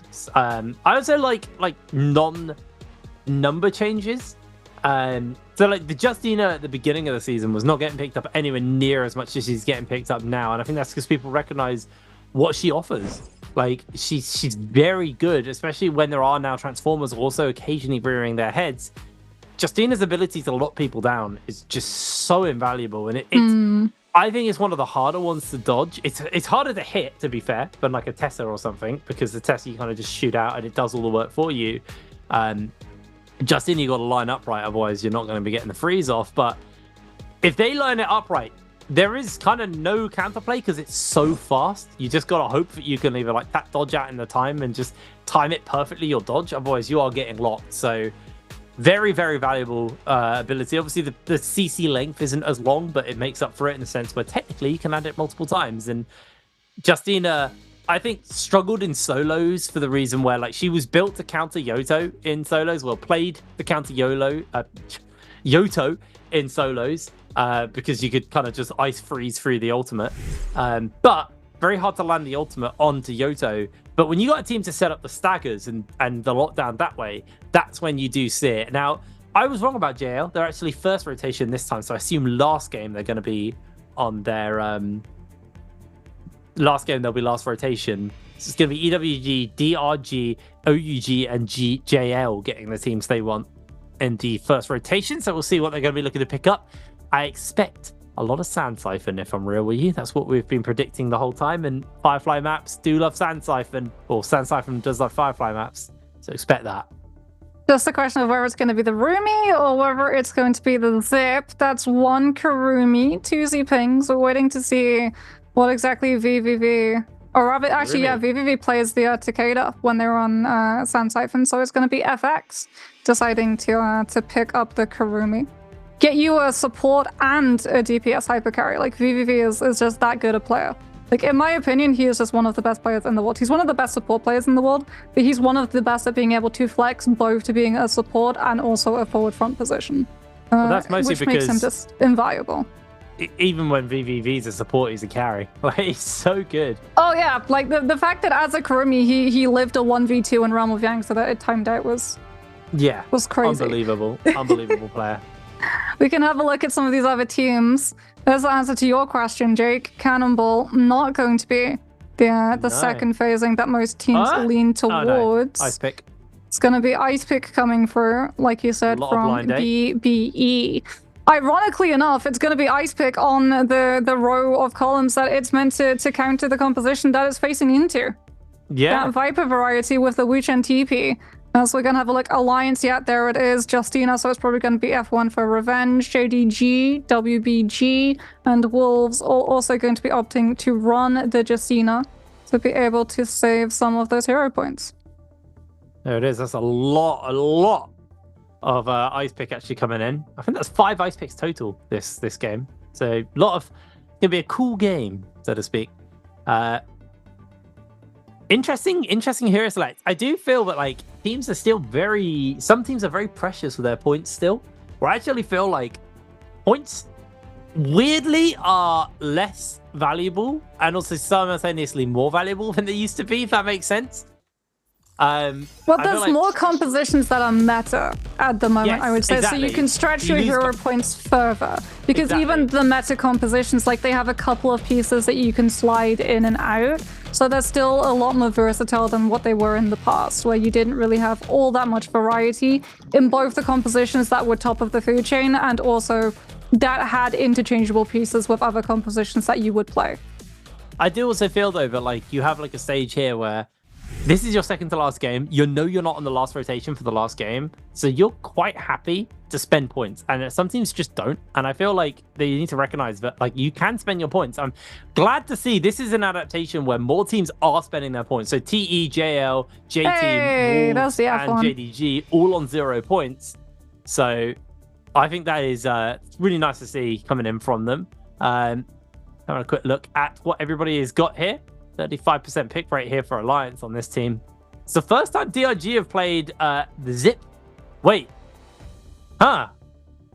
They got Wu Shen in there.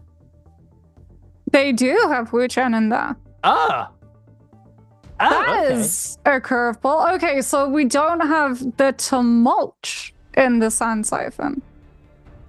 So they're not going to have a lot of CC, but they are going to be able to have like the teleport away and out. I don't know quite how well that is going to work because Tumult being able to come in with things like the ultimate over Morit's Blessings and also to be able to, especially against like this many Justinas, like one of Justina's hardest counters in game is Tumult because it's just so oppressive for her to try and use her ult through the Tumult ultimate. And as a result, I don't think DRG, if they do run into a Justina team, are going to have a very fun time, especially since they slotted the Tumult out and put a Wu Chen in, and Wu Chen now gets countered by the Justina just V1 dash following up on his TP. Alrighty, well, here we go. Game number 5. There is a lot of teams in the area. This is also a Firefly hotspot, but there's a lot of teams in the area. This could get really messy really quickly. Oh, we're not where we thought we are. No, there is Fireflies here. There's still Fireflies here, yeah. Yes. So I thought we were north of Celestia for some reason. I think it's the bamboo. Wait, we are north of Celestia. I'm an idiot. Where the hell are we? Well, there's your answer to who got Fireflies. Tumult Ultimate immediately comes on down. And that is going to be making it a lot harder for all of these other teams in the area to maneuver. Yeah, that's a real shutdown, especially on the in the kind of maze-like labyrinth this place can be. Very hard to escape out of it. As Rishishi finds himself in a fight here versus you and with Fat Milk actually as a backup. You using a lot of HP. They do get a lovely little parry out here. Ruihi doing so much work to the member of you. You goes over the shoulder, tries to follow up. The king goes down. OUG slaughtered at the start of this game. DRG trying to come in for that third party, not really giving able to make much of a connection. As BBE just keeping the pressure up onto Wujin 98. Scale rushing up to put some distance away, but they find themselves caught in the sky. Wujin 98 still holding fast for the moment. Do have that ultimate available to them so they can blink out if they need to, and it's going to have to come down soon. They get a little bit of damage off there with the katana onto Rishishi just to force them away. Rishishi now cutting over to them, comes in with their ultimate, just trying to land some damage, but out jump DRG. And BB going to be happy with this. Good start, get himself 3 kills immediately. DRG rubber band back in. WFC still has Takeda ultimate, so he immediately just collapses back onto BBE, who thought that they were out of the woods and started actually going for reset opportunities. And as a result, WFC just comes in with the Takeda. The Fear and Shove catches all of the players who were stuck in heal animation, and there's nothing they can do. What a bait and switch coming on out from DRG. This is a team, they always have fun mind game strategies. They're always an absolute joy to watch, either in solos with Feng or their trios team. Yeah, they are really, really good for that, actually. DRG, I believe they were the ones at one point running the back when Justina wasn't method, like a Justina comp. It was super fun to watch, but very, very smart team. But unfortunately, sometimes the points don't quite translate until recently. This season has actually, well, this week has been really good for them. Currently in 2nd place, so it's nice to see that the team, but for a while, I think used to be punished for their big brain plays. They finally started burning when they were cooking, and they're actually making some pretty good dishes because they are cooking up a storm. Most people are used to the Wushen port actually being a defensive tool, not one just for a quick like bait and switch. Really, really smart use of it. As JL putting some kills on the board for themselves here, trying to see if they can get one. Bo getting a lot of damage. Down goes VVV. Fortunately for them, not going to be enough. Alliance able to secure themselves the kill. Yeah, Alliance using that Yodo F1. I don't know if Brandor is in chat, but if he is, I know he'll be happy. He's one of our European pros who is a strong believer in the Yoto F1. He's always very happy when he sees that one get to come on through. It's a very good tool as well to be able to just isolate a lot of targets. Unfortunately, a little bit harder to be able to make work in a already begun fight. Right, like if halfway through it comes back onto cooldown, it's a little bit harder to throw out, given that you can't use it while under attack. So you do have to be pretty careful about how you throw it in, as OUG's you. Because Ariel once again operates into that F. As a result, BBE's Ivan just has to just keep charging the RMB, cannot turn it into that Takeda. Now utilizes that Justina ultimate, will get one dash, doesn't find a freeze, but is just trying to create distance, will be able to turn and find the freeze there. This is one of the weapon identities that has started to develop with the Justina, the pole sword, being utilized to instantly be able to find that burst of damage onto the player frozen in as succinct a fashion as possible before you just try to reposition. And as a result, OUG don't actually manage to keep tracking the Justina. In fact, I think they see another team coming and decide to back on off. I think you with the grey armor, they got great weapons, but like they are so squishy still, and I think they need to be very hesitant and very aware of that.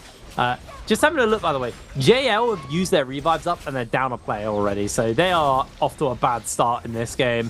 And OUG, unable to actually connect any of these kills so far. It's been so rough, but lovely moves coming out from 9 here, avoiding away from that Yoto ultimate. Looking to break away. Is actually in comes WBG. Sleepwalker with the freeze, trying to just connect the damage onto 2-tick. 2-tick goes down. Lovely little pick there by WBG. They are now chasing onto Keck. Can they actually find the opening? They got one last charge as they do see them in their line of sight. May not even need to use the freeze. Holding fast for just a second longer. They've got another dash. Are they going to use it? There it's going to be. Keck goes down. WBG able to secure themselves their 5th kill of this game. Having a really solid start already. They're leaving the bloom as well. WBG, when they ran the Justina variant of Cannonball before, they took every single run with Yang that they could. with mixed results. In fact, they would go against one team, find a win, and then second time around, they would go against the same team, wouldn't find the win. Like, it is very much all on the Justina to be able to set up those freezes and find those carry opportunities. As unfortunately for Lane, he's going to be denied any opportunity for that one at the moment, as the Nord zone is in play. Revenge coming on in with the Shaolin Art Soldier for dual halberds. Absolutely stomping through VVV. It's such an oppressive soldier. It's very, very similar in terms of oppression to levels of Dreadful Whale once it hits that golden focus state. As Alliance now try and figure out where exactly the last player from JL decided to run off to. They've only just picked up one of their players, so they do not have the money to go for any revives even now at this point for JL. That is very rough for them. It's just going to be their Tessa left. Oh no, sorry, I said Kurumi. I'm an idiot. It's the foxtail. 100%. It's the foxtail baiting me, bro. Like, the foxtail baited me, and then I saw the abilities and I went, that's not Tessa. Oh, Alliance know it's a Kurumi too, so they're just going to be sticking around the area to see whether or not the Kurumi tried to get the revive. Because Kurumi can actually tether onto a body and get a revive like timer going yourself, so you actually get double the res timer. Yes. Or rather half the res timer necessary for Kurumi to be able to successfully get a player up. So Alliance double the speed, half the timer. Yeah, that's the one. Alliance will be able to just eat a little bit of that corruption tick damage. It's still early game, so it's not going to be doing too much to their health bar. And just make sure that, unfortunately, JL are not able to turn that one around as we have a look. Going down. They're not leaving the zone. He's still moving. He is still moving, but he might just go out to corruption tick damage, or he's just very slowly making his way. Unfortunately for him, the Veins Breath is directly in the path that he needs to go through to avoid the corruption tick damage killing him. As Alliance are going to get hit by the Viper V3, Lane as a result only now able to come in with that V1, finds a huge freeze onto two players. The follow-up with Revenge on that Yoda ultimate doing so much damage. Immediately the Witch and TP is forced. Lane does still have 3 of those dashes. He's going to go aerial to try and see where that Wu Chen teleported to. And then cancels the Justina ultimate early to be able to retain 30% of the rage charge in case they get rubber banded back on, since the Witch and TP means that you save some of your ultimates and can come back in for seconds once the other team has burned through all of theirs. Yeah, it looks like for now, though, I'm going to be calling that one. J-Team moving into the zone. Just to a little bit of gatekeeping. DRG inside the realm of Yang. Who is going to join them? Is anybody going to join them is the question. I assume so. Wolves are in the area. Maybe not particularly set up. They found FX. FX stayed in the zone for so long. I don't think a Kurumi has a miracle in them. I say that, they find the parry, they almost get a kill! Not gonna be enough. Are they gonna be able to kill up in time? No, they go down. JLFX. Their dying breath is taking out them. I think that's worth. It's an extra point, and JL, goddamn, they need every point they can get today. It's been a bad day for them. Okay, Wolves get their realm of Yang for free. They went into the third realm. Everyone else does have to fight for control of theirs. WBG also went into one, but the one that we're going to be following is DRG's currently going up against BBE. WFC coming in with that Takeda ultimate, immediately going to pop it. So we're going to see the Yota dropping the F2. WFC incredibly low, trying to just find an opportunity. The Witch and TP now comes on out as he tries to avoid the Yoto ultimate follow-up. Damage gets hit into by the Justina freeze, unfortunately for him, and goes so incredibly low. They're hounding down this Takeda. The Zip is going to try and keep him healed up, but he's even lower. He gets the F, I do believe, to keep the health bar going a little bit longer, but that's all she wrote, as BBE will be able to dispatch the strange new iteration of Sand Siphon, which doesn't really work inside Realm of Yang for all of the reasons we've already talked about, which I'm struggling into. As outside of Realm of Yang, TE and EWG are going to go head-to-head. LYD with that staff throws out the Tessa V1, catches onto the players of EWG. Going to go into the wind wall to be able to try and just make sure that he flashes the jump parry in case a focus attack comes on through from XG to try and lock Leo down. This is what we talked about inside the 1v2. One player will flash parry, one player will look for the immediate hit. So if they try and clank the focus attack, they get parried and need all of that damage as a result. Well, now BBE find themselves here in a fight versus Wolves. Them on the run. Those Yoto connections were beautiful. Able to land that cannon shot as well. Roshishi able to secure the kill. Now, going to see ZK finishing up a kill onto Roshishi, taking them down. Still not got one last charge on the freeze. Are they going to use it? There it is. Comes in. Ibin gets all of the damage laid onto them, and they should be going down. There it is. Lovely little pickup for Wolves. They take that fight nice and easy. Yeah, Justina freeze straight into RMB of those Hangsword. There's so much damage, comes out so quickly, and has such a huge hitbox, both on top of the floor and also above it. As DRG, having lost that Realm of Yang, spawn on up in Celestia. There are spirits around. They're just scouting to see whether or not this is a good opportunity to try and use the Soul Altar in front of them. It is actually FPX. Wait, FPX with the Viper variety went inside a Realm of Yang. Now that is very interesting. I wonder if we'll get to see the replay of how that fight went down.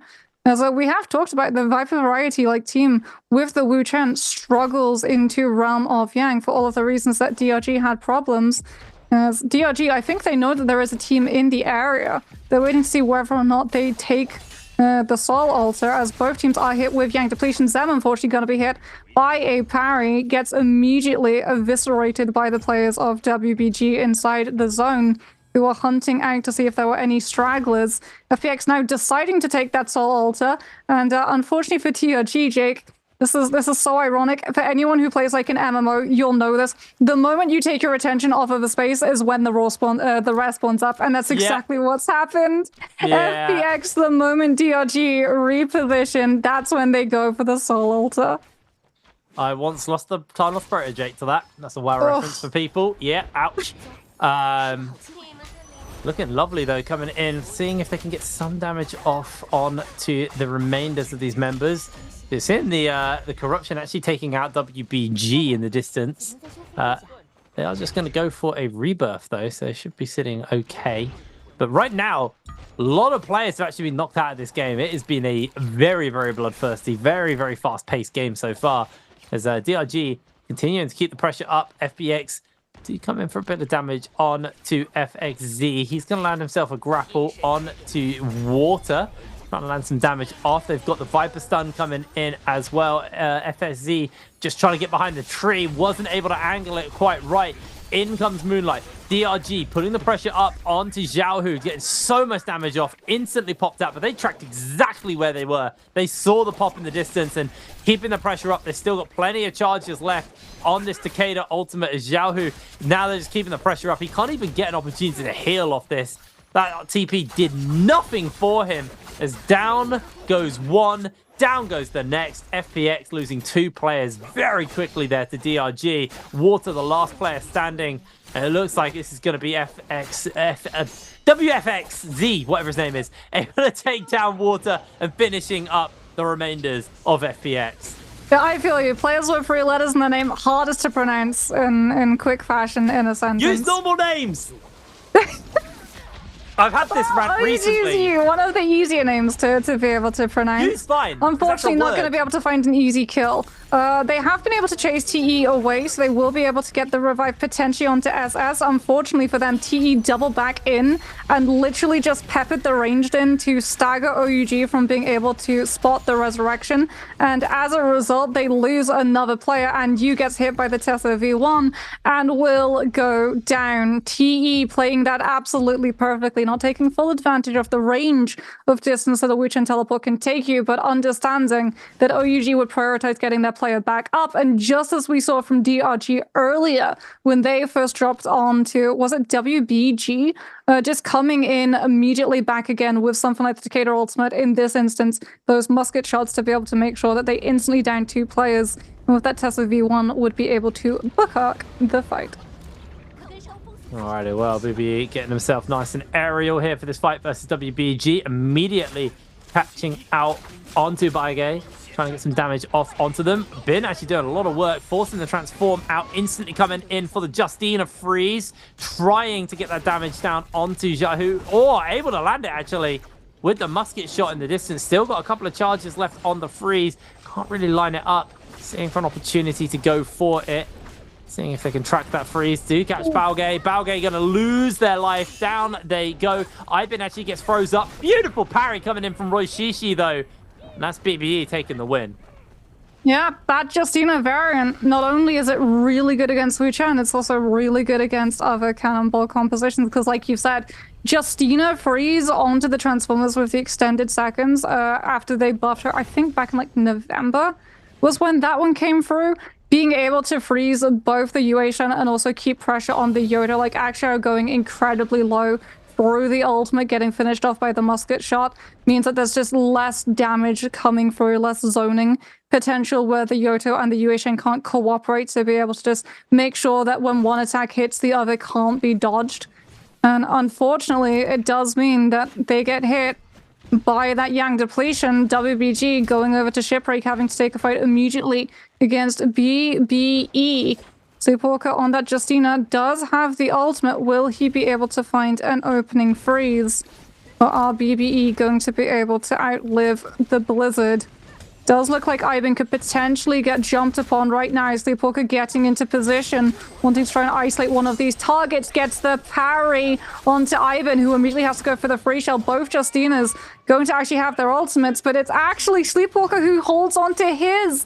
Ivan utilizes the new knockback on the Justina activation. Will be able to zone Sleepwalker away, and without that free CC, it's all going to fall apart very quickly, potentially for WBG, because Ivan's still on the field. Yes, there's a Yue Shen trying to zone space for WBG, but Ivan with the Justina dash is going to be able to find the freeze connection. The parry onto Akshao, pulled up into Blistering Edge.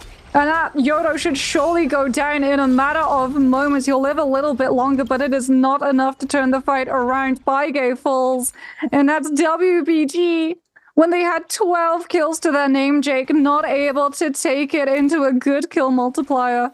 Yeah, that's real sad there for WBG getting knocked out, but at least it's 12 points. At least it's something for them.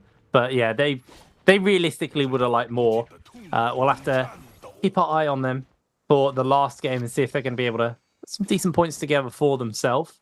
Oh, I don't think DRG saw the fight. Oh, that's really unfortunate. They might be lost. They're on the Yang depletion. If they'd seen the fight and they'd been able to third party in, then they probably would have been able to come out on top, like if they just engaged in super quickly. But as it is, the team that they might run into is either J Team or Wolves, and I think both have ultimates up. Alrighty, well, let's see if they're going to actually do anything. It looks like it's just a bit of a back off, because we are again at that point where the teams are... Well, the teams are basically at the point where there's not many people left in the game. It's 16 players left, 6 teams left, and there's 11 minutes left in the game. There's a lot of space, and we're down on the shipwrecks as well, so... Oh, they've spotted. DRG have spotted JDG. They can't afford to be passive either. They only have a minute left.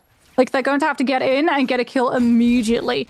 The good news for them is that JDG's positioning is potentially putting them with their zone to the back.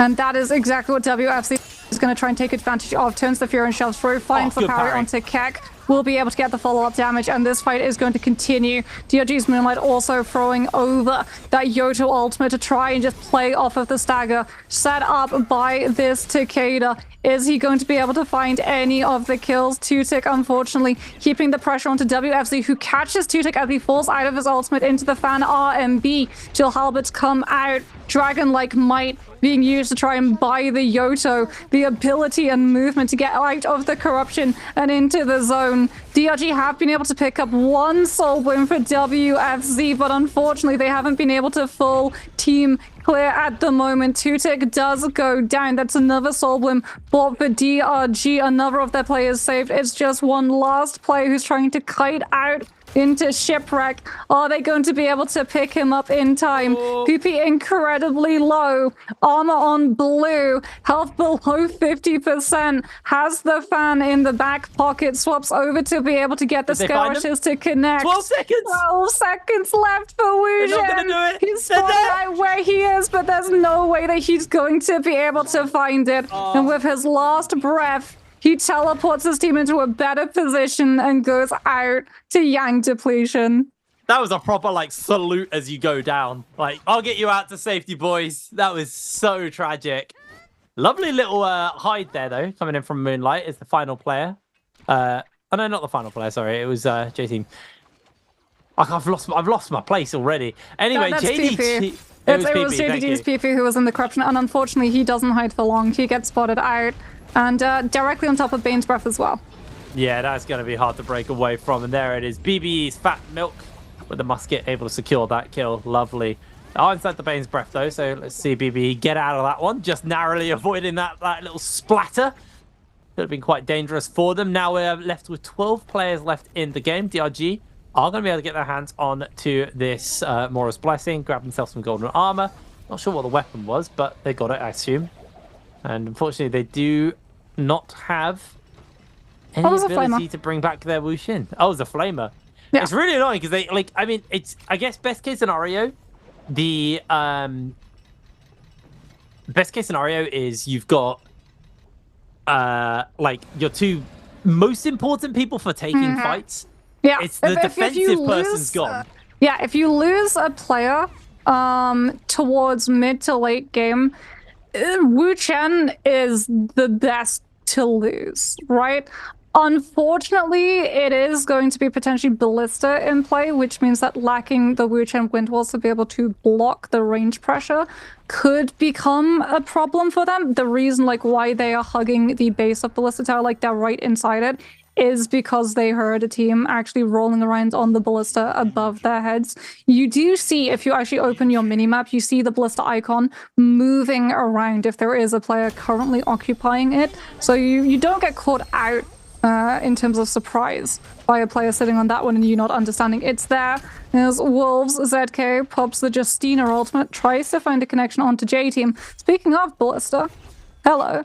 There we go. J-Team's XLY taking one right to the cranium and having to just skill rush right away. Is that just absolutely shredded his armor?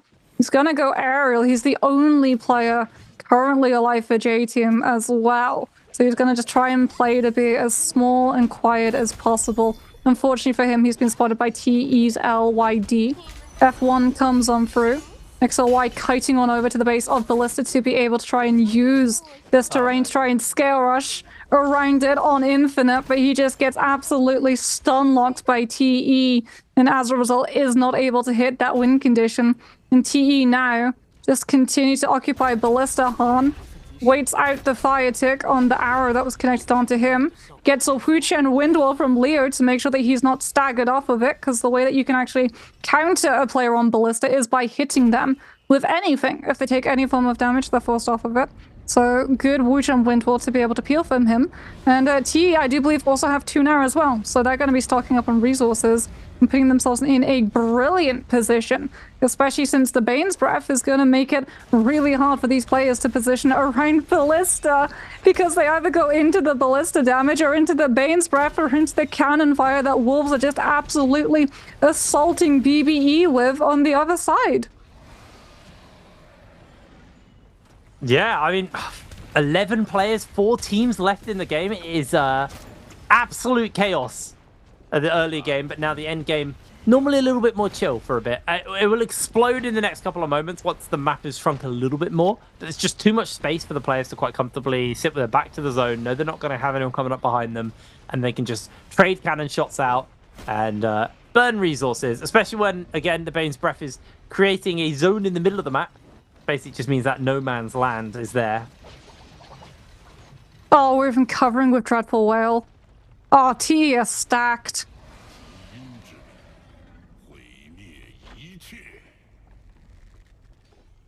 BBE, Ivan.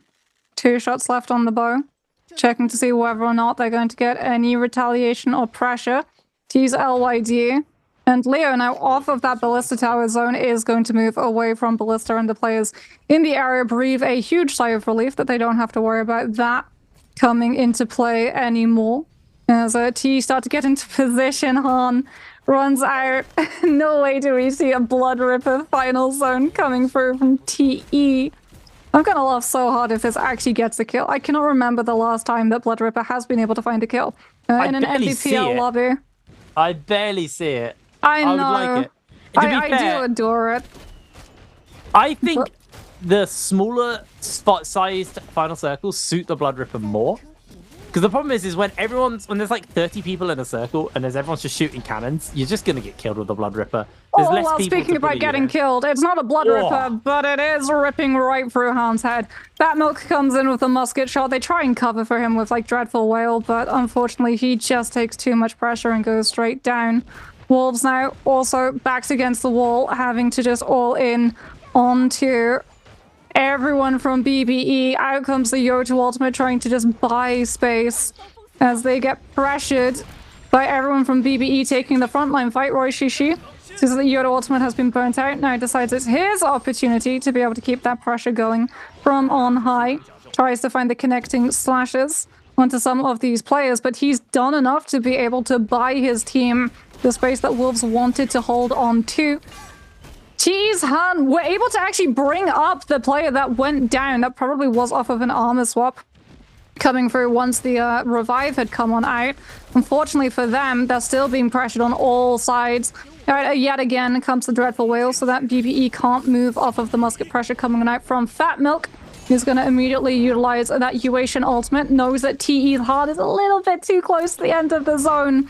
And unfortunately, off of the back of the stagger connection from the Yushan Spear will go down. And now it's open season for the two remaining players of TE. Fat Milk also able to avoid the Tessa V1. Leo incredibly low, goes out on the ground as well. LYD is the next to fall. Poison Splash is going to be hitting into the players of BBE, but I don't think they care.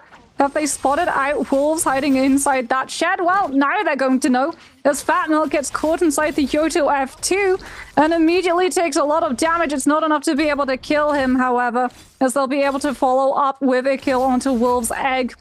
They're going to be able to find the freeze as well off of Ibin, following it up with the RMB on the Jill Halberds. This surely is going to be BBE, but Moonlight, like you said, plays for survival, reveals his hand. It's not enough, Jake. It's all she wrote, as surely BBE, I believe this is their second MVP in the Nbpl season, are able to walk away with the win. Yeah, nice little win there for them. Early finish once again, a lot of action in the start and the middle of the game, and kind of cools off towards the end.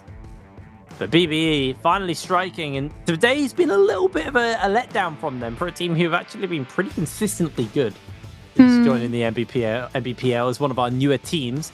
But today, not quite so great. To be fair, I would say today has been a day of disappointment. I think it took OUG a little bit of time to warm up, and now suddenly they're just looking amazing. BBE this is their first really solid game of the day. Actually, they had one, I think 3 or 4 was actually quite good.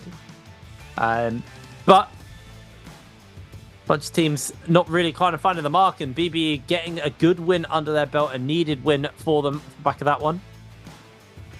Got one more game left in the day. The question is who is going to take that final one? No one has, like, OUG have been pretty dominating towards the end of the day, but no one has like really ruled the day. Actually, we've had a unique winner every game of the day so far. So it's been fairly unique. You know, we've had Alliance, EWG, JL, OUG, BBE. You know, see if anyone else has got that win in their back pocket. It's been a very varied day, so to speak. Yeah, just seen that composition as well, coming at on top. There's a huge turning point as well for BBE, and that is when they're fighting up against WBG, who's running the same thing, right? They both have Justinas. The difference is, the crucial aspect in that fight is Ibin is able to pop ultimate, Sleepwalker does not. And as a result, Ivan's able to find the knockback, Ivan's able to find the freeze, Ivan's able to keep the pressure up onto the Yueshan, and WBG, they lose that tempo control, right? Justina, like you said, is one of those heroes who can either dial the aggression up or slow a fight down entirely, and that option is just not allowed for WBG because they lose that Justina early, and Ivan is free to be the one to just take the reins and decide exactly how fast and how slow the next fight brawls on out. And because of that, actually, they don't get spotted out by DRG, who move into the area of Shipwreck looking to see if they can take a fight against some of those teams and cleanse Yang depletion, and instead they're forced to turn on to JDG, find a miracle 2 Soul Bloom kill pickups when they only have about 30 seconds left of that Yang depletion, and are able to keep Moonlight alive to translate the kills that they'd picked up prior into a pretty hefty score multiplier, actually. And like DRG, this was a team that picked up Wu Chen instead of Tumult in Sand Siphon. And bizarrely, that Hail Mary of a Wu Chen TP before that Wu Chen goes down actually saves their skin. It allows them to fully reposition away from all of the teams that are looking to sort of hostage situation all of the players caught out rotating late in the corruption when they're sort of broiled up in the fight going down in Shipwreck, and who'd burned ultimates and just weren't ready to be able to take a fight afterwards. And off the back of it, yeah, DRG pick up 13.7, but oh my word indeed, BBE 23 kills, the 36.2 game score. We knew that this is a team that could be explosive after their performance in J-Cup. We hoped that they would be able to carry that forward into NBPL, and that is exactly what they've shown us here today. An absolutely monster game from BBE there. TE also getting a pretty decent score for themselves. Remember, they're still chasing, making it above that red line into 12th spot. And a game like that is going to do them a lot of good. Alliance 6.5. Just honestly, the scores coming in today, like people are scoring a pretty decent amount. And Roy Shishi coming in with 30,000 damage on the Yoto. 9 kills for themselves. Fat Milk did get 10, to be fair. Only doing 18,000 damage, and then 20,000 damage coming in from Ivan, who 4 kills, but those 13 assists was doing a lot of work on that Justina. It's really cool to see the Justina, man. Like, more and more people starting to put more respect on her. Looking very, very good. And we'll have a look at the standings as well and see where everybody is sitting at after this game. Still got 1 game left for the day. JJH obviously not playing today, so they've got some work to do on Friday next week. But for JL, actually slipping again into 15th place, not being a good day for them at all. So they got some work to do in this final game, and then they better play their hearts out on Friday, because they're in Troubleville right now, honestly. They've had 1 really, really good game, and then the rest of the time it's been pretty disappointing from them as we move up into the next stage, because I think that's where it gets a little bit more exciting, where we start to see... Actually, I think the bottom 2 tables are actually a little bit unexciting. We are seeing more teams moving around here. FPX in 7th, TE in 8th, and then Alliance in 9th. The big thing is FPX, they've slid down the rankings, and this is their final day of games. Yep. And they've only put 15 points on the board. 65.9 is a very passable score. There's a lot of teams lower down right now who can easily surpass that. And every time someone beats them on that, they slip closer and closer to that 13th, that dreaded 13th spot. So they need to make sure they can get to probably, I'd say, about 80. By the 80, 70 is probably somewhat more comfortable, but I would still be worried if I was them. OUG not moving too much on the points after that last game, but BBE actually surpassing DRG and moving into 2nd place after this game. Yeah, BBE picking up 122.7. This is also their 2nd day of play, but still a very good score for them coming through. OUG untouchable at the moment on 204.9. But for some of these teams, it is going to be do or die in this next round. They have to be able to put up a lot of points to be able to cover their backs. So we can have a look and see some of these fights. This was the immediate disengage, re-engage, mind bait play coming on through from DRG. Like we said, a very smart team, both in terms of macro and also micro.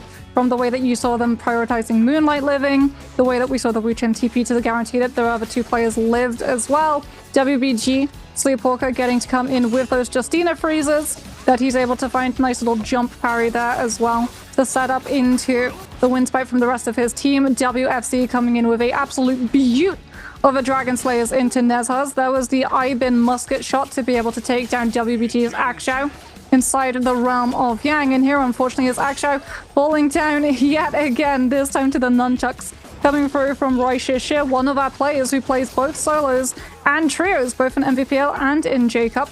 You can do it all, as we can have a look and see exactly how this last fight went out for BBE. Fat Milk jumping on in with the F to find the uppercut conversion so that Ivan is able to find the freeze on the fall down. Brilliant coordination coming on through from BBE, and it's no surprise there's going to be Roy Shishir picking up MVP with Yoto, as we can have a look and see the Soul Jade loadout, Repair Roll, Skyforce, Dragon Roll, Velocity Untold. That's why we were seeing the nunchucks come through from him, as well as the sap attached to it with Rupture Gale and Flame Breath to make sure that that Repair Roll is doing its job in keeping those cannon shots oh so painful. I mean, only 6,000 damage to the cannon. With those Soul Jades, you'd expect more, but again, that kind of lends into the fact there's less people to shoot a cannon at in the end game. So yeah, well, I mean, he was it's more melee. He was using the cannon to pressure teams into committing ultimates or cooldowns to be able to heal through it, and then he would follow up with the Yoto ultimate. Because you can see, like, he does 12,000 damage with his nunchucks, he does 6,000 damage with his cannon, which means that a huge chunk of that 30,000 was off of the back of the V3. And it wasn't like it was a lot of players clustered up in one space and one massive Yoto ultimate hits everyone. It was sort of like death by 1,000 cuts to all of the teams in the area. He would put a lot of damage in with an ultimate on one team, get a kill, and then move on to the next and the next and the next. Yeah, it was really, really solid game coming in from BBE in general. Let's bring up the question though and see if you guys can grab yourself any points, any good points, goodies. How many kills did Fat Milk get in game number 5? We did just show you the answer to this one. Is it A7, B8, C9, or D10? A, B, C, or D in Twitch chat. You'll be whispered, so make sure you check that whisper box. Grab yourself some goodies for your NARAKA. For your NARAKA account. I'm saying NARAKA as if it's a cat. For your NARAKA account. Yeah, BB just looking very, very solid in this game, especially when they got that big brain outplay played against them at the beginning of the game versus DRG. Kind of shutting them down with the kill they picked up onto, I believe it was OUG who spawned in the same area as them as well. It was kind of like a three-team fight. Yeah, everyone was sort of like dueling over Firefly control. Yes. In the area, and then like the Takedas picked up the Fireflies, the Tumult picked up the Firefly first to be able to get that drop down ultimate to box up the entire space, and it just became like all hands on deck. And they did win that fight, like you said, against OUG, but they got third-partied by DRG afterwards. But speaking about afterwards, after we move away from this cutaway, we'll be cutting away to a break, so which means get your drinks, get your snacks, and get ready to lock in for the last game of the day. We'll see you on the other side. 如何成为一名永劫高手？重点在于学习。我每天会花费大量的时间去研究刀法。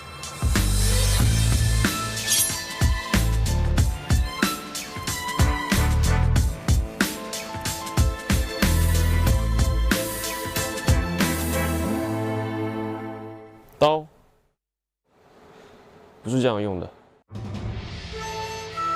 你这样用刀是不会有人想看的，对吧，兄弟们？那应该怎么用？一句话，人刀合一。难道说这就是百战无限？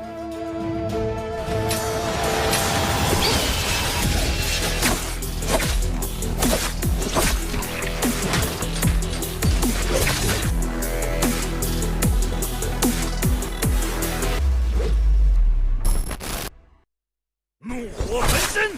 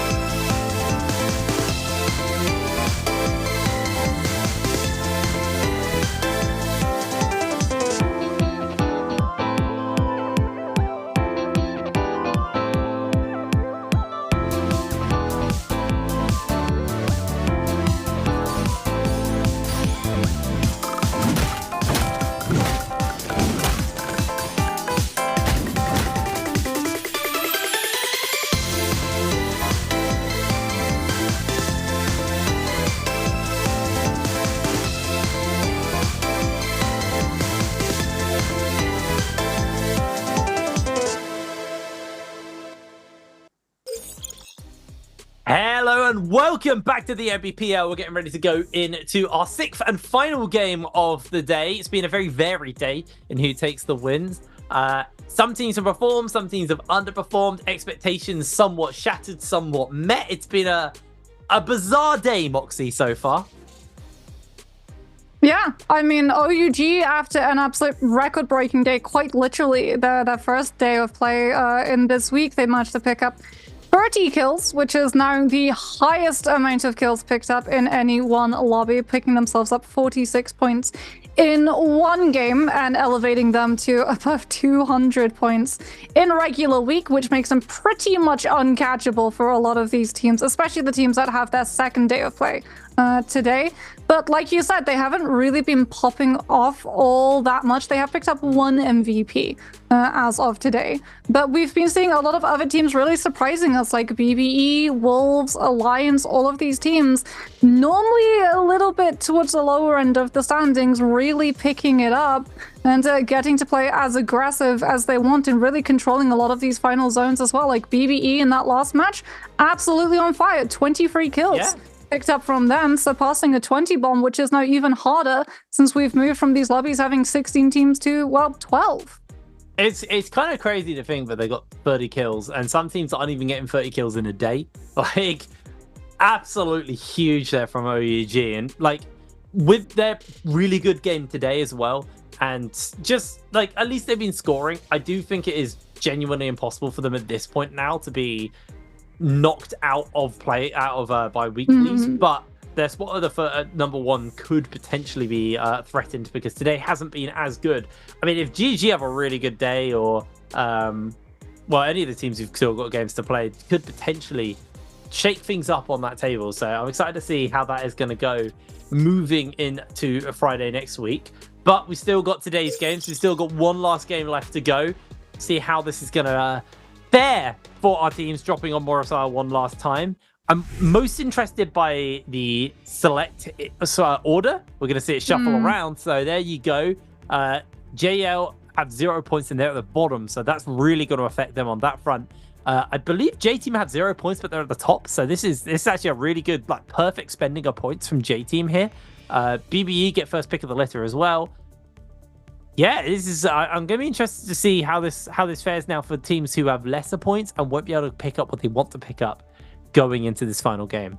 Yeah, I'm really interested to see how many Justinas we're actually going to get, whether or not that's going to continue, especially since it is still going to be an increased Fireflies spawn rate map. WBG, they've been picking up Justina. BBE, they've been picking up Justina. BBE are actually going to be in the first iteration, but they're not going to opt for it. They're going to go for Viper variety. FPX going to be opting for the Karumi aspect of Sand Siphon. WBG, there it is. Sleepwalker is out onto the Justina. Akshao and Baige going to be on the Yoto and that Yuashan. As so far, we're not seeing all that much Sand Siphon, Jake. We haven't seen that much, but this is the point where, like, some of these teams are going to be able to afford to pick it, although it's Cannonball coming in from OUG. DRG aren't running a repeat of the Wu Chen Takeda. Oh, yeah. We saw it once, and now it's off to Ice Pick. It has to be Cannonball or Ice Pick for JL. Wait, they can't afford Ice Pick. Oh, no, they can afford Ice Pick. They can afford Ice Pick. They can have a Justina. They can have. Changing their mind. They're trying to figure out. They're really thinking. Oh, that is them basically being like, we do not have the points. I think this was a panic pick. I truly believe this is a panic pick. Yeah, I think as well, because when we initially saw the Zip and the Justina, they were on the other sides, right? FX originally picked the Justina, VVV originally picked the Z Ping, and it was sort of like okay, who goes what? Question. This is going to be really interesting to see exactly how well this works out, because Z Ping is not the greatest at keeping monks alive as opposed to the Karumi, especially since like the damage reduction on the F And just like the continuous heal on the V1 is so perfect for Kurumi and Monk synergy because Monk wants to stay still. If you're moving, if you're rotating as Monk, you're not able to grab players. So being able to sit in the middle of a Kurumi ultimate is absolutely perfect for the Monk to be able to just keep his health intact. Yeah, I think they're going to have to really... They got their work cut out for them in this game. It's going to be a very fast-moving game. People are going to have Fireflies. They're going to be able to shut the Monk down very quickly. Now, there is... If I'm going to go down like a bit of a copium route here, there is a world where, you know, the Justina can set up the Monk grabs because you get the freeze into the grabs. Not really much you can do about that. But I just think there's also plenty of ability to handle the Monk. We've seen this time. Yeah, but you can't go for the Justina setup because if you go for the Justina setup, you have nothing to cover the Monk dropping out of ult. Oh, well, they don't have that anyway. Oh, well, that's what the Justina's for. That's what the Justina is for. But the Justina doesn't do that. Look, we know what happened here because they reloaded their comp select 3 times. Yes, and then they didn't have the points fit to mulch because they've been playing Sand Siphon. Yeah. And they couldn't play the UHM because they've been playing Cannonball. This is JL making as much as they possibly can out of the heroes that they're allowed to pick. I actually just feel like you pick a different carry instead of the Monk. I feel like this is my madness kicking in. Are you about to say Volda? No, no. Good. I wish. But like you could have gone like Akoth or just any kind of carry who's not gonna be instantly turned on because there's lots of Justinas in the game. Very hard for Monk to deal with Justina because they freeze him and run away. Everyone can just disengage from this Monk, and that's going to be the big issue. Is really good in solos, but in trios, it's really hard for Akos to find a lot of value. I agree. I genuinely agree. Akos was just like an example, by the way.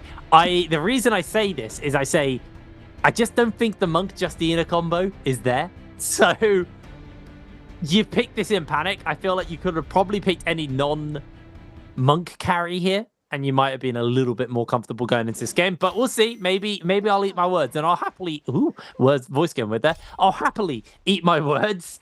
But I haven't been overly impressed with JL today.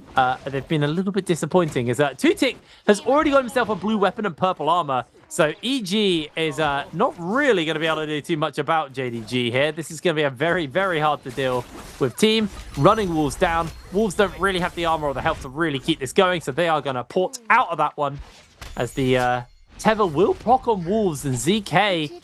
Windwall comes up to make sure they don't just get hit by a random aerial shot, but there's going to be one with the musket coming in from Tutik, keeping the pressure up onto Wolves, and this is going to probably be the end of days for them. Looking for that Krang. Actually, a lot of damage comes out. Looking to get the next charm parry.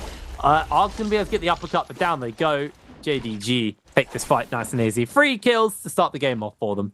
Yeah, PP got the Firefly. As a result, had all of the rage to be able to cast out that Tessa V1. We're going to get to see how good the Monk is going to do. They've already been able to pick themselves up purple armor for TXJ. Problem is that is a Bane's Breath, and it is a Bane's Breath that they are not in control of. That is J-Team dropping the Bane's Breath directly on the Monk. TXJ is going to, unfortunately, have to put his fate into the hands of the NARAKA gods. Does at least have one of the jumps to be able to maneuver himself out of position, but he's only been able to find one grab. Looking for the double, might not be able to find it. He knows that he's going to be on the move, so just has to go for immediately the slam onto that player as quickly as he can. Ooh, almost find a double, but just has to drop out of the ultimate. There's the Justina V1 to be able to cover for the freeze, and it actually manages to find a connection onto a player so that TXJ is able to follow up on the charged RMB on that longsword, and they will be able to find the conversion of the kill onto J-Team Gem. As a result, J-Team's lead falling incredibly low, hops into the middle of the Bane's Breath AoE so that JL do not follow him through. And Jake, I'm not saying that the Monk composition works. They got 1 kill, don't get ahead of yourself. They got a kill, and the Justina covering the Monk dropping out of the ultimate with the freeze kept TXJ alive. Yeah, it did. Him having purple armor helps. He's quite tanky that too, already. Okay. That's like a major factor, right? Like a purple armor Monk at the beginning of the game is very hard to deal with because you don't really have the weapons to do significant damage to it. Yeah. So definitely something to keep in mind. DRG do have the weapons to deal with it though. They've got that purple fan onto Wu Jin. They've got, they've got the perfect comp to deal with it as well and just run disruption. And they are running JL down right now. TXJ has been found out as Wu Jin's trying to open up into the fight with those purple fans, looking for a little bit of early damage onto him. Finds himself getting caught by the horizontal strike there. Just going to put some distance between them and come in for a bit of a heal.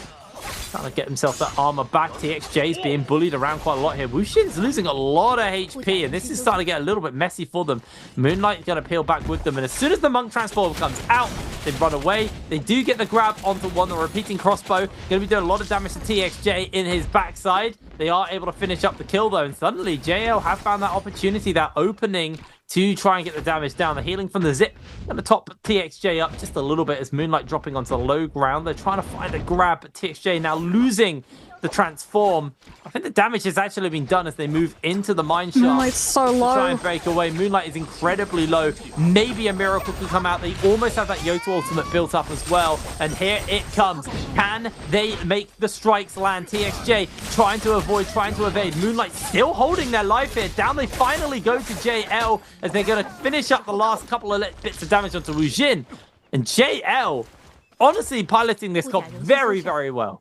Yeah, I mean, there's a trick to it as well. JL, they don't have ultimates when that fight begins, but they see that DRG is going to hound them down. Like you said, they're just going to run straight at them because they have the perfect composition to counter it.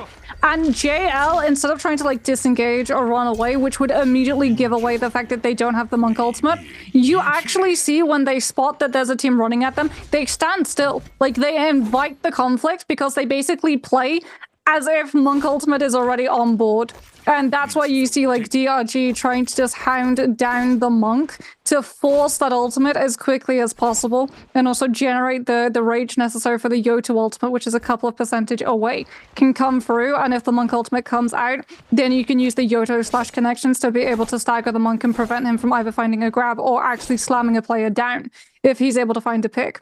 But as a result, WFC in the interim, when those ultimates are building up, the one who did have the ultimate, the Yueshan, he didn't use it immediately because they thought the monk ultimate is going to be on board, goes down with the health replenish, and as a result it just becomes so much easier for them to be able to dispatch and get Moonlight incredibly low. And then when the Yoto ultimate does come through, well, TXJ is one of the best Yotos in the world, so you can actually see his absolute amazing movement at being able to dodge all of the follow-up slashes, sets up a scale rush off of the ceiling side of the inside of Shadow Jade Mines to be able to find a connection the second that that's gone, and just finds all of the kills, all of the damage, and all of the loot. As a result, TXJ is going to be pretty stacked when it comes to trying to put themselves into a fight. I don't know whether they take a Realm of Yang. They have dropped the bodies to be able to have the Soul Bloom insurance if they want to try and risk it, and they are in a pretty obscure position. The TXJ is in a position where he's going to get hit immediately by Assault Smolder coming out from Ivan. The Tessa V1 also connecting onto the Monk. He doesn't have that ultimate to be able to try and iframe the Teva connection, and as a result, BBE will be able to come in with 1 and 2 kills shortly afterwards, and that is the danger of the Monk composition, Jake. When ultimates are not in play, unfortunately, it's so easy to run you down. Absolutely, they are going to get themselves completely obliterated here. Sleepwalker coming in with freezes, just doing so much work for his team. Fat Milk is going to actually come in and he can use to kill himself that 1 kill. A little turnaround here. Ibin pops the ultimate just to get the charm off. He's out, chasing up. Benge has found himself caught out by the charm, but this should just be Ibin in some danger. Although they have got the numbers advantage still, so feeling pretty comfortable. Keep the pressure up. Out comes the Wushen portal. BBE decide this is getting a little bit too hot. They're going to peel out. Well, JL now revived, going to be up and running once more. After this, I mean, do they try and go Realm of Yang? They managed to get all of their loot back because of the third party coming through. So that is 2 sets of purple armor, I do believe, picked up for this team. Yep. Realm of Yangs are around. JL are pretty close to one if they do decide to try and start pushing towards it. Problem for them is that they'll have to run through 2 teams, WBG and 1 team, I think, around them, DRG. Yeah, DRG. So for the monk, especially, like, you don't want to be forced into utilizing your ultimate on rotation. And it looks actually like WBG's attention has been drawn away from the realm of Yang and occupied by DRG. That's over towards JDG. We're going to see a fight breaking out from them and EWG as poor Tutik just goes so incredibly low. There's the Wuchen teleport. Was EWG's 9 able to grab the armor upgrade? I think he was before the Wuchen teleport came through and carried that Ken out. As inside the zone, JL and DRG have now spotted themselves out. WBG and DRG and JL all in this area trying to fight through. TXJ does have that ultimate. VVV actually kicking things off with the Justina ultimate himself since he can cancel it early and retain some of the rage. And it looks like they're not taking a full 3v3. Instead, it's very much just catching a straggler out. One of the players a little bit further away from WBG since they got split between JL and DRG. And as a result, you use the ultimate that can be cancelled and keep some of its rage, as opposed to the problem with the monk ultimate that we mentioned earlier. When you use it and you have to cancel it out early, you lose all of that rage as opposed to holding on to a small percentage of it. Absolutely. Well, into the realm of Yang we move. OEG and FPX. They're going up toe-to-toe versus each other. SS just going to get himself nice and aerial for this one. He's going to lose a little bit of health, but nothing too major. Everyone's just kind of playing that chicken on who pops ultimate first, who pops big spell first. Pacing forward to see if they can interrupt with the Yoto F. They do actually get a lot onto Zinyu. He's just being juggled around. SS's health bar is obliterated. Oh, no. What the hell happened there? FBX melted them down. And that was just so one-sided. So, the reason it was one-sided, Aurora Burst. Aurora Burst, when you get hit into it, it has a silence effect. So, unfortunately, the second that you get hit by that, you do not have ultimates that you can use to be able to buy yourself the spacing. And you saw the Yodo, like, the second that the silence was gone, he tries to throw the F2. The problem is that the follow-up from the Aurora Burst was the Takeda ultimate. So they got bounced up into the air by Aurora Burst directly into all of the follow-up from the Takeda ultimate. And as a result, even when you get the ability to be able to use your abilities again, it's just not enough to be able to save your team. So JL going to be able to grab himself maybe a kill here onto DRG. The freeze comes in as well, just to keep them in the zone, in that freeze, in the damage. Down goes FX, WZF. God, the names are so annoying. WFC. WFC, thank you. Complete brain fart. That's okay, we can move on to that and we can talk about the fact that JL are currently on 7 kills. Yeah, surprising. They have found BBE who are also doing very, very well for themselves. J-Team with the White Tigers prowess going to be utilizing that as much as possible as KXJ goes down. VVV maybe next up on the menu, and suddenly BBE, they've just started to find their tempo. VVV avoiding and evading. Can they make the miracle happen? Not when you get parried in the zone.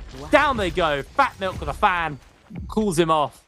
And there is only one member of J... no members they're all of JL. gone. They're eliminated. It's J-Team with the White Tigers. My bad. Yeah, but I mean, 7 kills in a lobby with a composition that you kind of had to panic pick. Honestly, if you're JL, you're happy with that. As we're going to see the LMB into Dreadful Whale confirmation.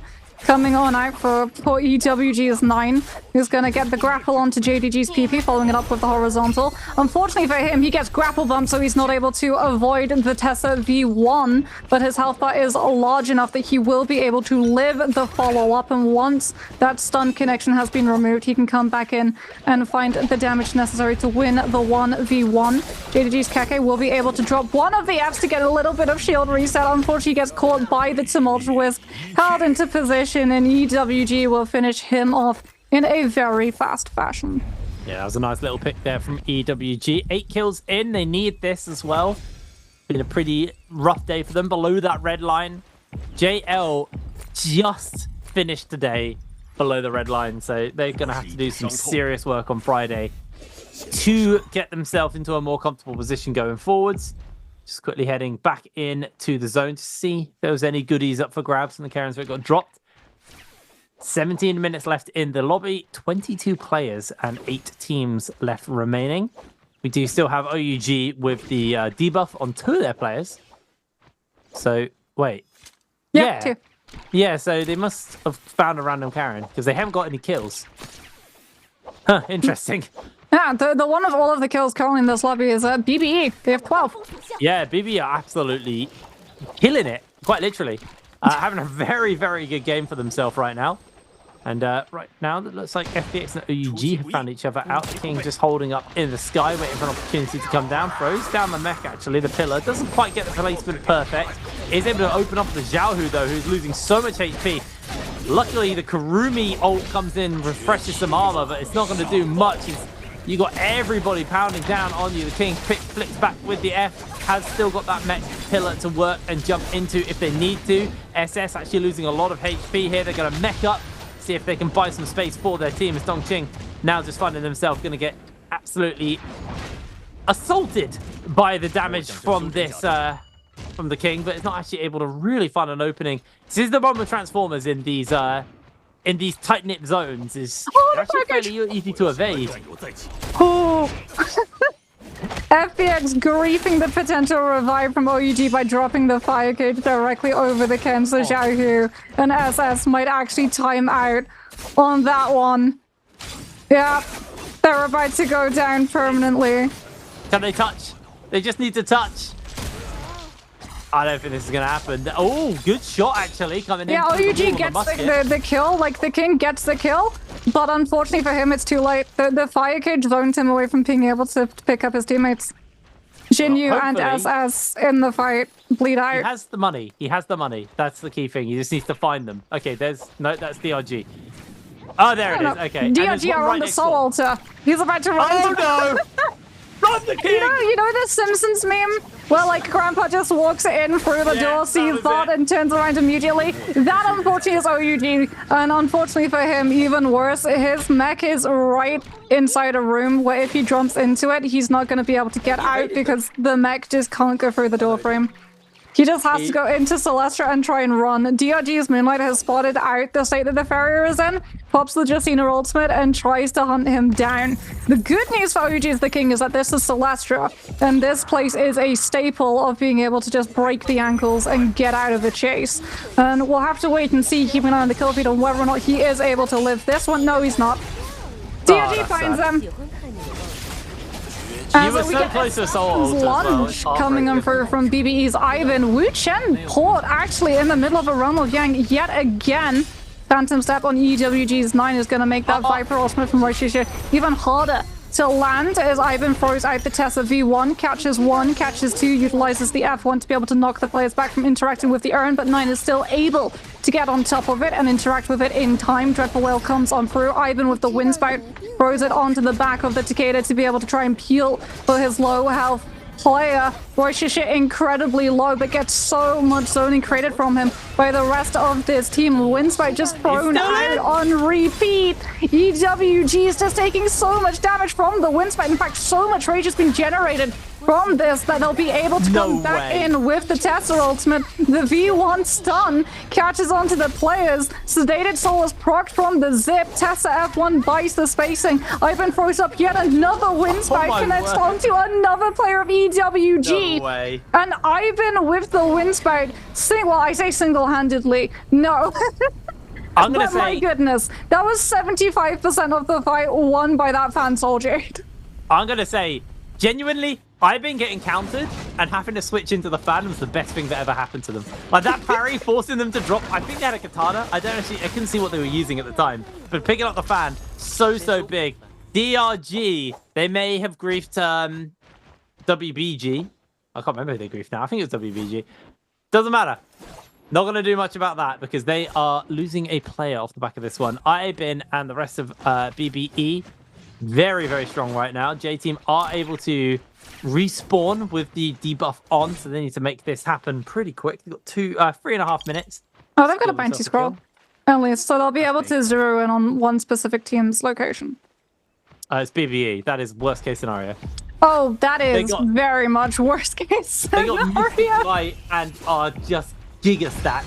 All purple and the fact that they went into Realm of Yang won it as well. Like, when you win or lose Realm of Yang, your ultimates get refreshed, right? So for every hero, that means that they get to use it once. For Tessa, that means you get 2 ultimates immediately gift wrapped for you. So Ivan is going to be very happy as we can have a look at a replay for another Realm of Yang that we didn't follow along with. This is a TE going head-to-head with J-Team, which unfortunately we already know J-Team are going to lose. Karumi Teva comes on through, Han getting the damage reduction. I was about to say, if this is another wins fight situation, I'm going to lose it. But it's not.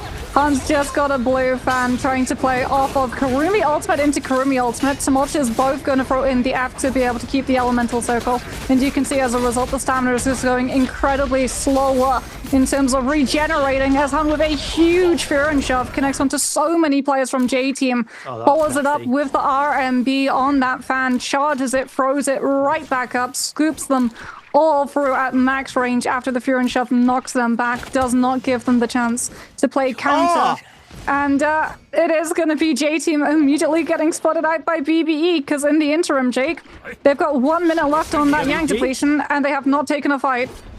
They've got EWG now jumping on top of them, so this could potentially be a blessing or a curse, but they need to take a fight. The problem is BBE are in the area, so a third party very likely getting the clang off onto 9. Losing a lot of armor, pops the ultimate just to keep himself alive. In comes the Sandstorm.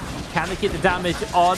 9 trying to back away, has actually been disarmed right now. Locking on an item, gets himself an aerial clang off there, just keeping the pressure onto LXY, who also is forced to use their own ultimate. J-Team running onto 9. 9's health bar very, very low, but he's got that tether from, well, he's got the healing from the Karumi, just keeping his armor pop up. Charms coming in from Lian. In comes the side of Alliance to the third party. J-Team, they need this to go right for them, but it's going oh so wrong with the third party. Revenge taking down XLY. Now looking for another member, as it's actually going to be BBE also coming in.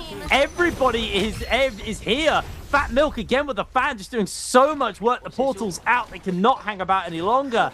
They're all going to be backing off, but everybody collapsing in onto Alliance. This is getting really hairy, really fast. Rishishi chasing forward. They've got themselves the potential tether coming in from the lockdown of the Viper. 9 gets tethered, gets caught out, and loses so much HP, but they do a lot of damage to Rishishi in the middle of all of this as well, so it's not completely one-sided. It's not completely done. Down goes Shishi. Teleport out to safety. They can be able to get the pickup out and head away.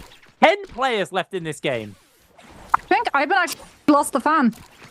He threw a blue focus into EWG's 9 when the F was active.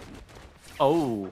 And yeah, I'm pretty sure the fan that 9 is using currently might actually be Ivan's, because he had to swap weapon.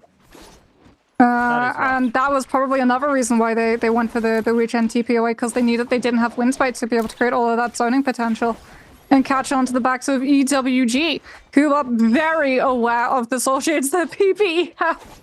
Because, I mean, Windspite killed like 3 of them in the Realm of Yang fight. As unfortunately, it was Alliance, like they thought that they were coming in for the third party, but BBE had actually scouted that a fight was going on. I think Ivan showed up. It was either Ivan or Roishishu. When the fight was going on, one of them showed up, saw that there was players taking a fight, backed on off, waited for his team to be able to join him, and then they all ended after Alliance had already made their first move. Yeah. So they had the better fight. It goes a little bit worse for when they try and chase down EWG.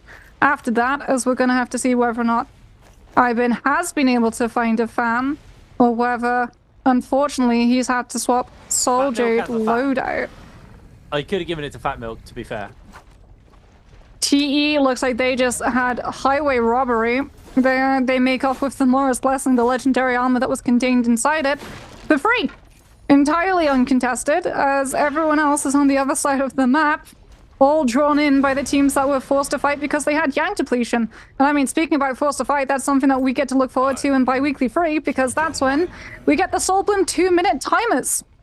So all of these teams who lose Realm of Yang, like, they're going to have to just keep the aggression going, and you're going to see scenarios like the one EWG find themselves in, where it's not just the team that they're fighting that they have to worry about, it's everyone in the surrounding area piling in and taking advantage, knowing that these teams have to overcommit in fights early on to try and close them out before a third party takes advantage of them. I'm going to be really interested to see how many teams just decide not to do Realm of Yangs anymore after this. Yeah, true. Very interesting, because it's almost like an added layer of risk, because there is already the risk. I think the teams are not going to worry that much about it. I actually think they're still going to go in. I'm pretty certain of that one. Right now, just having a look at the scores, BBE, 16 kills for themselves. They are closing in on a 20 bomb, although there's only 9 players left, so it's a bit of work to do to actually secure that 20 bomb. Still 7 minutes left on the lobby, so it's moving at a very, very tremendous pace right now. EWG just playing off in the distance as I've been trying to land a couple of shots onto 9. See if they can open up onto EWG.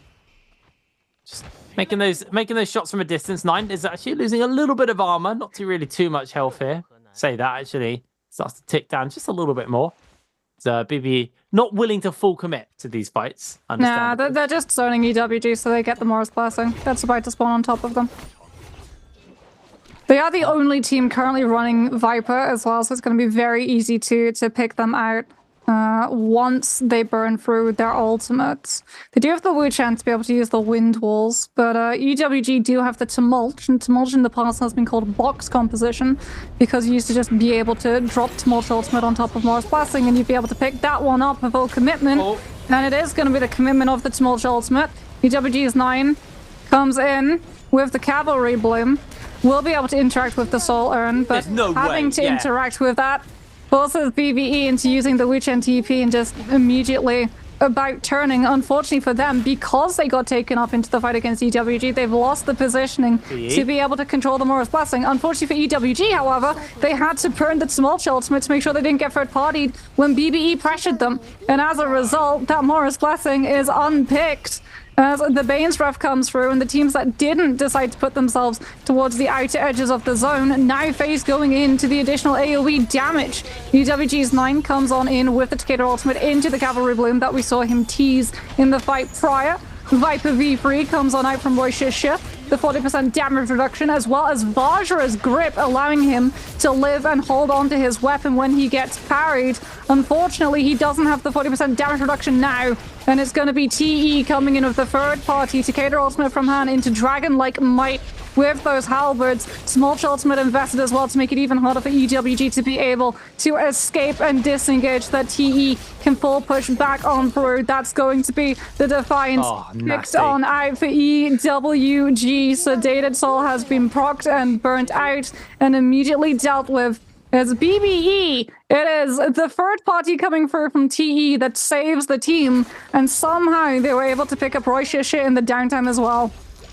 Absolutely huge pickup there for them, but I'll keep our eyes onto BBE, who unfortunately...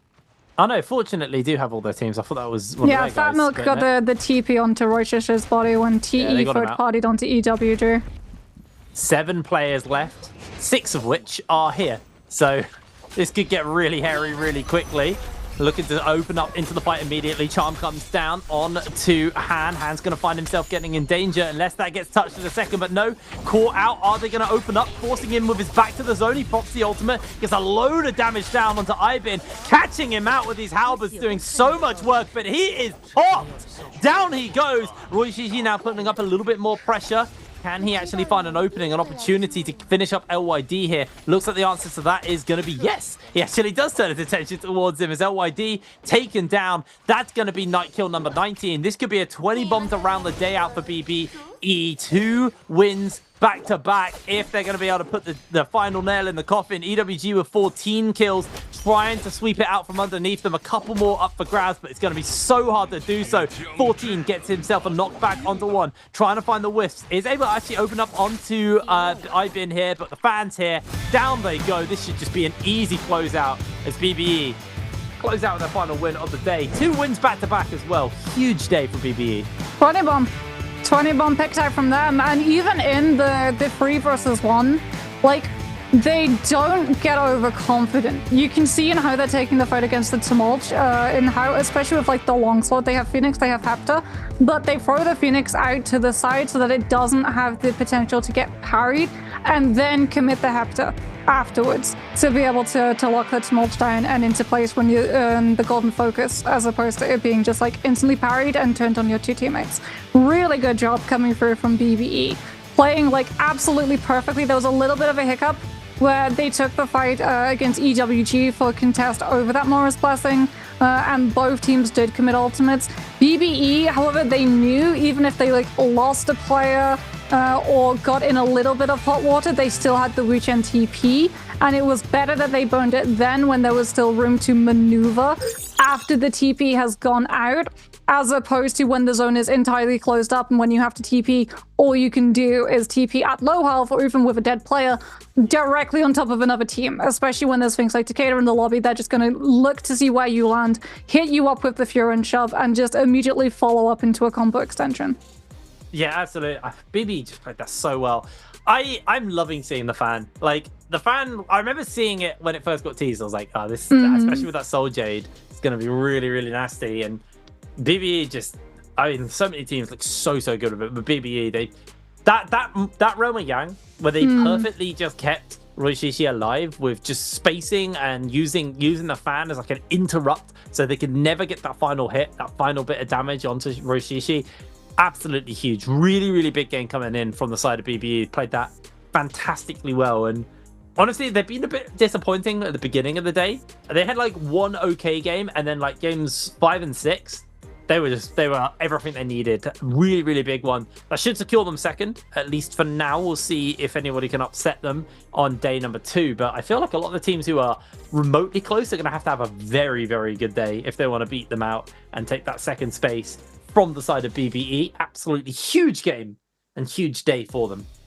Yeah, like we said, BBE are a team that really impressed us on Jacob. The fact that Roy Shisha can do both solos and trios and be incredibly good at both as well. Like, there's no detriment for him, like, taking time out of potentially trios practice to go for solos practice. Like, it really does not show in his gameplay. He's also been around the NARAKA scene for a very long time. He was at both the J-Cup last year in December and the year before, where he had an absolute mammoth game. I'm sure everyone remembers in his trios game, he was the monk who was able to 1 versus 3 an entire team.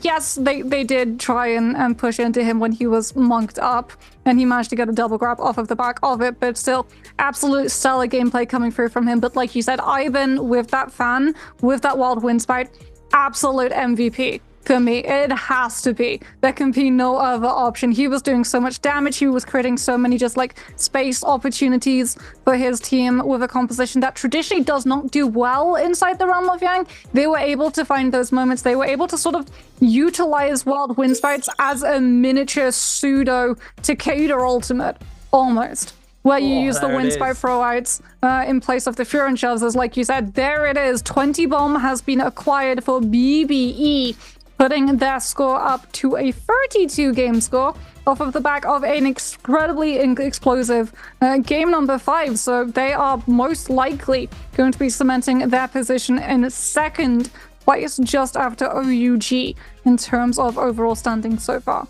But like, it's also crazy when you think about it, because like, this is a 20 bomb from BBE, but EWG got 14 kills there as well. TE got 9, Alliance got 9, JL got 7. Like, there are people putting a lot of points on the board, and that's alongside a 20 bomb. Because normally when you have like a team score a lot, they kind of vacuum all of the kills up in the game. They vacuum a lot of the points up. But like, that is just not the case anymore. Like, more and more people are getting the kills, because it's Fireflies. You've got well, it's that, but it's also, obviously, people are more willing to fight early, so you get the revives off that.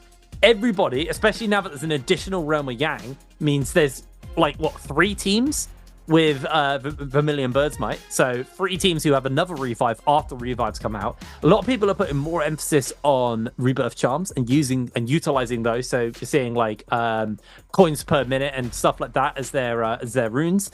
So we're starting to see more and more people use the revive mechanics within the game to keep themselves going. It's super fun to see. I'm really enjoying it. And here we are seeing the individual stats. A pretty even spread as far as the damage goes. And the standings, going to be pretty interesting to see. JL moved up 1 spot into 14th. JDG in 17th. So they have some work themselves to do going forwards. But everybody on this bottom end, we will see on Friday next week. They have a lot of work to do. They have a serious amount of work to do if they're going to make it into those bi-weekly finals. I think this side, a little bit uninteresting. This is where it starts to get interesting. This is where we start to see some of the teams who are going to be playing next week and contesting some of these teams contesting top spots. Some of these teams will just be fighting for their lives to hang on for that above the 12th mark or above 13th mark. And yeah, that's the position FPX is going to find themselves in. Yes, FPX are... Right now, FPX are the hard line, right? You need to get 71.9 points if you want to qualify into that top 13. Like, that is the hard line in the sand because they are going to be sliding down rapidly over Friday.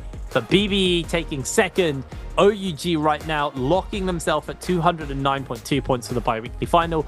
They're going to have a hell of a lot of points to take into those bi-weekly finals. It could be a quick one. Honestly, if they play like they played today, it could be a quick one. Yeah, it could be. It's all over by game 3. Like, I wouldn't be surprised. Apparently, when they were running scrims in solos, actually, Mike won in 3 games. Really? Yeah, which is the reason why Feng, like, all in on counter picking and counter dropping onto Mike when they actually ran bi-weekly finals 1 solos. Yeah. Because he knew that if he left Mike alone, he would literally just, like, the day would be gone and finished halfway through. But not even that, as we can have a look and see exactly how this game went down. JL's TXJ there with the Monk Scarish from Ceiling, finding the connection onto DRG. Piloting a composition that, as we talked about, it was a composition they didn't want to run. It was a composition that had got forced into running because of their hero points that they had available to them, but they managed to pick up 7 kills off of the back of it, so not all that bad for them in the long run, as we get to see BBE with Ivan on that fan, just doing so much work. That was before the Realm of Yang, and just on repeat wind spouts coming on through. As LYD comes on out with the Dragon's Roar, Roshashir with the Viper V3, finding all of the silence connections onto all of the players around them. This is how BBE were able to dispatch the last remaining player of EWG, and there it is. It's going to be the Tessa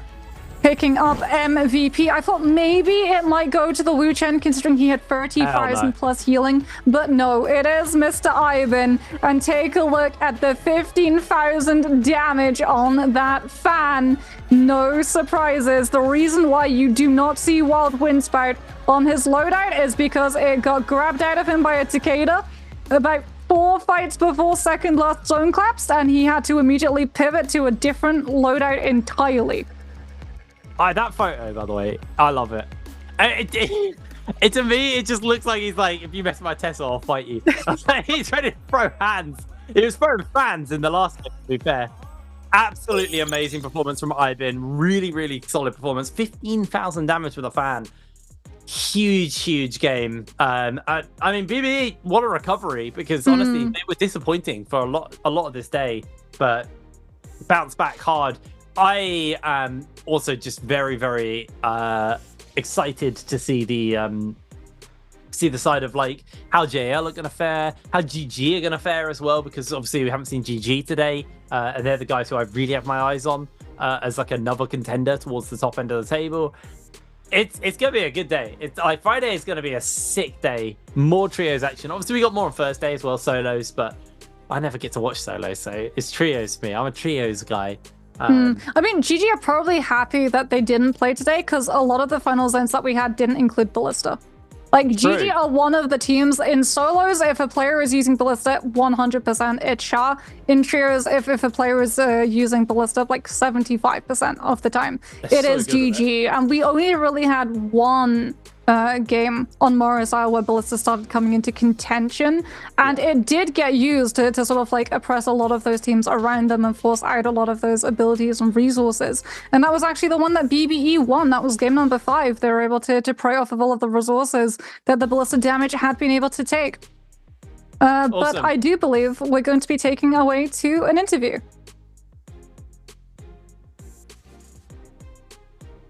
But not just now.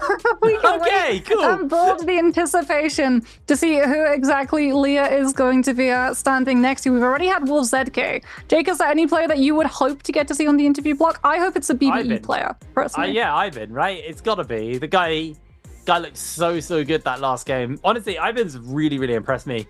I know there's a lot of hype around Woshishi, obviously.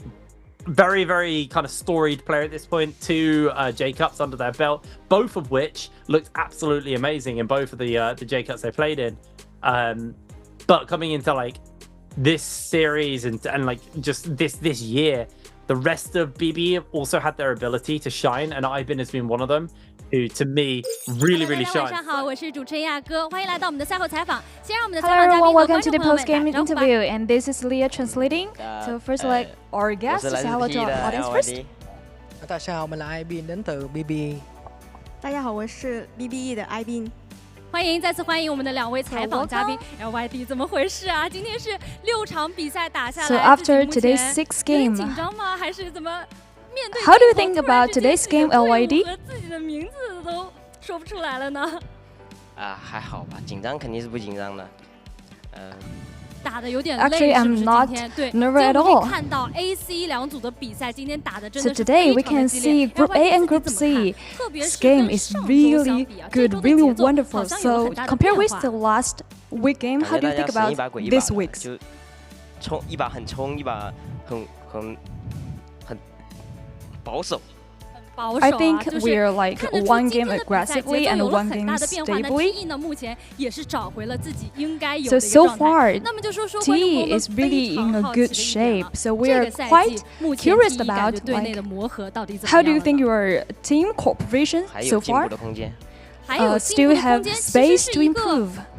非常保守的一个评价。那我们说回 Okay, you are so 上一个双周呢，其实对 T 来说是非常遗憾的一个双周。 So 那么 last 目前这个状态， Biweek 自己 is a 觉得 little 这个 bit 双周 pity 有没 for 有信心？ T. So how do you think about like 今 this 天拿的 week's 分其实挺 confidence? 高的，就如果说目标只是进周决的话，下个比赛日随便再拿点就分就能进。 I think our target if is only like want to get into the final is not enough. We want to get more.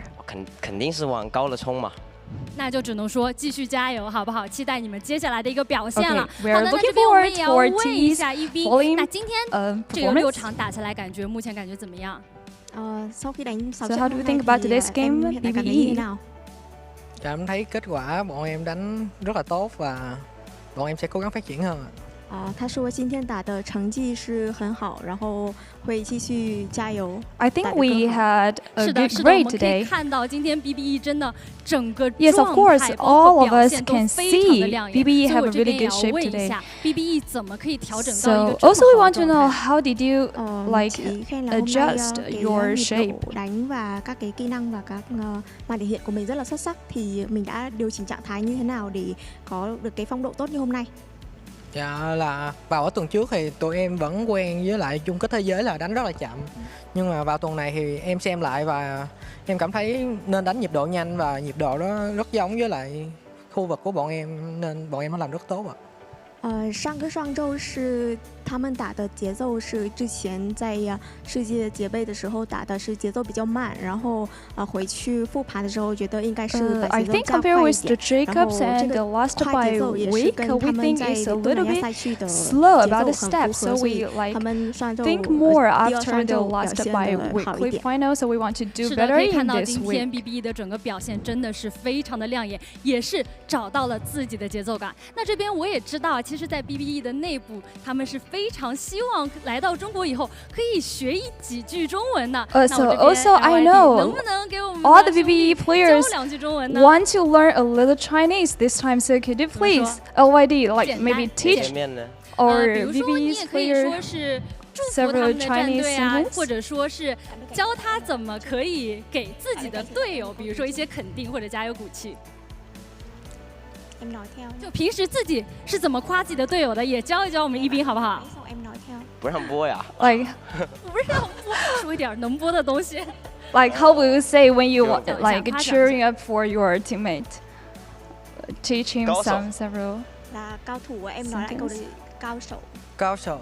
高手，哎，学的很像啊！一斌，我感觉这个中文还是非常有天赋的。那这边亚哥也要祝福一句，因为说到了中国之后，我们也要中国的一句古诗想送给你们，就是“长风破浪会有时，直挂云帆济沧海”。寓着希望你们也在这个舞台上可以突破重重困难，最后达到属于自己的成 Also 功。 hope all 这 the 句话同样也 team, 送给 all the LYD， players 祝福 can 你们接下来 like 找到更 break 好的一 the 个状态， through, 然后 break 去 the 面对 challenge 下 on 周 the 的一个 stage, 周决 and 的挑战，好不好？ all good luck for 好的， you 好的， for 再次 the 感谢我们的 bi-weekly 两位 final 采访 of 嘉宾。 trials. 那么本场的采访就是到这里结束了，接下来让我们把画面 Okay, 交还给 that's 解 all 说 for the 席。 interview, everyone. Bye bye.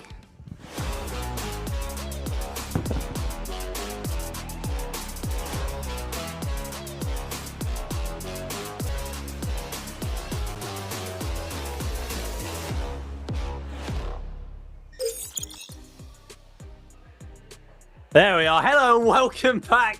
Honestly, first of all, big shout out to Leah. Like, insane. When you got 3 languages flying around and she's doing translating for us backstage, that's a skill, man. That makes all of us look pretty talentless, let's be real. Huge game and day coming in from BBE. Really enjoying that. But before we can talk a little bit more about everything in the interview, let's bring up the question. Let's see what is going on. How many scores did BBE get in the standings? What was their score at the end of the day? Is it A, 142.7, B, 154.7, C, 160.8, or D, 164.3? A, B, C, or D in Twitch chat. Check your whisper boxes, because that's where you'll be getting all your goodies. Good luck. I can't remember now. I've had a brain fart. We've already shown it. I was just going to say, we have shown it. I know we've shown it. This isn't hard. I'm just being an idiot.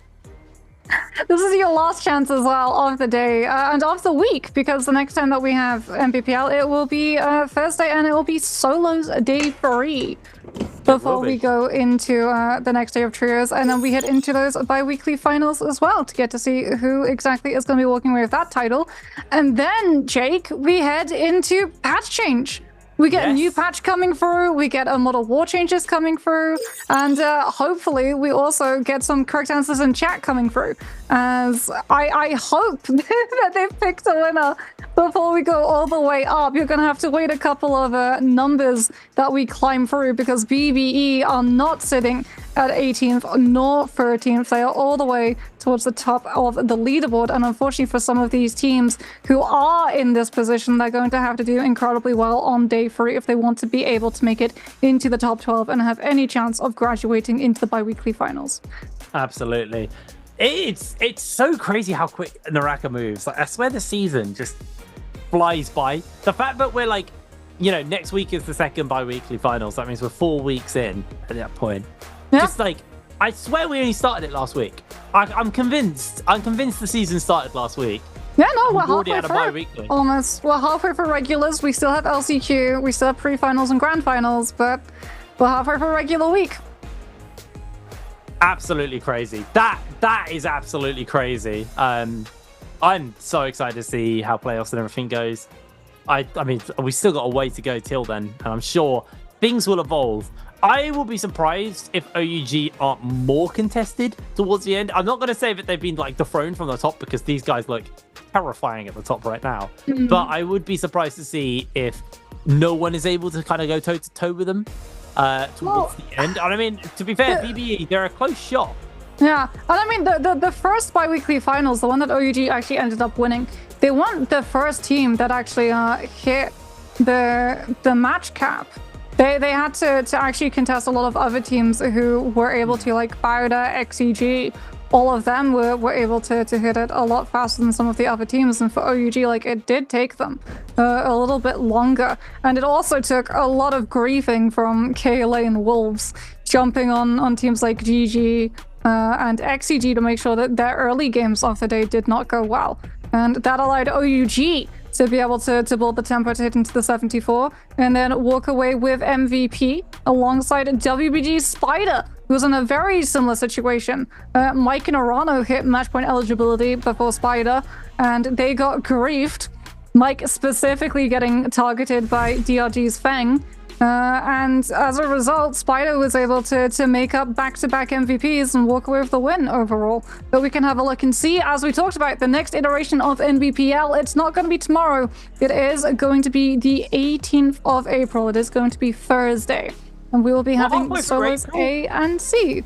Oh, time is flying too quick.